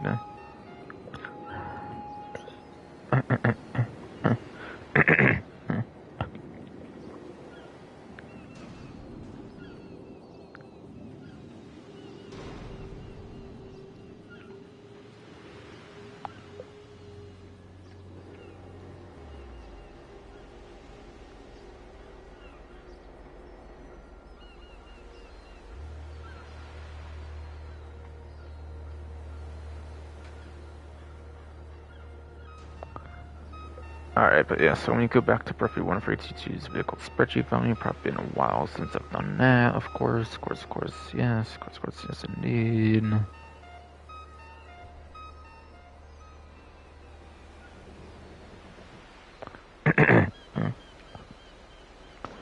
So this one, I believe, should be a sports car, I'm pretty sure. One of, like, the 110-ish, like, sports cars in the game at this point. Yeah, it might be the last one to go over on the spreadsheet too, because the last two might be weaponized, so this might be the last vehicle to go over on the spreadsheet. And it's one of those rally style sport cars, which I don't think you usually tend to do that good.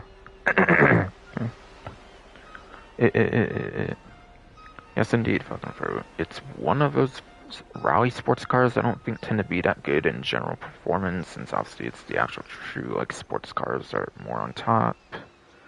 And HSW, all that kind of stuff, basically, yes.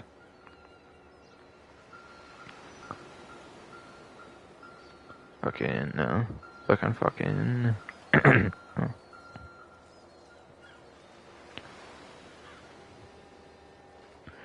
Alright, yeah, the Vapid GB200. Yes, Vapid GB200. Yes, indeed. is in a J tier, apparently, for sports class. And that gives it 84th place. That gives it 84th place for lap time. And 87th place for top speed, even. Yeah, that's garbage performance altogether. I would just get it for personal preference customization reasons. It's not a very good discount, unfortunately. Unless you're getting it for performance personal preference reasons or whatever. Okay, I haven't checked my stream in like forever. I definitely should do that. Stream's been going well more recently, I feel, but I've been doing PC ones, so I've been doing PC streams for boys, so like that might be why I'm thinking that personally. Yes, yes. Alright, yes. Still going, yes indeed. As expected, yes. Took a gamble when you check in on it, like super late compared to when I last did it just now. Compared to usual, but still. Still, yes indeed.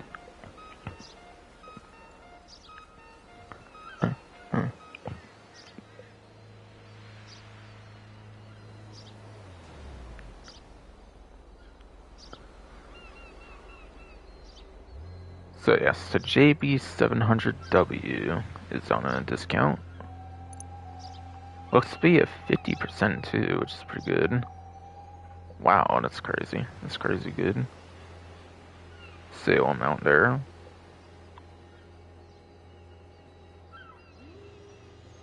Yeah, that's the best discount of 50. Every other discount is 30 for vehicles, and all the other discounts have covered for the regular event that's not tied to Plus specifically. That's not tied to Plus specifically, yes indeed.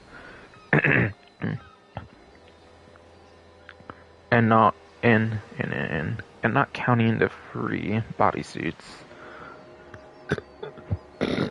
Not counting the free alien bodysuits as well, yes indeed. Fucking for you didn't. Fuck.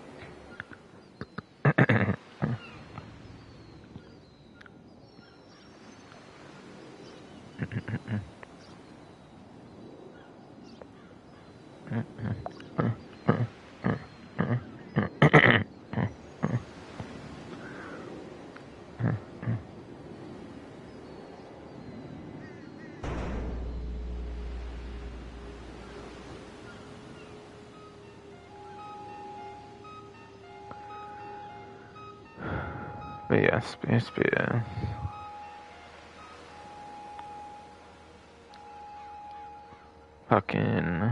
Fucking. We have a whole reviewing guide on this vehicle, and the reviewing guide I did is actually pretty good. It got 3 likes, so people consider it pretty good, it seems. Compared to some other ones that are either not rated or whatever, but still. Even though there was a recent hater, fuck that hater, fucking. Turned out pretty good, apparently, according to the ratings. For me, anyways, at least. For me, anyways, at least, yes, indeed.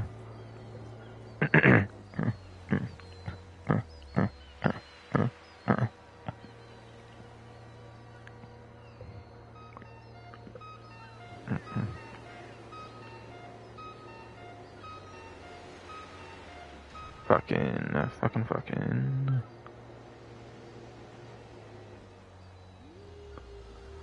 But yeah, has the front mounted machine guns I can actually use this time, which is nice. Unlike the decommissioned one or whatever back when the game first released for the online, of course, where obviously that one was just a civilian one. Obviously that was just a civilian one, yes indeed.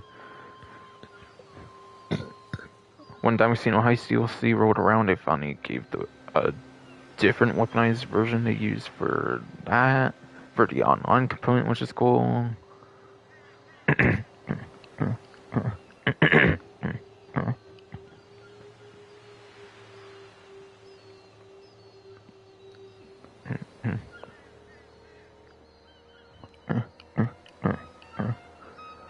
But yeah, they kind of dumbed down the machine guns. It's kind of the same machine guns they have on like any other online weapon.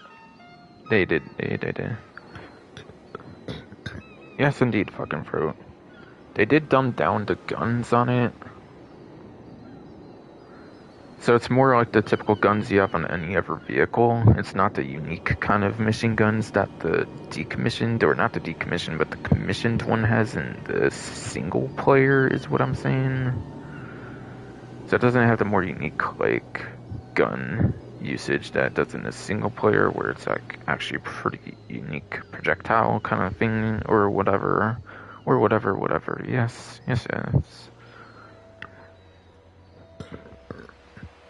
Which honestly, I think that would have been more interesting for like, I think it's in a review, but whatever. Yes, has a couple mine types. Has the spike mines. It does have the spike mines. Obviously, like the single player has like the spike strips. It has the spike mines, since it has the arena spike mines.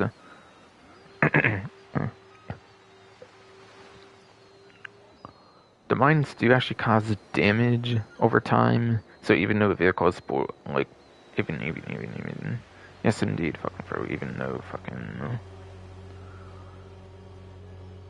even if you have bulletproof tires, the mines do actually damage the vehicle. Even if you have bulletproof tires, the mines will actually damage the vehicle, like the actual vehicle, since the mines actually do a bit of damage to it. I think it requires a lot of the mines to actually do some serious damage, I want to say, but still. It is possible to damage a car over time with the spike mines, even if it's not going to pop the tires of a vehicle that has bulletproof tires, of course. So yes, a vehicle with bulletproof tires, even if it's not going to get the tires popped, it will damage the vehicle at least, which is nice. Otherwise, you have slick mines, which are more generally useful on vehicles with bulletproof tires, kind of, where it will spin the vehicle out, of course. Your slick mines, like the Amani Tech vehicles. Your slick mines just like the Amani Tech vehicles, yes indeed. That would come out much later on. That would come out much later on. How it is always features slick mines. The JB700W has those same slick mines on it too. So yeah, Super Spiker slick mines. On this one, no other arena type mine exists or anything for it. So yeah, you want damage on vehicles, spike mines, or if you want to pop tires of non-civilian vehicles, again, spike mines. Just want to spin vehicles out in general, then do the slick mines, I would say. Just want to spin vehicles out in general, just do slick mines, I would say, yes indeed.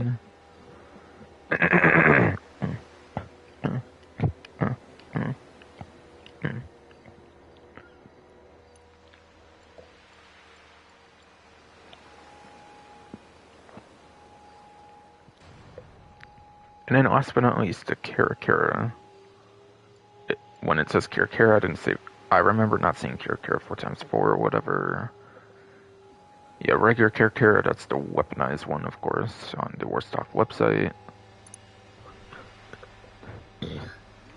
Which is the 5-seater one with the 4 seats, and the gunner seat on the back for 5. And it's the one with the 6 wheels, the 6x6, not the 4x4. 6x6, not the 4x4 as well, for the one that's weaponized here.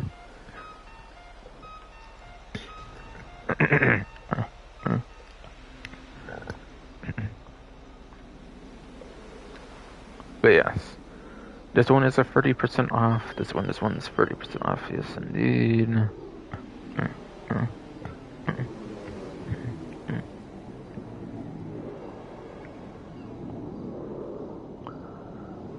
So you're getting like $500,000 off. But yeah. Yes.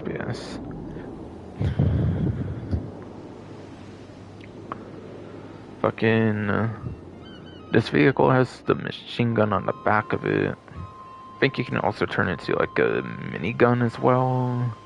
So like, you can turn the MG to a minigun, I believe, as well. The basic guns, I think, are usually like more damage, But if you do the minigun, you have better rate of fire. So even though you do a little less damage or something, you do get more rate of fire, which could mean more hits on your target and whatnot to make up for the lack of damage compared to the basic gun. And have more chance of like a headshot or whatever all. Yes, indeed.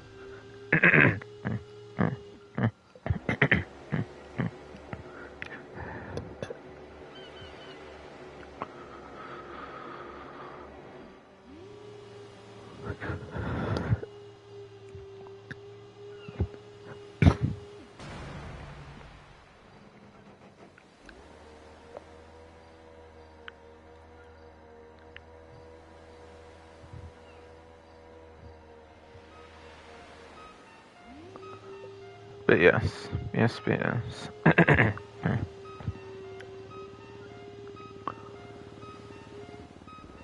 This vehicle could be pretty useful in the target assault. I forget, but I think you can use custom vehicles on target assault. I could be wrong. Target assault hasn't been in the game in like forever though, since they vaulted it. You may always notice how target assault is always like empty when I go through in the menu, and that's because they haven't had it in like forever. Ever since they started vaulting content. Even back in like 2021. How they even brought it back since that, I don't even know, to be honest. They could have, yeah, it's rare that they do. It's rare that they do. Maybe this discounts a hint they might be bringing it back soon, I don't know. But, yes. So having a custom one could possibly do pretty well on one of the target assault maps. Having custom one could possibly do you good on a target assault map for like target assault 1 or whatever map uses the actual character. So that could maybe be a reason to get it if you don't care to play with other players and use the gun on the back of it. But yeah, say land vehicles is probably not going to do much more than like a headhunter VIP work for the most part. So not gonna make you too much money aside for the possibility of like target assault coming back and custom ones actually like having benefit, if I remember correctly. If I remember correctly, yes, indeed.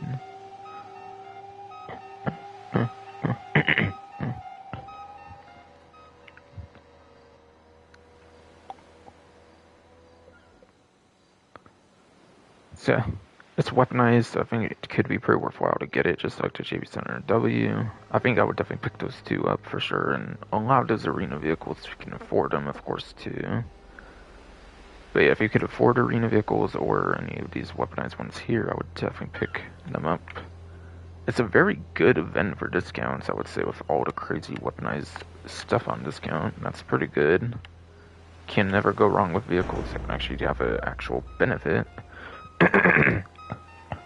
Never. Can never go wrong with vehicles that can have an actual benefit for your actual gameplay, for like weapon use and stuff, for sure, yes.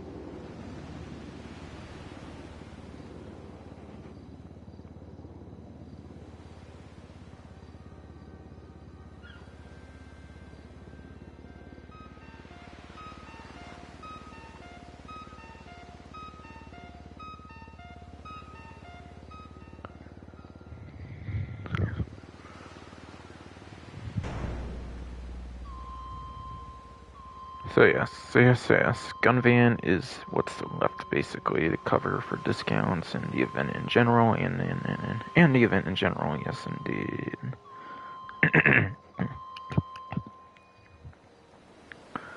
Besides for that, I still want to do Stash House for the day, and then I will still do the Stash House for the day, and then the HSW time trial with the Remock Niobe, and that will pretty much wrap it up. Maybe a bounty or two as well if I can get the ones I still need on stream. If I can still get any of the bounties I need on stream, whatever, still to cover, then I might do that too. As well if I do get lucky with it, whatever. Yes, indeed. Yes, indeed. If I do get lucky with it, then I might go for it. Yes, indeed. Fucking fro, knock it off, please. Damn it. What the fuck, though? Oh, Stash House is down there. Okay. Yes, indeed.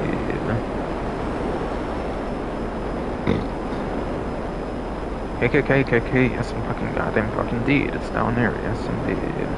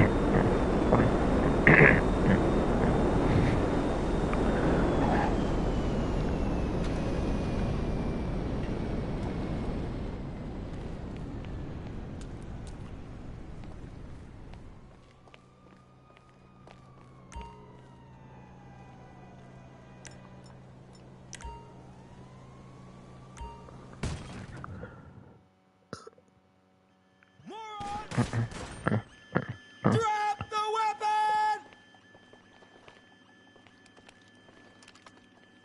Something between you and the ER! Oh shit, there's some glass there. Let's go. Hell yeah. Not my first time having one like that, of course, but still yes. I've done stash houses. Jerk off! I've done stash houses like every week. I feel ever since it came out. Move I it feel out! at least. So like, I don't. Wow, what the fuck?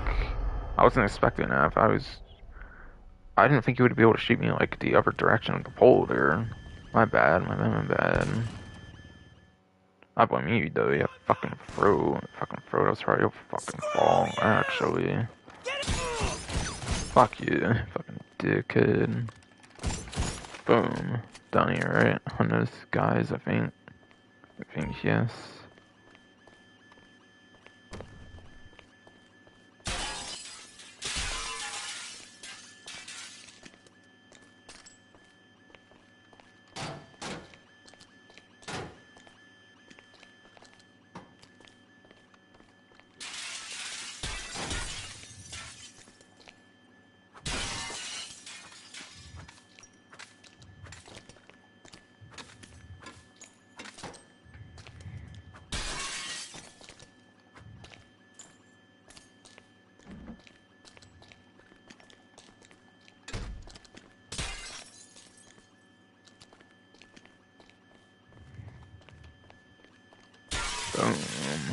Boom.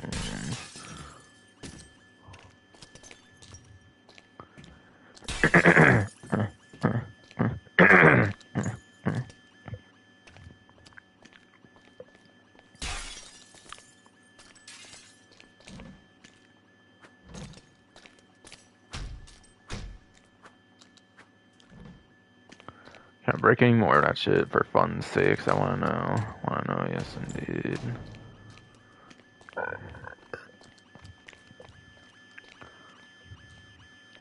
Alright, I don't think so though. I actually didn't really look for that per se, or if I did, I forgot with all the hitting the glass probably. 5291, it looks like. Yeah, I think that's right. Think that's right, yes indeed.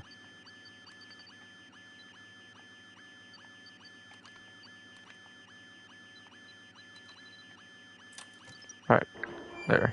I got one right on the number when using the analog, which is cool for the left analog instead of D-pad, of course, yes. Of course, yes indeed.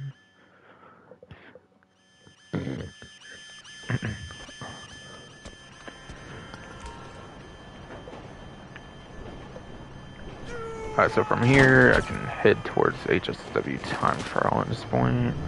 If I don't find the gun van by that time, I'll just go for it on the weapon wheel. Because I don't think I found the gun van one moment at all. I don't think I did indeed. Okay, I got weed, okay, yes indeed. And 1,500, which is a little bit on the higher end there.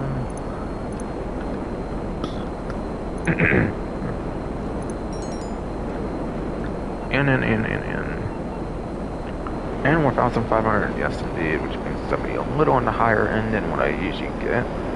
But yes. yes indeed, fucking stop. I don't think I found the gun van, I'm pretty sure at one moment, so like, if I don't find it by the time I get over to the time trial, I'll just go over it on the weapon wheel. I said one was going to be the combat MG, I'm pretty sure. I said that because I wasn't sure if I should use that or not, so I chose not to and just went with the tackle SMG, just in case it would count as like an LMG or something instead of like an SMG. Sorry, tackling everyone. So, yes indeed, fuck road, stop. Fucking. I already went over one of them at least, kind of, just by name, but just by name, yes indeed.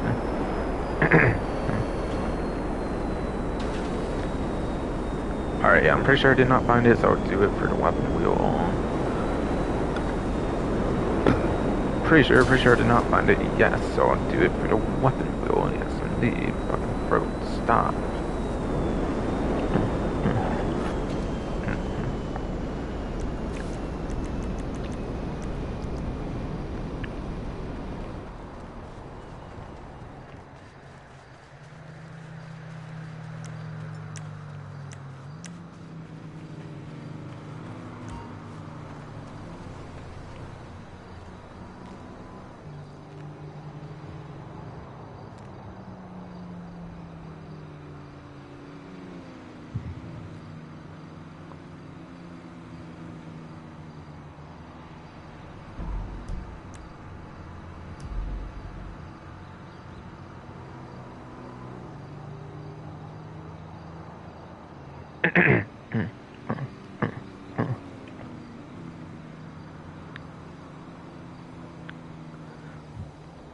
Alright, so starting off, I think this one's been in for a little over a month at this rate. It was in for a whole month because of livery support. And that was newly added for the month of September. I mean, you already had a livery support, but they added a couple more new ones or something. Not that one, but the baseball bat. Not that one, but the baseball bat, yes indeed.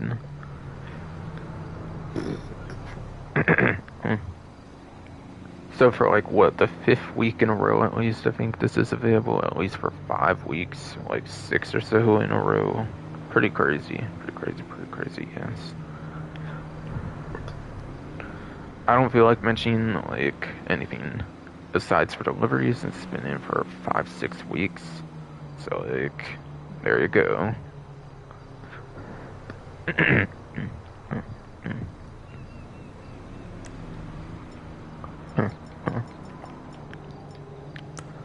The heavy pistol is apparently on not on a sale, but it's at the gun van.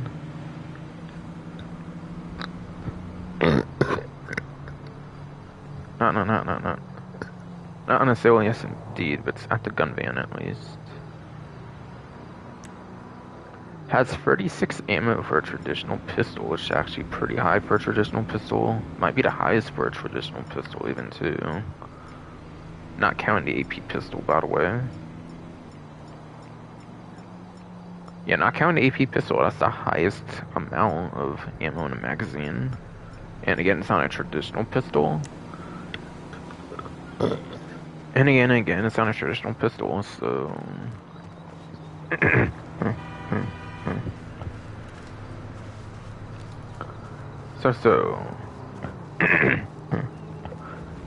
So, yes indeed, fucking bro. Fuck you, damn it. Fuck.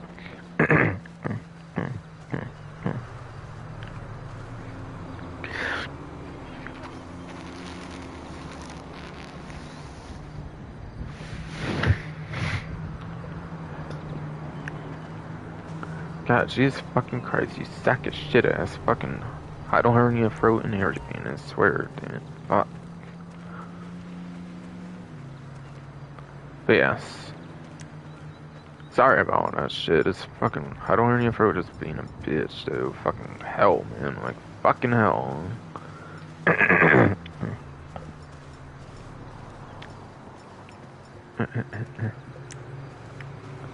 But yes. Again, it's the traditional pistol with as much ammo in a magazine as AP pistol, which is pretty cool. So it might be one of your better pistols that's not the automatic AP pistol, so that's something. So that's something at least, yes indeed.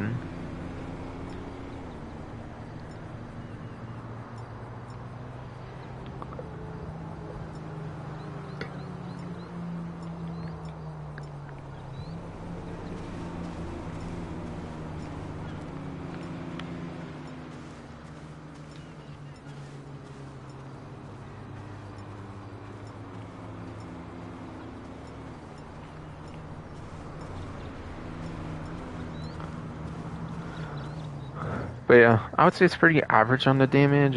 I would say it's pretty average on the damage, really. Certainly it's better than a basic. certainly it's better than like a basic pistol, not counting the Mark II, but the Mark I pistol, I mean. It's better than the combat damage-wise.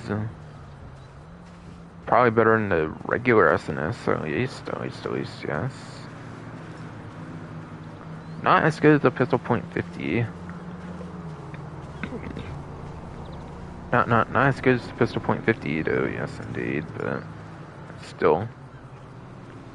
It's past the E of the damage at least. So that's decent. A little better than the vintage pistol.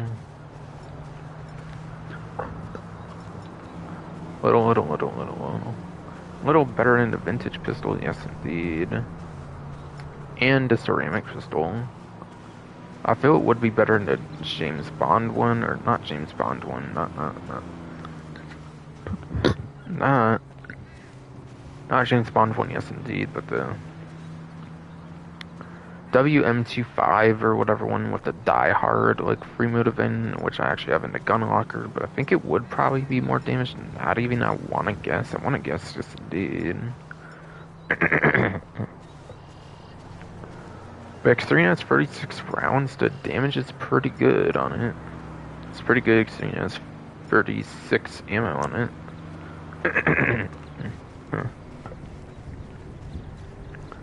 Why would he use this over the AP pistol? I don't know, but still. If you want a more traditional pistol with the same ammo as AP pistol, this is good.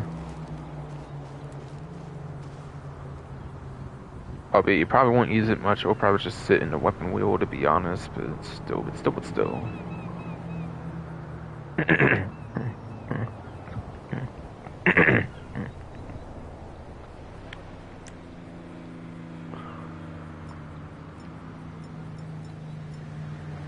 The latest shotgun edition, it looks like with the combat shotgun is also in the gun van. This one is a Calrico heist one, I believe, which you normally have to pick up at the compound. You do normally have to pick up at the compound for like a random event, which might not be guaranteed to spawn even. It might not even be guaranteed to spawn at any of the locations, so you might have to keep doing it till it does spawn. Which can be pretty annoying to do, which can be pretty annoying to do. In fact, when I was doing it on a stream, people disliked it because I like was looking for the combat shotgun, and I don't think I put on like the what's it called, the fucking when I was doing PS4 streams, there was like a message to spectator. I didn't put it down there that I was going to be looking for that. since I thought it would be better to put something more useful on it, of course, so, yeah.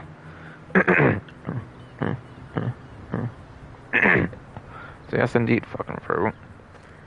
People kind of would have probably thought that was maybe just derping around, but really I was trying to find a gun, and yeah. I think I was looking at every single goddamn spawn location, it wasn't even fucking there. And sure enough, after I did that stream, I was like, fuck this shit, I'm just finding it on my own. After that, after that kind of shit, yes indeed, I was like, hell, fuck that shit. Fuck ungrateful viewers, I'm just gonna fucking find that shit on my own, and sure enough, the time after I do it, I find it like the first spawn I look or something, and then I picked it up, of course, because I was just fed up with shit at that point.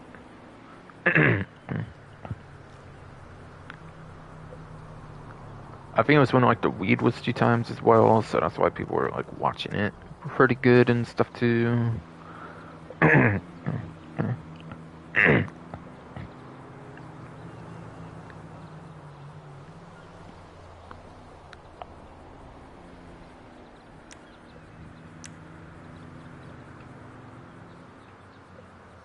Yeah, combat shotgun, it's pretty exclusive. It's always good when it shows up in the gun van, so then you don't have to find it in Caprico. Always good to have this one in gun van when it does show up, since then you don't have to find it in Caprico, like I said, for that fucking disaster. It's not as bad as I make it sound like, but still. When doing it on a stream, people tend to be impatient and shit, like I kind of suggested.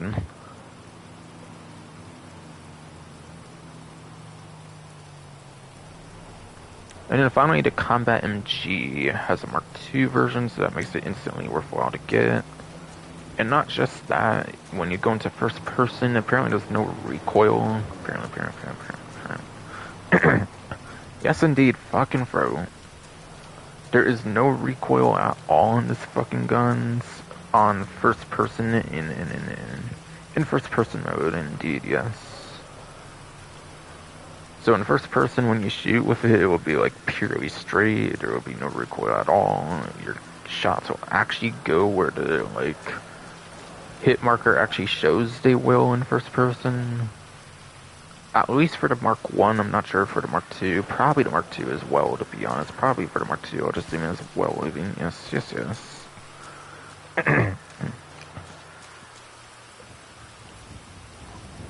So yeah, this weapon's super broken and it actually makes it one of the best guns in the game, which is super good. I'm not saying it's not intended to like have no recoil in first. I mean, in first person it's probably meant to have recoil in first person, of course, but just doesn't for some reason. So yeah, people use it a lot for that reason, I think. It's just one of the best weapons, and it also has 200 ammo up to, I think, in a magazine. Special ammo, I think, makes it like 80 in a magazine, but like 200 in one magazine without having to reload is pretty insane too, which is also part of why it's so good too. But yeah, there's just so much good with the gun. I don't think I need to mention much more than that. I don't think I need to mention much more than that, yes indeed.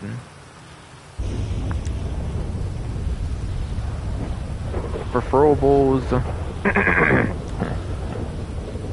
Preferables. There is tear gas. Tear gas is good for room clearing, of course, for clearing rooms of enemies.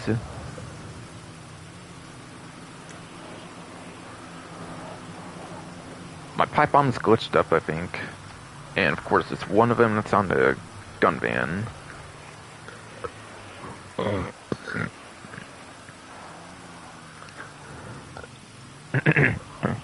And of course, there's one on the gun van.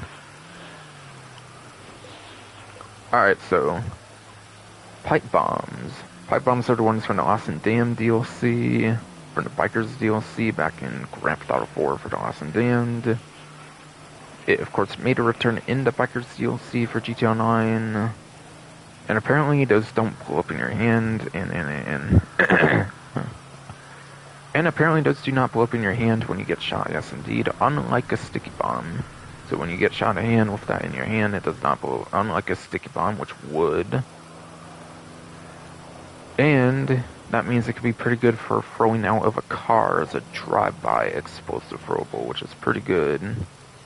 Just might not be as usable as a sticky bomb. Just might not be as usable as a sticky bomb in a general sense, but very good for drop-bys, in particular for the pipe bomb, apparently, since it doesn't blow up in your hand unlike a sticky bomb, from what I've heard, at least. From what I've heard, at least, anyways, yes, indeed. Those do not blow up in your hand, unlike a sticky bomb, supposedly, anyways. And then, basic throwable of the grenade is last here. So, grenades is apparently the last of the couple throwables this time.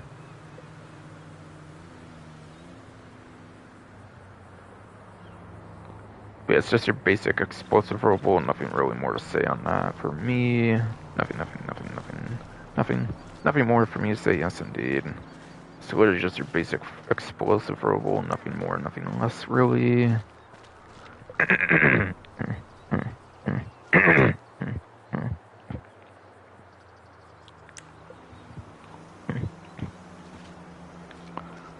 Last but not least, I'll go over to discounts. So there's 30% off of the RPG. RPG 30% off. It's not homing like the homing launcher, but it is pretty useful still.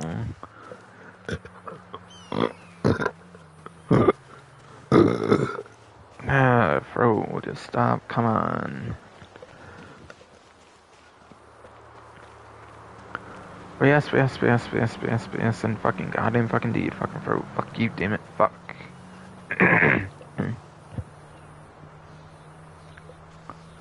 The RPG, unlike the homing launcher, obviously it's not able to home into enemies. This actually does more damage than the homing launcher in most cases. Unless it's like an electric Monitech vehicle is one example.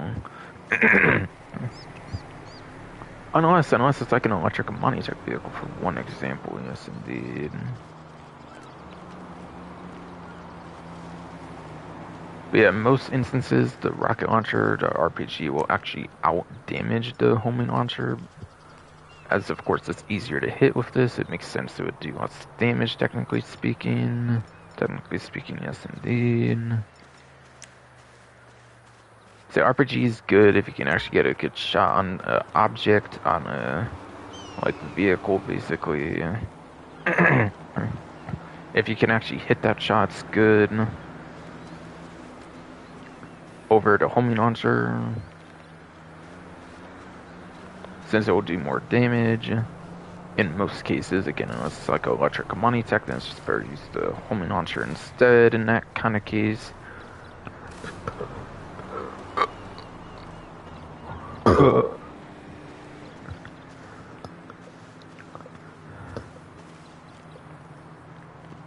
God damn it, fucking bro, I swear to fucking God, you can't annoying anymore. On the stream, I swear. Like, I didn't even fall asleep in my jeans today, and like the couple days before, I swear. Okay, yes indeed. I actually fell asleep normally today. So like, I don't get why the fuck this is happening.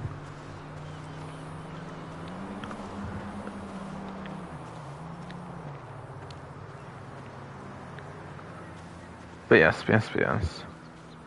Like I said, for the billionth time, this is my first being a bitch. Fucking, this out damages the homing launcher in most cases, except for like electric Monitech is one example where like there's no patrol tank mechanic is what they call it, and like both do the same damage, so it's just better to use the homing launcher in a case like that. But in most cases, RPG will out damage the homing launcher, so very good. Alright, there, I'm finally done. Shitty fucking bro, all your fucking fault, damn it, I swear. And then the other one I have to, and then the other one I do have to, and you have tongue twisty ass fucking throat, fucking goddamn fucking deed, fucking, yeah. I have the other one in the gun locker, I'll explain why.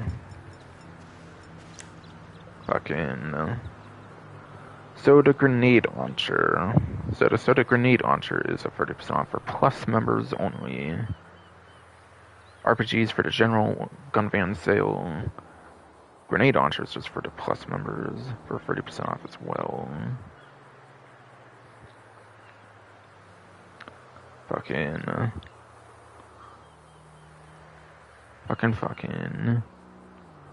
Yes, the grenade launcher. Fucking. Yeah. Fucking. Trying to think. It's useful for certain tier 4s.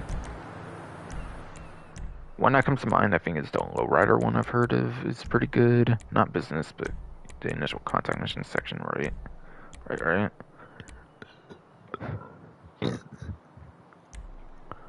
The regular grenade launcher has been super helpful for some of the tier 4s and lowriders, apparently. I watched Gilly Master, and he does recommend a regular grenade launcher over the compact, I think, on some of these.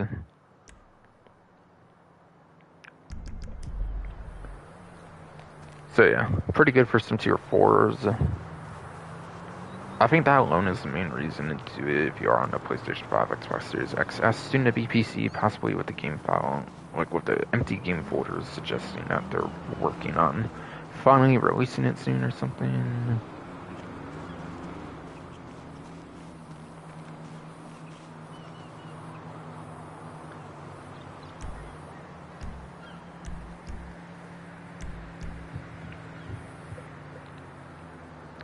Fucking, but yes.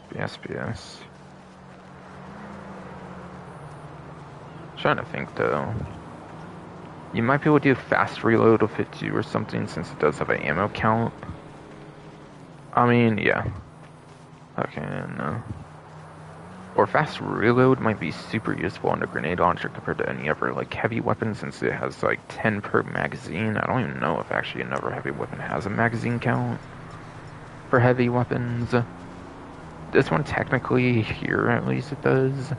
Oh wait, no, this one's just recharge. It's just showing numbers since it's not snowing anymore, of course, so you cannot use it. Pretty much, yes.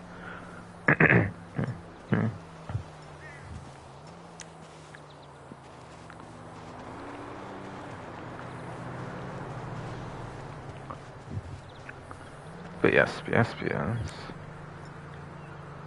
It does have an ammo count, like, on both sides, so if you get the one grenade, you can probably do a fast reload trick and get right to 10 or something, without having to actually reload the gun if you want, for the grenade launcher. That could be one of the more interesting things about it if you're on HN PC, perhaps. That's what I was trying to think, if there was something maybe more worthwhile to mention for those platforms too. So yeah, pretty good. And yeah, the reason I have it in the gun locker and I have the compact grenade launcher is because if you have one of them in your gun locker, when you go into a new session, you'll actually refill the other one right to 20 each and every single time, apparently. For some reason, gun locker can refill ammo of like certain like weapons if they share the same ammo type, so you can take advantage of it and have your full ammo each time you go into a new lobby for like the compact grenade launcher. I use this with the HSW Hogtail Drag at times. I do that with HSW Hogtail Drag at times, and it's pretty good. So that's why I have the grenade launcher in the gun locker.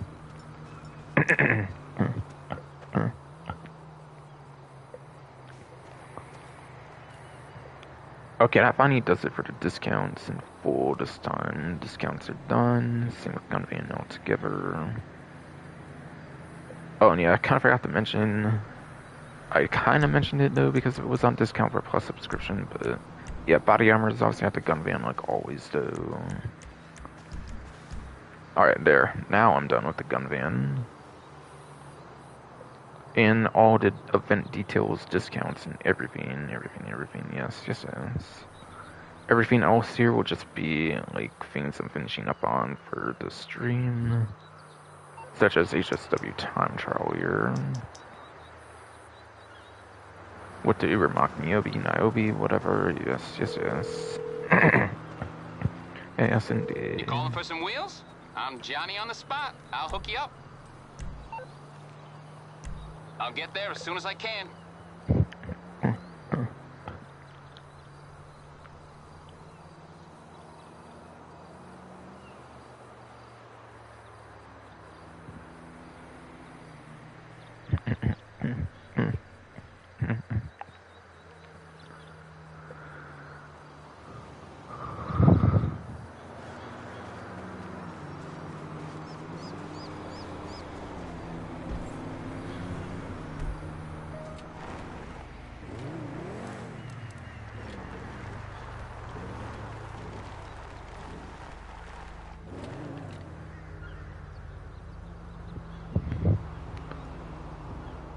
Okay, checking my notes to see if I'm indeed on this still for my phone here.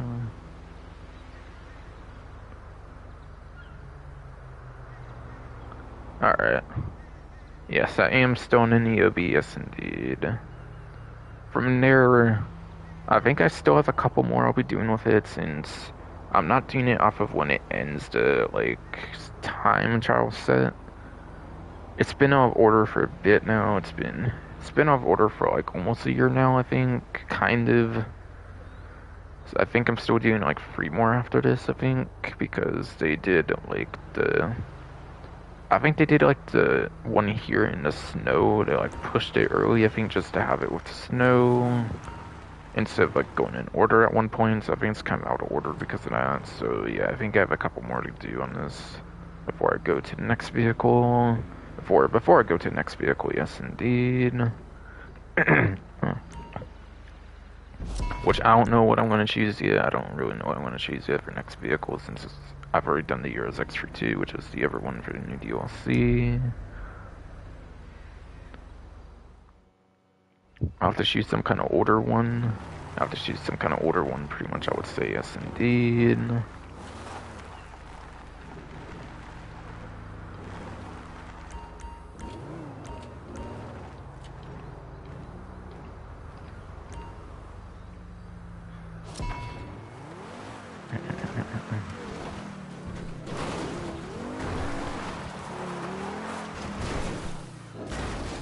Bruh, how? Come on. Come on, yes indeed.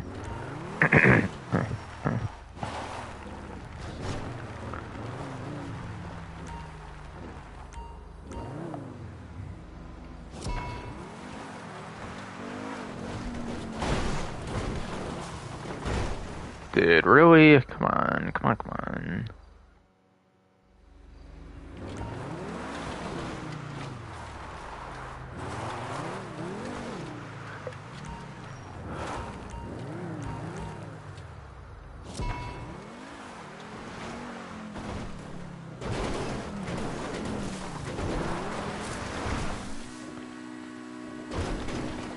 Bruh, what the fuck? Come on.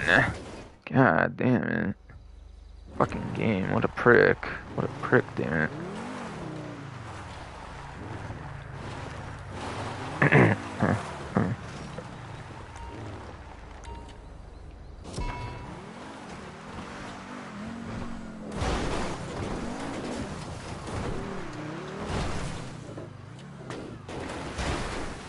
Alright, whatever, let me just fucking try it, I guess, since all the other ones are going even worse than that. Basically, yes. Basically, yes, indeed.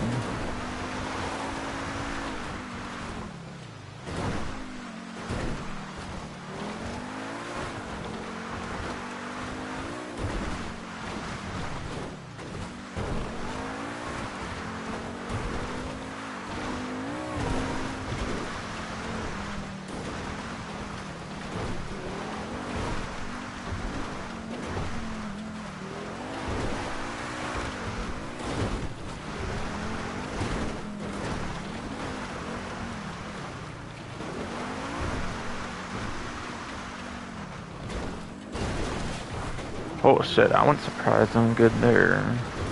I felt like for sure it was gonna flip over or some shit, but guess not. Okay, I guess I'll still try for it, man.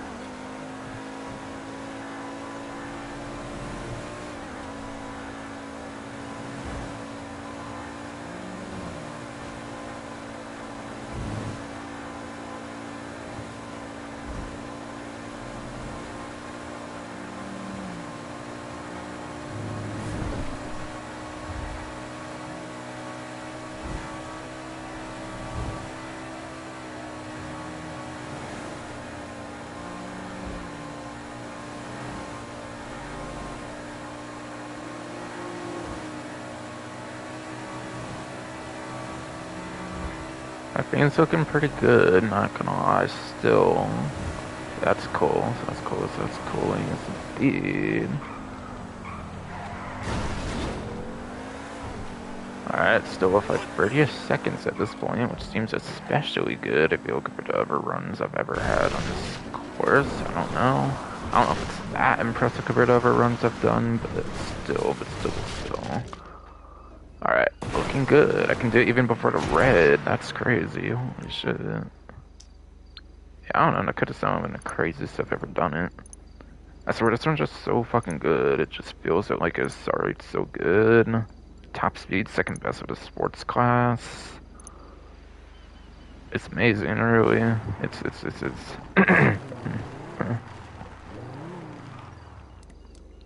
amazing, really. Yes, indeed.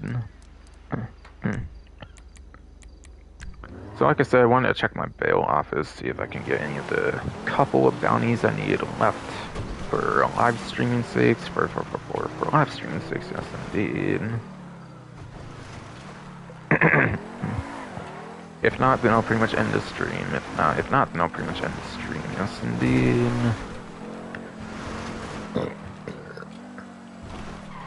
Yes, I'm fucking goddamn fucking deed. Fucking bro. I will pretty much end the fucking stream. If not, then fuck no.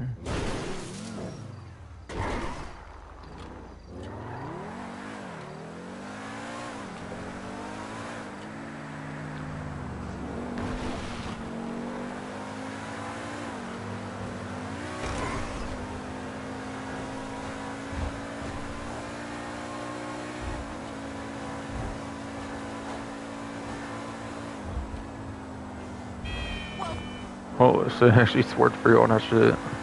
With just swerving around and not even braking. I didn't even brake there, I don't think, either, which is crazy, yes, indeed.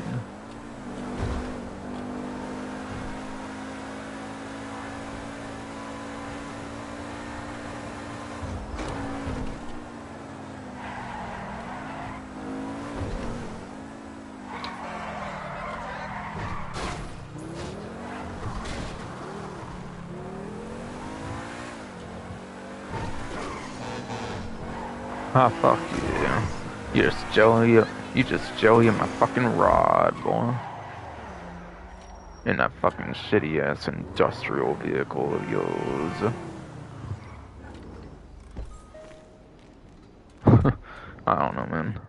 I just went crazy there. I kinda just went crazy there, yes indeed.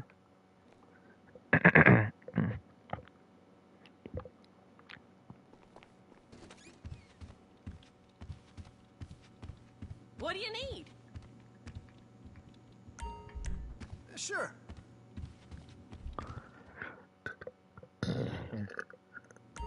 Sure. Y'all right? 32,400, and that's before it is. Agents finish up, I'm pretty sure, yes indeed. Pretty sure, yes indeed. So I think I have just 2 female characters left to do, I believe, on these bounties.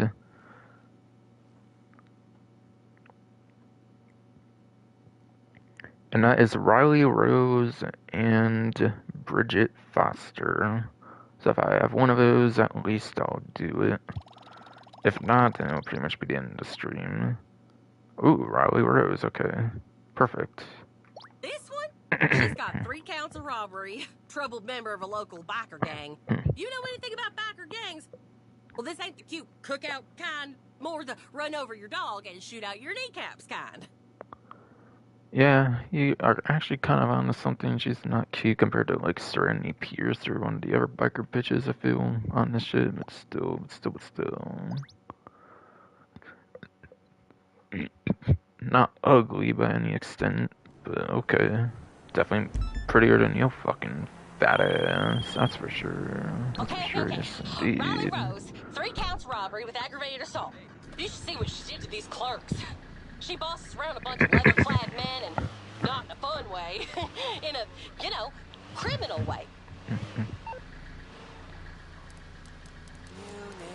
Oh yeah, we're still on this night. It's gonna be killer.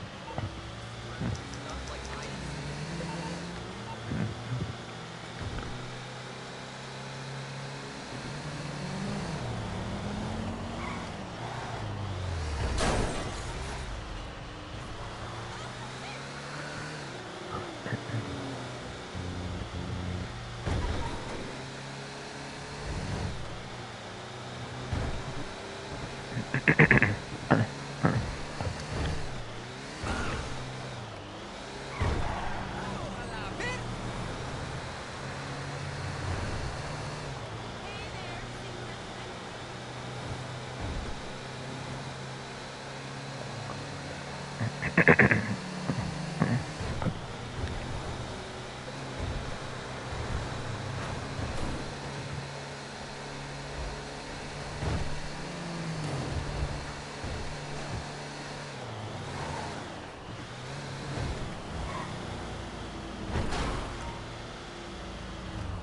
luck breaking into the clubhouse. Just keep an eye out for any friends of hers.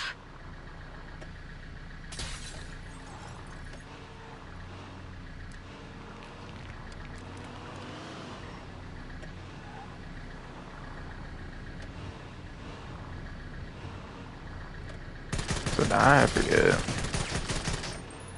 Maybe not. I just saw something I thought was it. Yeah, this fucking game, man. This fucking goddamn fucking game, though. Alright, there it is. Okay. There, finally got it.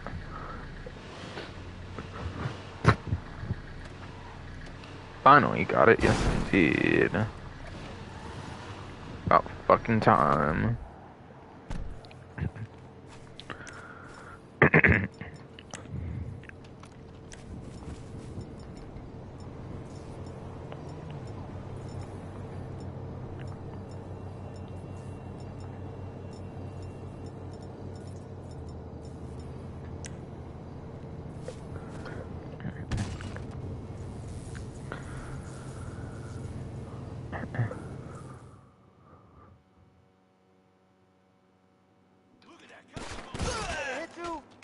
Okay, I was about to say, I think there should be one in front of me, but I don't know. I wasn't thinking too straight or something to be fair. Back over! Move it! Now! I need more bullets.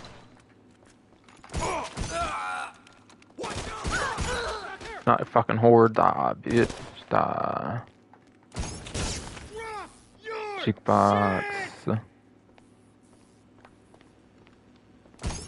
Hi, God damn it!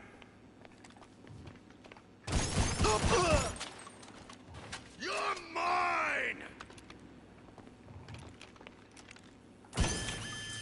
Alarm, fine, yes indeed. Yeah, that's. Oh shit, okay, yeah, they spawn right here, dude. Sheesh. Fuck yeah, I'm whooping your ass, and if you want to spawn right next to me and shit. All unrealistically fucking shit. You don't just peer in thin air like that, looking towards the back door, nothing. Got a man down! Nothing, yes. Let's do this! I'll just pull up his vehicle, honestly, fuck it. Should probably be able to do that fine.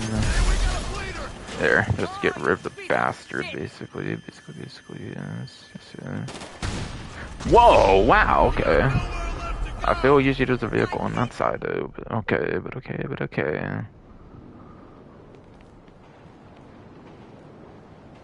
Okay, 101. If the next bounty does appear early in 1 o'clock, that would be good. Like, if I can do the other one to finish up, that would be nice. Yes indeed. Fuck you!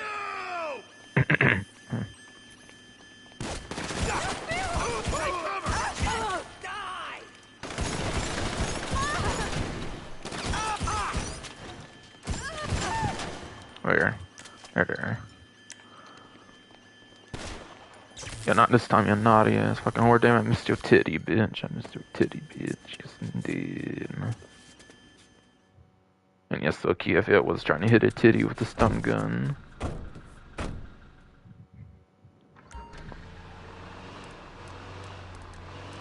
You are fucking with danger.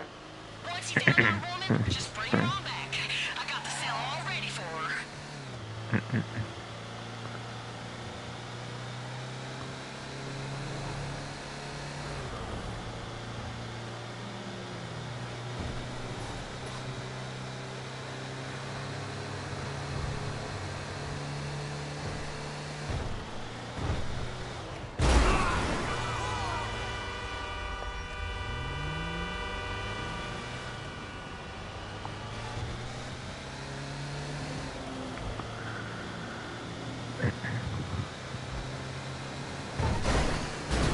shit, what the fuck? Wait, was there bike?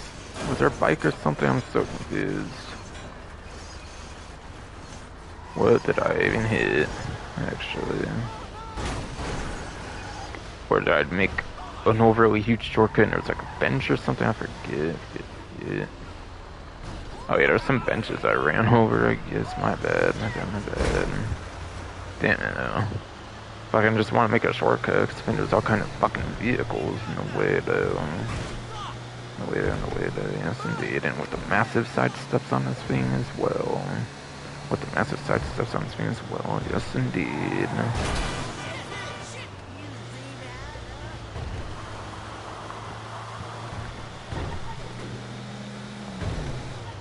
Do you know who I am? Yeah, I know who you are. You the bitch. I'm about to fucking fuck around that fucking pussy, bitch. Ha ha ha. Riley Rose, you about to be my bitch. About to be my bitch, man.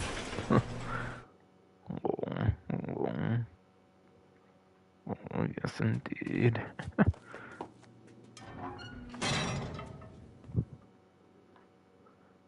You be my bitch, you can get out of there. With no consequence. I'll even give you that 40k, actually, because my character's rich as fuck, anyways. Just aren't for me. Okay, I have 24,641,086 bucks, apparently. Before the 40k kicks in from the bounty or whatever. Whatever, yes.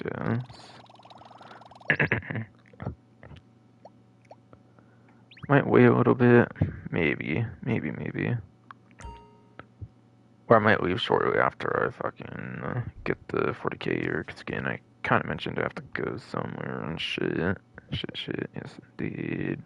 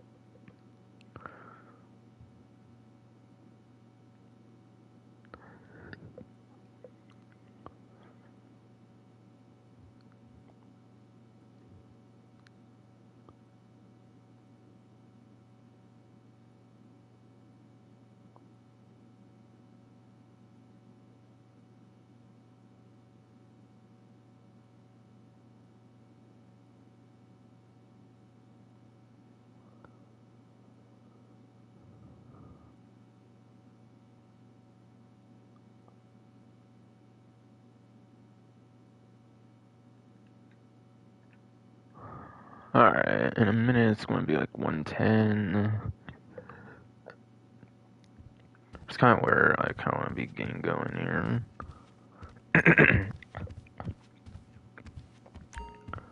And you know what? I guess I'll mention what I will be doing here if somebody for some reason watches this part. Which I doubt, but it's still like 5 hours in, but never know. People might skim through the like video and notice the bounty being done or something, I don't know. And then appear and whatnot. Fucking about to have never ending pasta bowl at fucking Olive Garden. Fucking sadistic fucks fucking got rid of the fucking shrimp though. Fucking, yes indeed. Fucking forever, fuck you, damn it, fuck. Yeah, fucking sadistic fucks at Olive Garden got rid of the fucking goddamn fucking shrimp though. So, possible ain't as good. There's a garlic herb. There's a garlic herb. Like, sauce sounds good, but still. God damn it, why do y'all have to get rid of my fucking shrimp, damn it? Now it might just do pasta, might not even do a fucking meat, cause fuck that shit. I like my fucking shrimp, why the fuck they get rid of that shit? Probably because of all the fucking trans settlers always having to make their fucking videos and shit off of eating the Endo's fucking pasta bowl and shit. Never ending pasta bowl and shit, damn it. They shouldn't just enforce like no recording it and what's possible and shit, and people wouldn't be doing that shit, but see, I haven't even gotten to that point. But nah, as a business, y'all should just fucking have some decent fucking business etiquette instead. Don't be removing no fucking shrimp from the never-ending possible and shit. Alright, it's 111 now. I'll check one more time actually on these bounties though. Right. If the bounties do not refresh, then I'm just ending the stream pretty much, and if it's not the one I need... Alright, yeah, did not happen yet. Rip. Rip indeed.